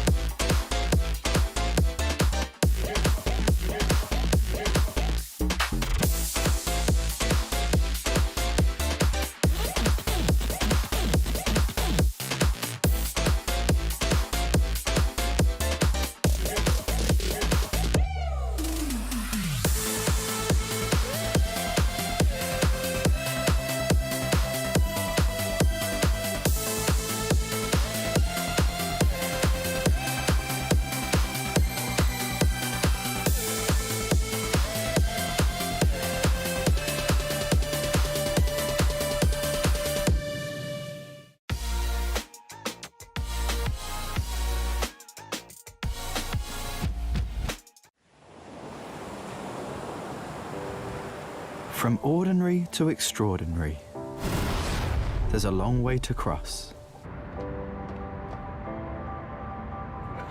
Whenever we lose our way, there's always a light that keeps us going. The light sparks from every young heart. It leads us to capture inspiration in ordinary days. It encourages us to seize the colors of sunrises after the darkest hours and create something amazing with it. We brought the magical color-changing effect to life thanks to a dual-layer chromic bonding process.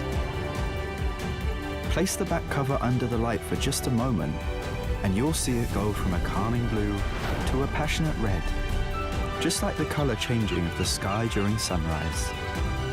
Presented by RealMe Design Studio.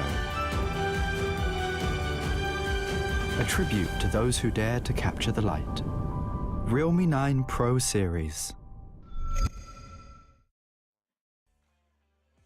Welcome back from the short break, ladies and gentlemen. This is, of course, the PMPL MYSGPH, and my name is Mr. Wong, or some people will call me Sir Cloud, or some people will call me the Wong Fei Cloud back in Season 2. But hey, this is, of course, the PMPL, and are you the one?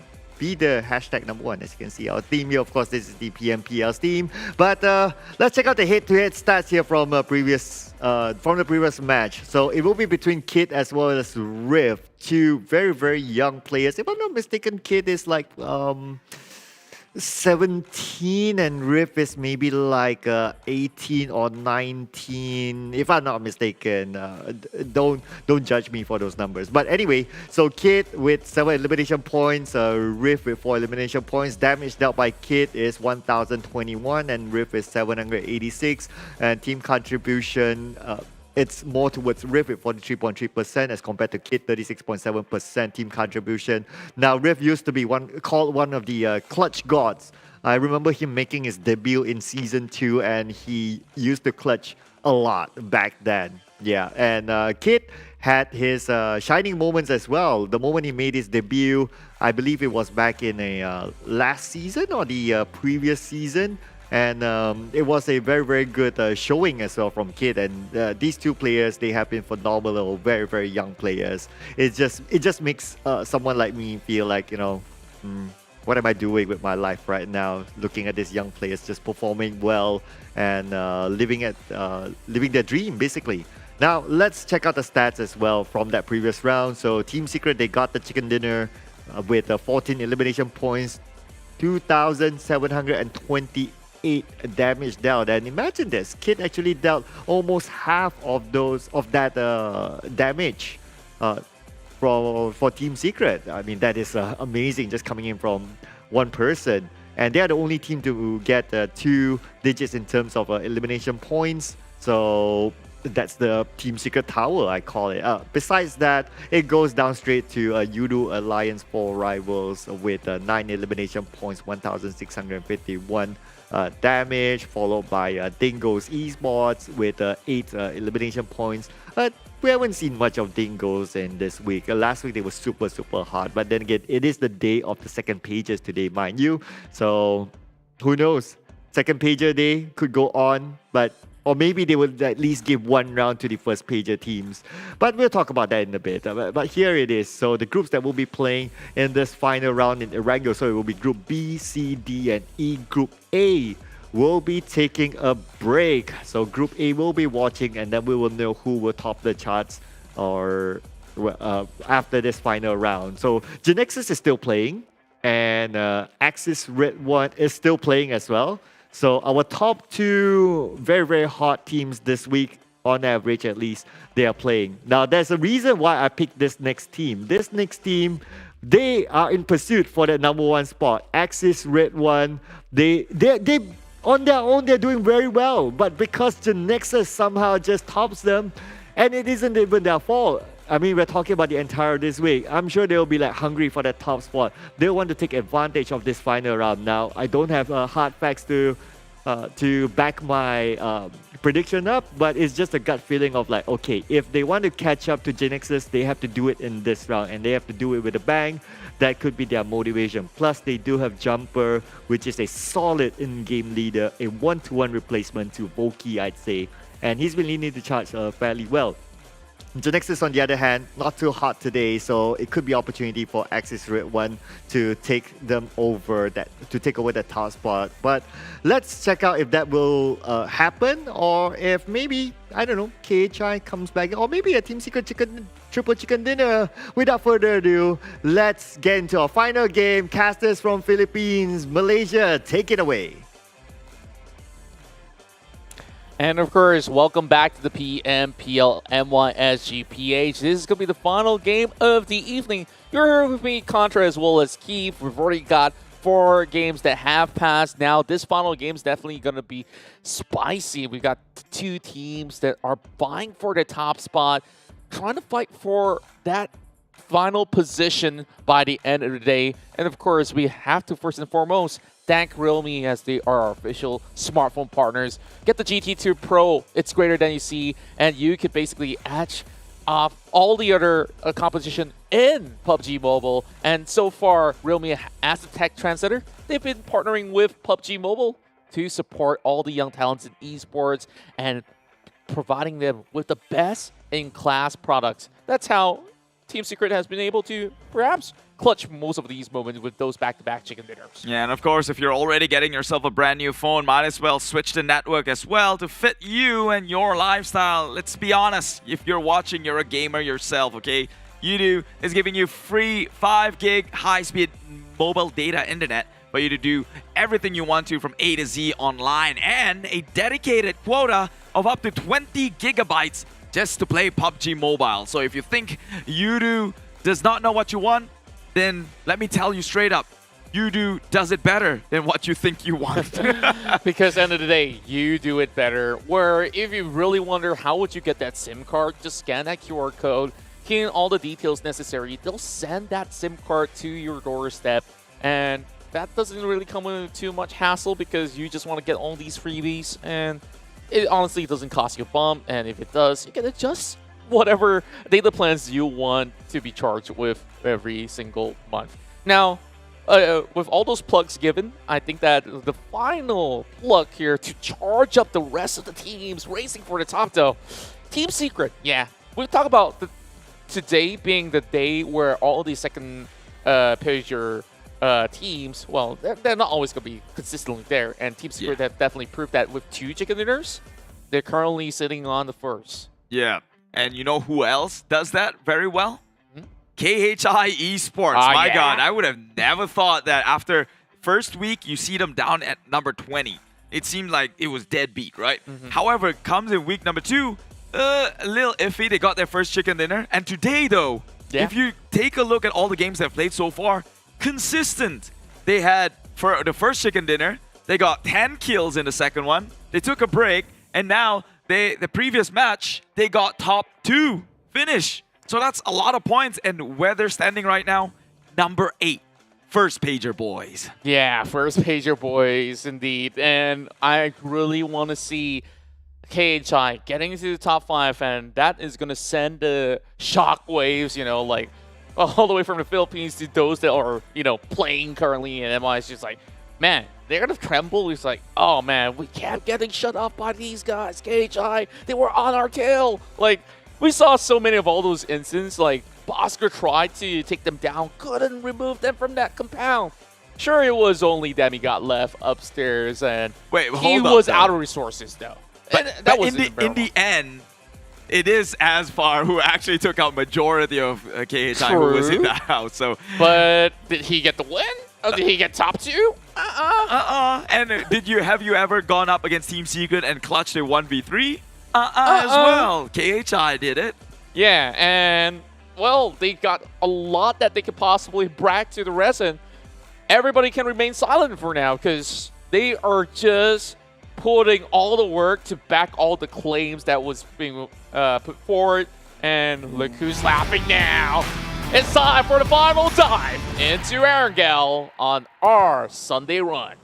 The final map of the day here. It is day number 4, not the final day, in case you lost track of time of the events that happened. It was pushed back a little bit, so we're delayed by one day itself. Tomorrow there will be the final of the competitive week number 2, in which the overalls will be revealed. So whatever lead these teams have today is what gives them the comfort walking into tomorrow. Unfortunately for GENEXUS, they had a great lead.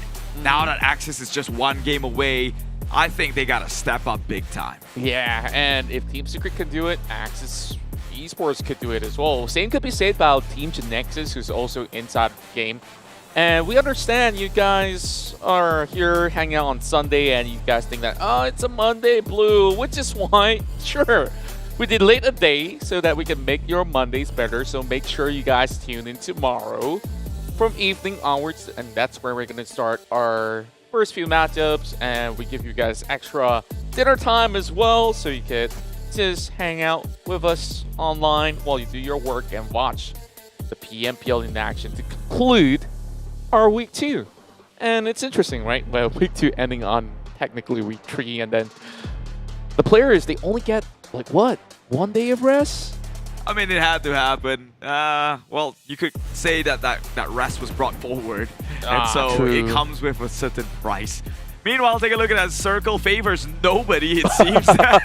Flight path just straight exactly away from it. Yeah, I feel so evil for laughing at the current circumstances, but it is what it is. Well, we are having a little bit of visitors inside of Yusnap Pollyanna, but GENEXUS as well as Team Bosskur. They tried to fight this one out. We got Captain BB on the other end. Wait, are they taking a ride together? Is that Team Secret? Wait, is this a Dingoz? friendly banter? Oh no, I don't like this. This looks like a start of a remake or something. Okay, iShot's trailing behind. Who's at the driver's seat? Is it Dingoz? Wait, they shot members from Dingoz. What are they doing in there? Still in there? There's 3 players! What is going on? Wait a minute! There's also ALMGHTY! This isn't a remake, right? No. Nobody said anything about a remake. Then what is going on? Team Secret just hitched a ride into the Devil's Den and paid the price with their lives and got carried on? That's gotta be humiliating to a certain degree. Punched down to death. Okay, at least there was effort displayed when they tried to race for that vehicle. And I think this is the best delivery service that Dingoz had. Was that Baby Kim on that ride? It doesn't even matter. It doesn't matter, right? 2 points. That's all it matters. While we go back to But why does this always happen? Remember the first chicken dinner from Team Secret and Erangel. The next game they fumbled. Yeah. Then they kind of got the chicken dinner again in Miramar, and then they fumbled here. Yeah. It seems like a reoccurring trend. I'd be afraid if I was Team Secret. I think that they just have to turtle somewhere after the chicken dinner. It's like, okay, first 5 minutes, guys, don't do anything out of the usual. Honestly, fighting for a vehicle wasn't all too unusual of a case, but two against 1, and they kind of miss riding on the front seat. Like, whoever calls shotgun first, I think that, like, this is where it matters the most, right? Called shotgun? They just pulled out a gun, whatever gun they had. Doesn't matter what gun. You don't have to call for it. He just drove you right by his friends. It became a reverse drive-by, because then they'll be shooting at you. True enough. And yeah, I do have friends who actually shotgunned. Never mind. We will move on from Team Secret. I'm already assuming they're not going to be a highlight. My highlight. story, but it's okay. We move on. Meanwhile, GENEXUS, I really want to see them break into the 200 point. I believe no team has done that yet, as of yet. They have to hit the 200 points at least by the end of the day, or at least by next week, or at least be the first team to do so. They're already holding the record of the most kill per chicken dinners with 20 eliminations. Can they at least break another record and be the first team to reach that 200 number? Hopefully so. 4 points. That will mean that they have to reach into top 8, maybe get 2 frags. That's good enough. Yeah. after the 3 days performance, I think that would be kind of disgraceful for them. You mean good enough to hit the 200? Yeah, sure. Yeah, for today, because there's still tomorrow to play out, right? I think regardless, GENEXUS will get there, because there's no way, right? You go too soon for all the other games and you remain stagnant on 196. I think it's with a team that caliber, I'm pretty sure that you can pull 1 pointer each match and hit that 200 mark. Well, it's a bit too soon to say because we do have their You're week a one. pessimist, huh? We do. I'm a realist. Pessimist is just it's a bad way to describe reality, right? We're a realist. If you get shot in the head, an optimist would think, hey, I could probably dodge that one. Surely I'm not gonna make the attempt to. You're good as you're good as dead. Yeah, like at least it wasn't really a scenario where you lose out members the same way that what happened 5 minutes ago. I don't think it's even 5 minutes, right? Like, yeah, sure, 6 minutes of play. I think we're just about there. Okay, MAB all alone having Maki here to take on Lex, but he didn't check the rest of the angles. Flex got his own DP. It's like, yeah, we're gonna be taking the artillery out there. Surely the only way to check is to eventually peek and show yourself. So I think he got information at the very least. His friends will now know, but he will, well, be with them from the graves. Reminds me of those TikTok stuff going on. How do they know? How do they can't know. They'll never know. They'll never know. Well, speaking of TikTok, there's so many of all these amazing clips out there that you guys have been posting up. Make sure you guys follow PUBG Mobile on their official TikTok channel. You call it channel there? I'm a little bit of a boomer when it comes out to the app platform. Yeah, I don't own one as well. However, Page. I think it's a For You page for a reason. For You is just an explore page like Instagram. Yeah. Man.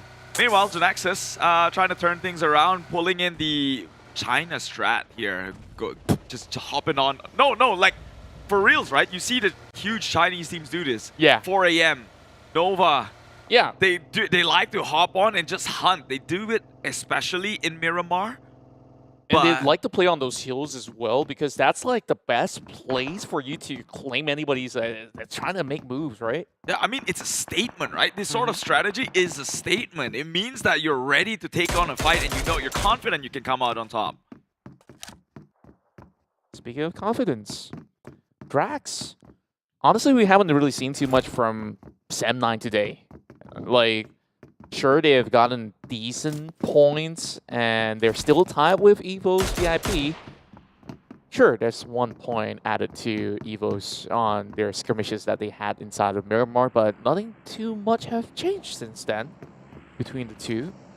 And I think that the fans' expectation of Sam9 has always been all the way up high of the roof, especially with, they got this brand new jacket, brand new jersey, all looking swag. Like, it's a little bit intimidating for some people, but like, the results don't really speak for itself.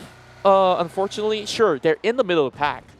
Not the worst, not the best either, but traditionally, Sam9 is a team that is a title contender. Always on the top four. This is the only season where we have actually seen them have a fluctuating performance. And in fact, this is one team that didn't really change too much of their roster. I mean, this is also the only season where every game mattered, right? Like, again, they're just one of those teams where Super Weekend, they're hot, and then during the regular days, they don't really have to show their hands, right? So there's also that aluminum theory by fans that say like, oh, ever since that incident, they got flanked, they didn't make it to the Super Weekend, and after that, they have lost everything, that train of thoughts, everything has changed, no confidence. So like, you're saying Sam9 is suffering PTSD? Some may say it, but that's not me. I'm just taking a little bit of a pager of like Warga J and what some people say, right? Like, that is so far from the truth. That's like, how many months already? And the only reason why Sam9 is at this state is that they've changed their drop spot and they're still adapting to it. Like 70, they've been playing it from Season 1.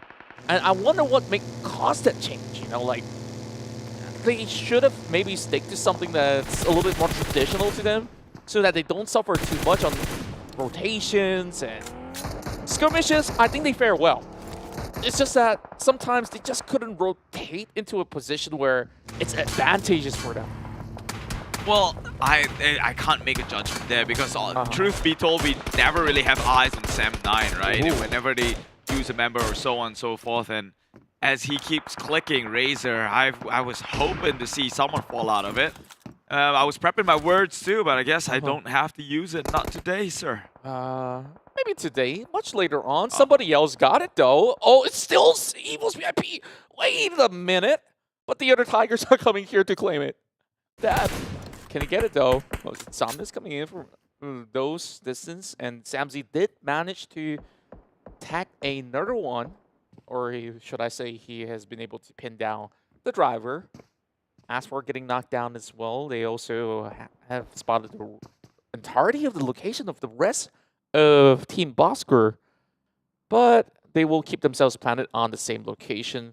But the longer they take, Bravo's going to be able to claim this pointer here from one Tiger to the other. Yeah, it seems like everyone's hesitant, and with legitimate reasons too. Obviously, you have no info on what's happening here, especially when the circle is a bit far too wide. Can't really pinpoint locations.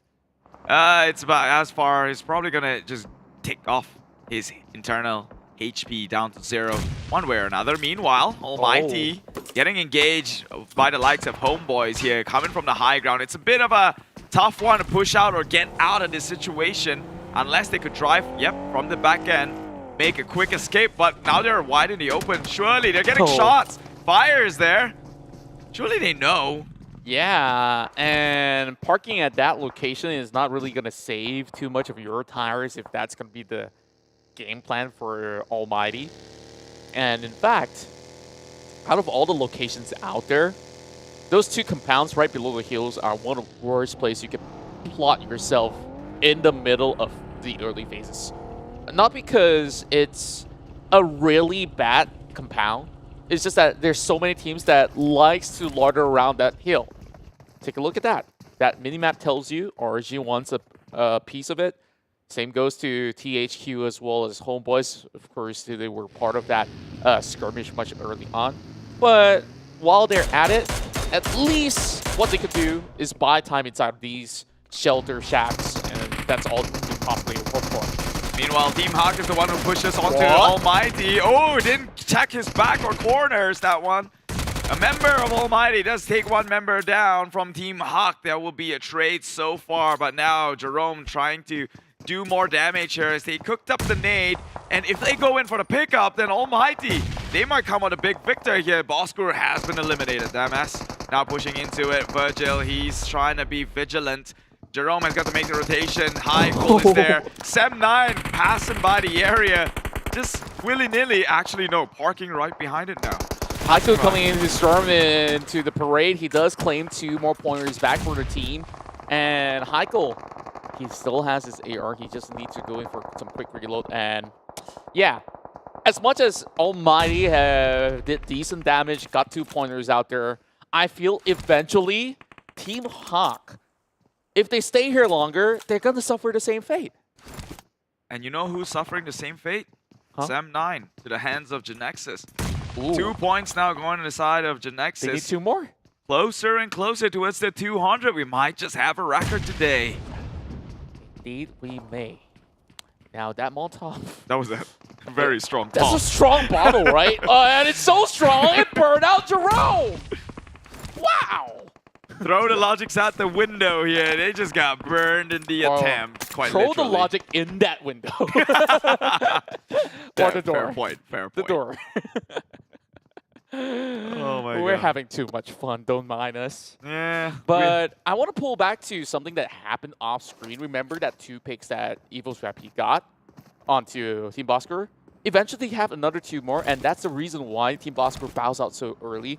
And they were in the same shack, so what I assume have happened was that they send more members into that compound, or Bosskur, they tried to leave that vicinity, got caught out yet again, and I guess that patience really pays off. Like sometimes we book that prime spot, you get to dictate who goes in, who goes out, and for now, going to phase 3, there's gonna be a lot of shift, right? Yeah. And for those who have booked center, they're probably by the edge of it all. They have to reposition. Same thing goes for the rest of Axis Esports. The prediction coming in from Fade Cloud so far have been very close. Like second place for a couple of times. Kind of matching to my other day's prediction. Like my record was number 2, number 2, number 4, number 4.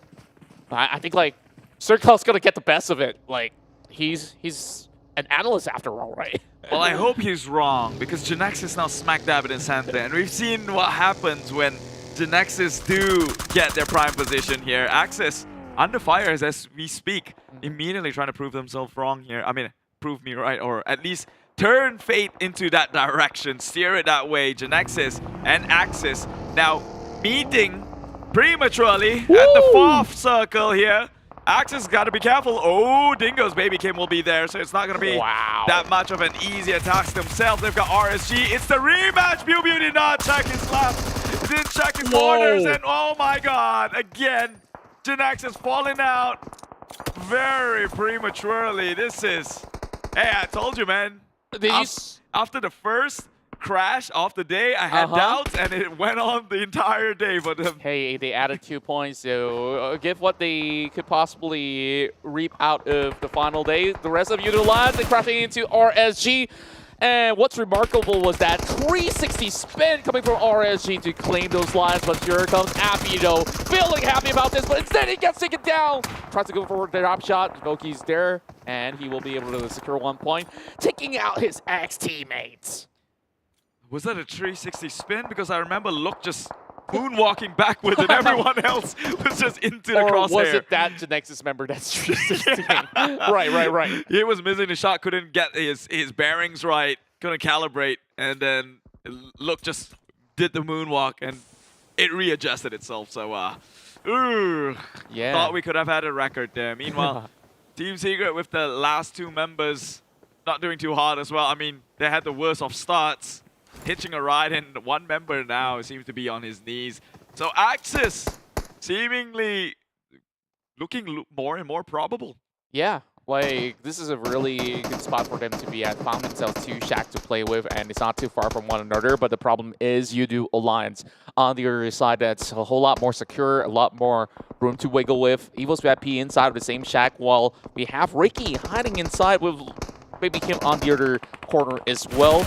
So far, EVOS VIP looking pretty good. They've been able to climb themselves up game after game, just showing a whole lot of dominance in this middle of skirmish on an open field of Gatka. But truth be told, this circle could still pull either way, and if it does go over to the northeastern side, plenty of all these teams, they're going to be in a really tough predicament on what to do next. I'm having PTSD with this compound. And the SEA too. Like, who parked that? Okay, this compound right there is exactly yesterday, right?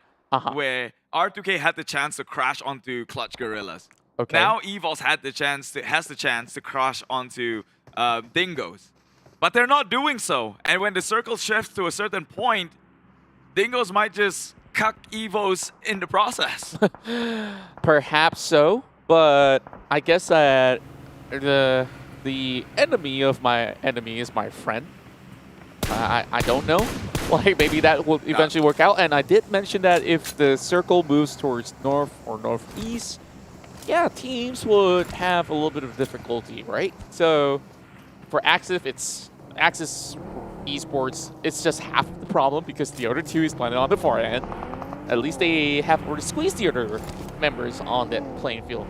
What we expect out of this skirmish here on the final game of Erangel is that many of these teams will bring those vehicles onto the open field, create a bunker, set up those trails of smoke, and slowly play it out, while those on the hills, they will take the sweet time, get those pickings before they get into the middle of the fray.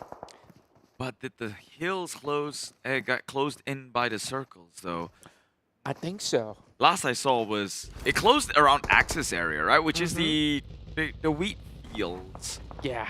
It did touch some of the high ground for a little bit, but it may or may not close away from it. That also means that these 4 teams currently situated over the southern end have to settle the score really quickly before they get anything done. And speaking of which, John makes the first move.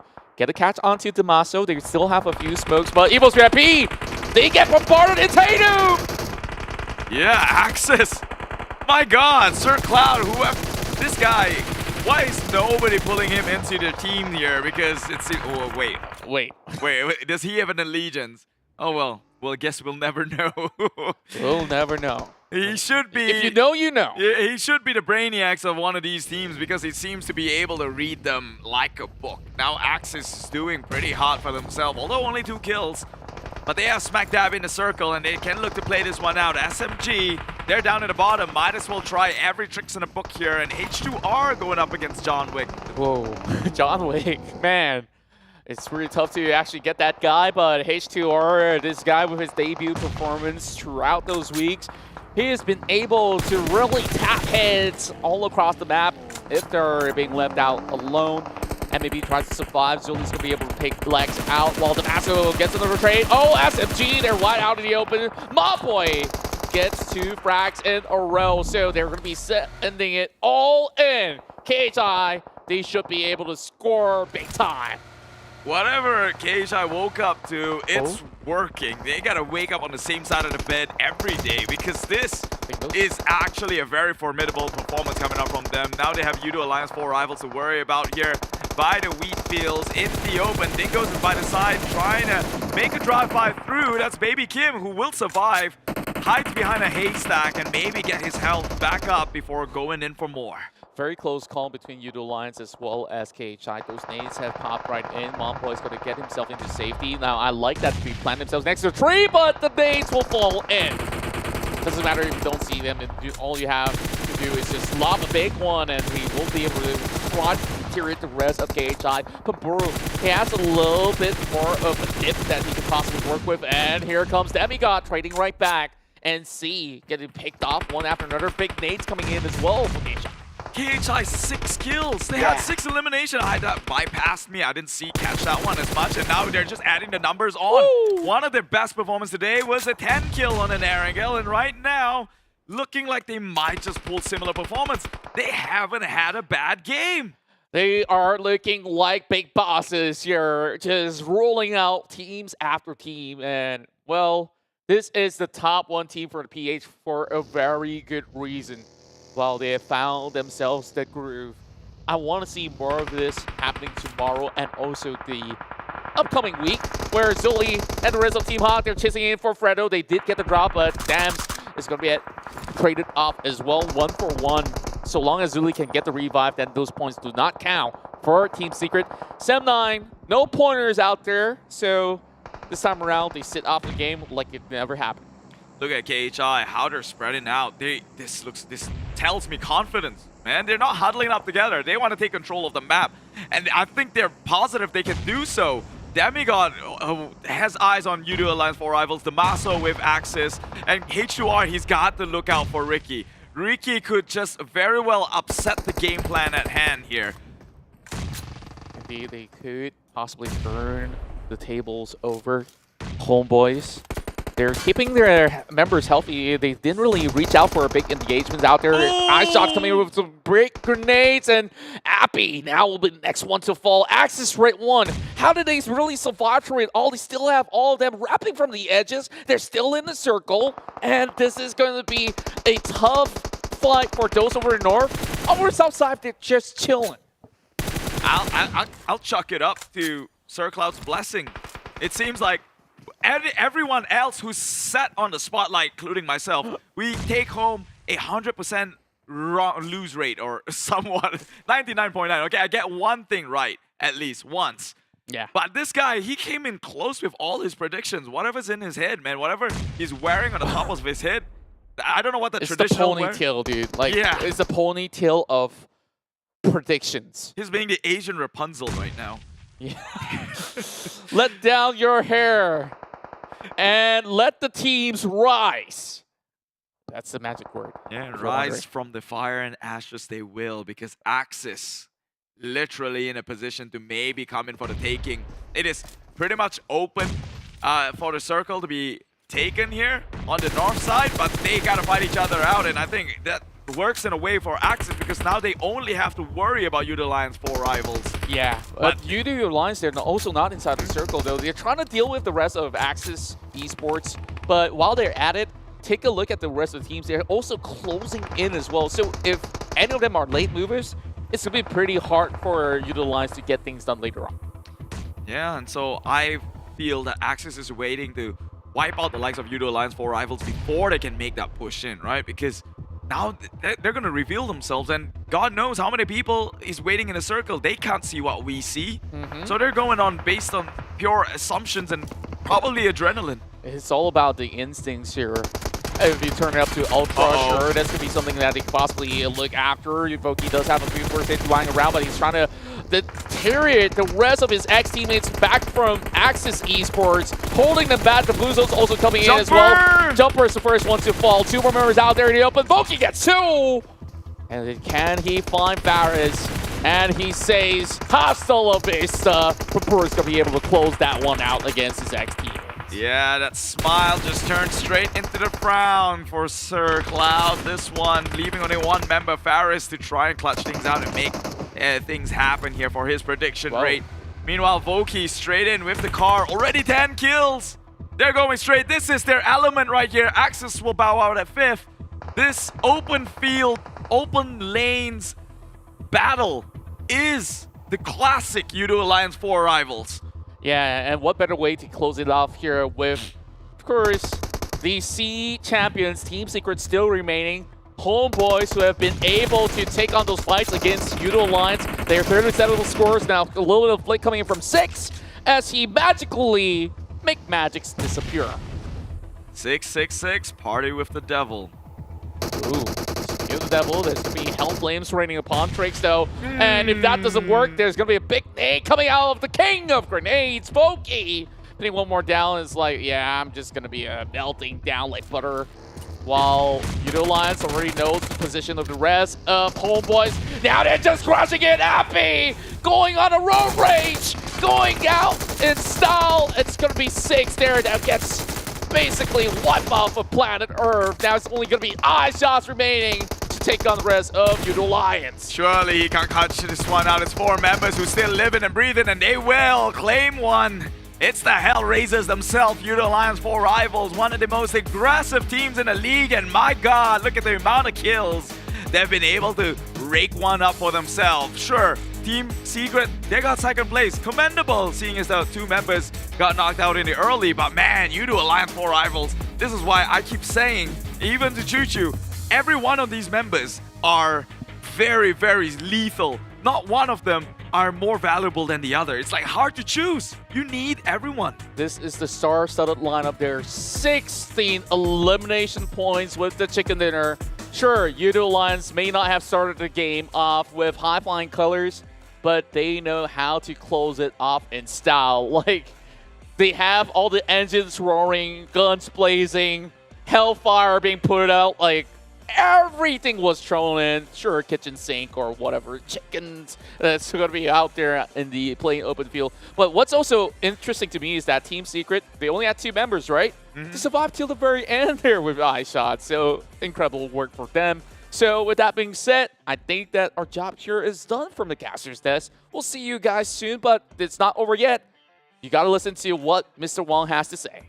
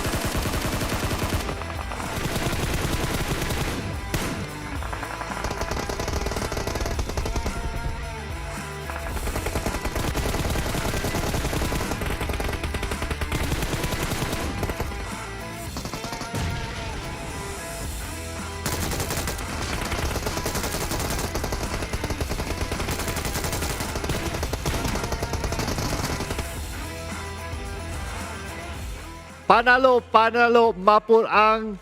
Okay, I butchered that. Yeah, I got it in my head, but then again, I forgot. Hapunan, there you go. Yeah, I got it. I still got it at the other day. Man, okay, that's the limitation of my Tagalog. Don't try me anymore. Oh, okay, I do know a few other words, but it's been a while. But yeah, I wouldn't mind a few lessons from you guys. I've been reading the chat on the Philippine live streams as well. So, been brushing up my Tagalog. Hopefully it's okay. Hopefully I didn't butcher it that much. But anyway, thank you so much to our casters from Philippines as well as Malaysia for that awesome cast. And what do you know? So, Axis Red One, they didn't get the chicken dinner. They got the top 5. I'm going to claim that. They got the top 5. That's one. And the one that got the chicken dinner was a Yoodo Alliance 4 Rivals. As a matter of fact, I think their gaming house is not too far away. They are like in the same area. Something like that. So I'll claim that as well. It's that close of a prediction. But let's check out the numbers from the previous round. So it's going to be Yoodo Alliance 4 Rivals landing that chicken dinner with 16 elimination points, bringing them to a total of 31 points in the previous round. And look at this. It's more than double the team on number 2, which is Team Secret with 15 points in total. And followed by Homebois and NSEA 13 points each. And those are the teams with double digits when it comes to the elimination points. Axis, of course, with 9 points, and Team Heart with 9 points as well. On the other end, we have Team Bosskur. Not really their week. They were hard last week, but they're kind of cold this week, so no points in the final round. MAB Esports, super duper hard yesterday.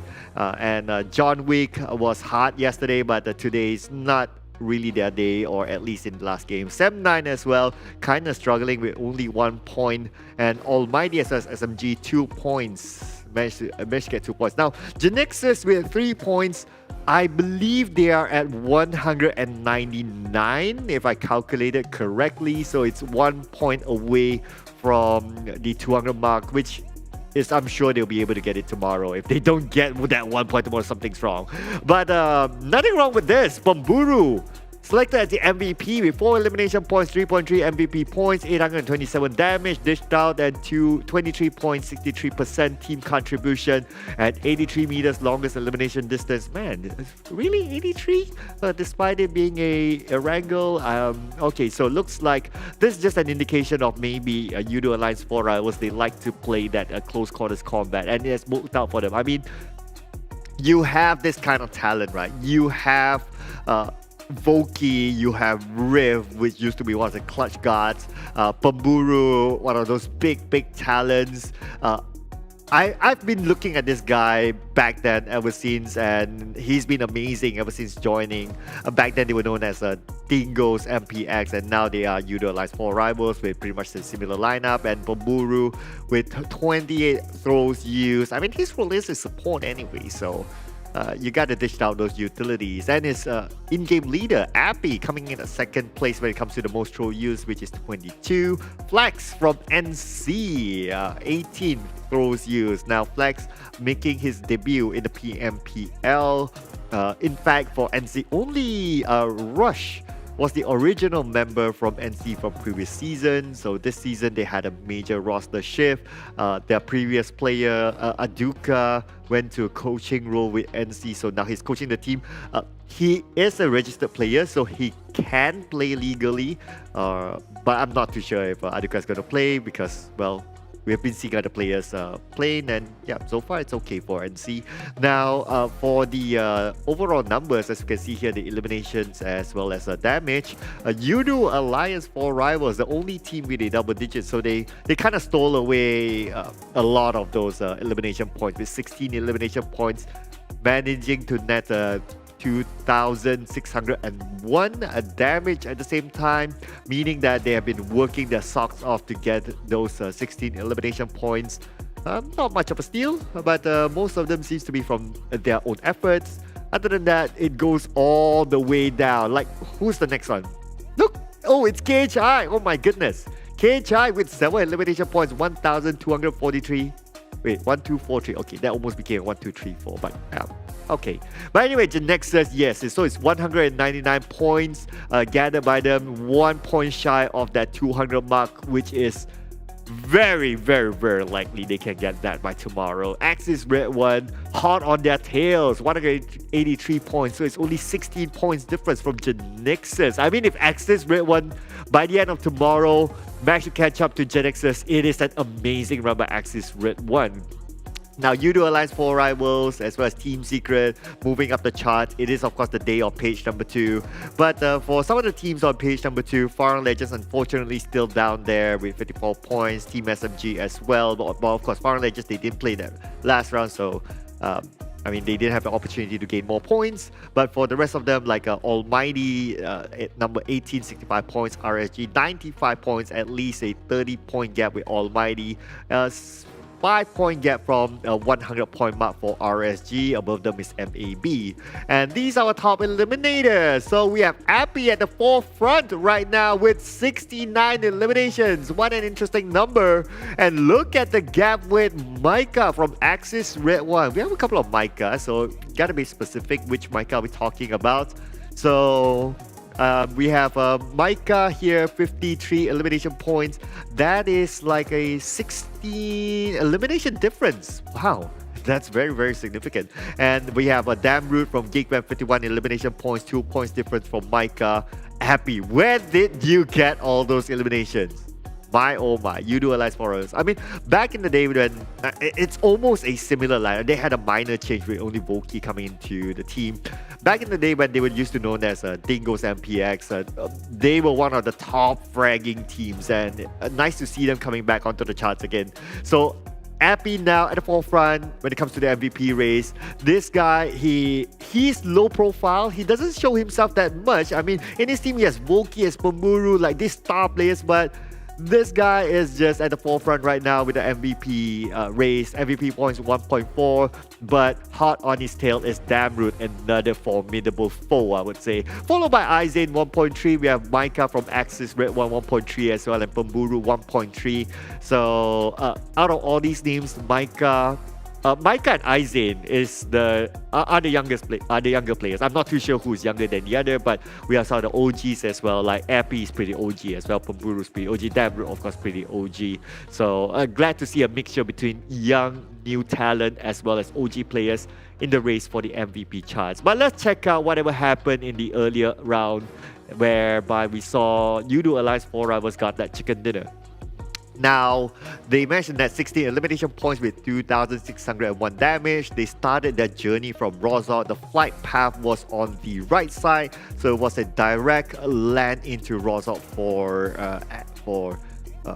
Yoodo Alliance 4 rivals. They made their way across Pachinki, and they played around the hill areas just on the outskirts of Pachinki. Now, that area was kind of heavily populated at some point. Homebois was there at some point.